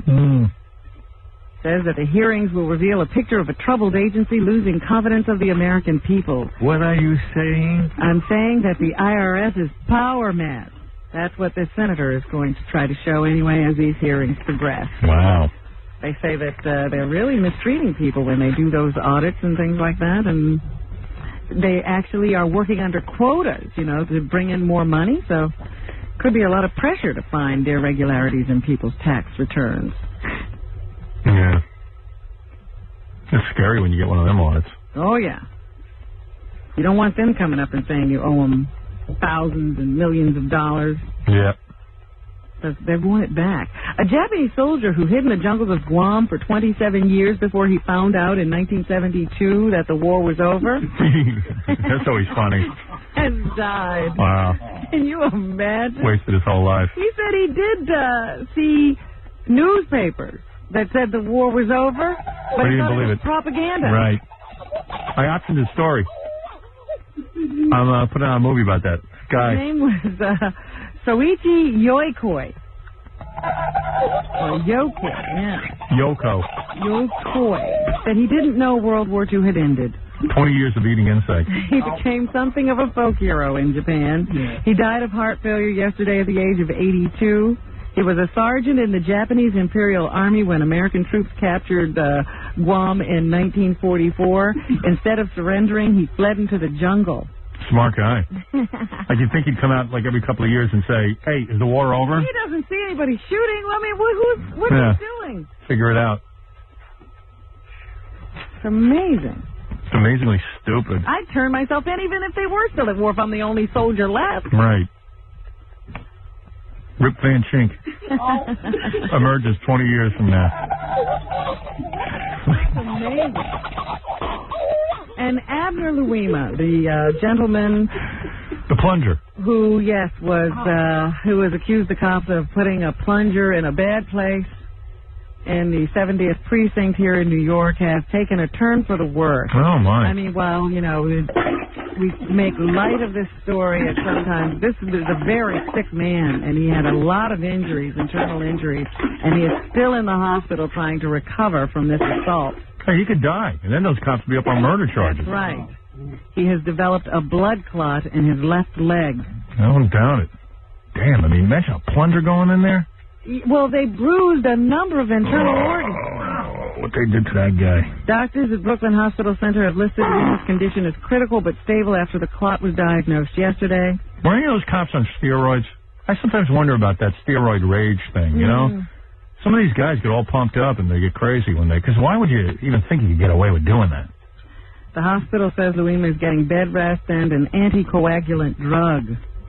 I can't take a pinky up there. I've tried, believe me. In the shower, I try to ease one in. That's why you should drink. Alcohol helps you? Oh, sure. Got more than a pinky? Doesn't bother as much.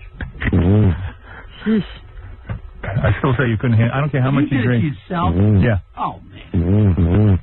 Well, my wife won't go there. Like, she starts doing it, and she goes, I start doing it to her, and she goes, hey, I'm not in the mood. She goes, how would you like it if I did it to you? I go ahead. And she doesn't do it. Yes. Okay. You want to see that, Marv? Yes. Well, 4 Brooklyn cops have been charged in this attack. Wow. So let us not forget that in spite of how we make light, there's I won't forget that. There. I won't forget, Robin. Still in the hospital trying to recover from that attack. And thanks for reminding us. Thank you. And you never got around to playing Deep Blue, and they are retiring him from chess competition. F Deep Blue. Deep Blue, the computer that beat chess champion Garry Kasparov, is not going to give him a rematch. Ever since I lost your boyfriend, I'm afraid to play chess. I'm afraid you're married. I apologize. Thank you. The chess-playing supercomputer is going to be changed into just a number-crunching research computer. So there you go. You won't get to play Deep Blue anymore. Deep blue. And speaking of Abner Louima and police brutality, a hearing on police brutality begins this morning in New York, and the legendary cop Frank Serpico is going to testify. Well, that guy's a pain in the ass. I know, he's always around. Yeah. Yeah, I know. Yeah, you don't have to badmouth all cops. You know what? I mean, he comes out periodically. No cops talk to him. What does he know? I know. He hasn't been in the force for like 30 years. But they always pull him out at times like Oh, this. yeah. They let this parade him around. Oh, well, what are you going to do? That boa constrictor that ate a chihuahua in Los Angeles has a new home for the time being. Angus Johnson's snake, Alice, will be staying with friends of Johnson's out of town pending a decision by a county official on whether snakes can stay in residential areas. A hearing is set for Monday.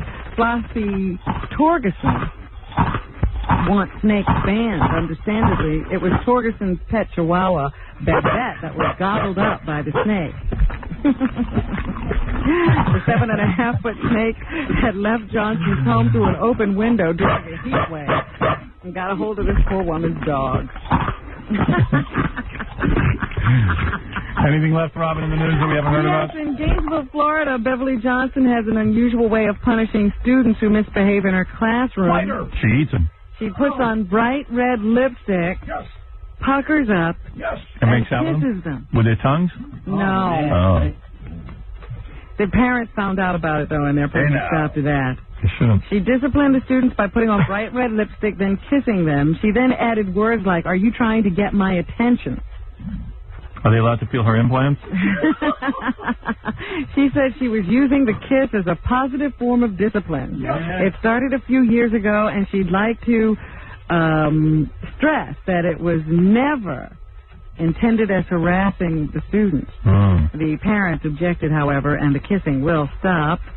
In West Palm Beach, a minister is set to go on trial for sexual battery after prosecutors say he had sex with a young parishioner under the guise of confirming her virginity.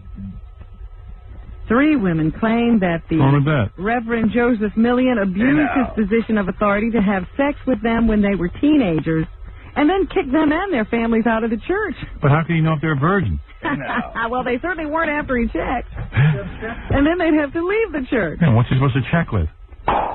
He faces charges of alleged misconduct with just 1 woman, however, because the statute of limitations has expired in the other attacks. On Wednesday, 2 of the 3 accusers told the judge their stories. Prosecutors hope to use testimony from all of the women to show a pattern of abuse.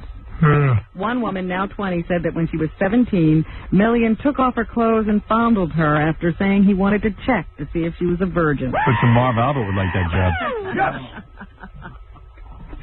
So what are you going to do? You go to church, you're trying to do the right thing, and then the minister takes advantage of you. You just can't win. What are you saying? And anything going on in, I'm not going to be able to find it. So let's just end the newscast here. All right, Robin, thanks. Jackie Penthouse, Stroke Page Martling, his 2 funny dirty joke CDs, The Joke Man and Sergeant Pecker, only $12 plus $4 U.S. shipping. Cassettes and videos, buy 2, get 1 free. Call 1-800-323-KING, Friday and Saturday, November 7th and 8th at the top of the Riviera on the Strip in Las Vegas. For information on filthy jokes, visit jokeland.com. From Miss Stuttering John, Steve Grillo hosting Jose Cuervo night at the Big Easy Roadhouse in East Meadow, Long Island tomorrow night from 9 to 11. 718-5040 for Scott the Engineer and his disco business. Fred will have the rest of the plugs. Also, thanks to Robert Schimmel and his new CD, Jaleel White, who stars at Family Matters, moving to CBS this season. Premiered last week. It airs on Friday nights at 8 p.m. on CBS. And thanks to, I don't know, I forget, Sean Lennon. Yeah. Yeah, thank you. Not that Sean Lennon. Whatever. Sean Lennon who came down here and put on a bra and panties. No need to explain everything. Sean Lennon came down here and put on bra and panties, okay? That's all. And the British broadcaster, Cara, for letting us feel her chest. And Baba Booey this Sunday night at Planet Hoboken, New Jersey from 1 to 3 p.m. Planet Hoboken? Yeah, from the Bud Day football party. Okay, very good, thanks. Listening to the Howard Stern Show. We'll be right back after this brief word from our benevolent sponsor.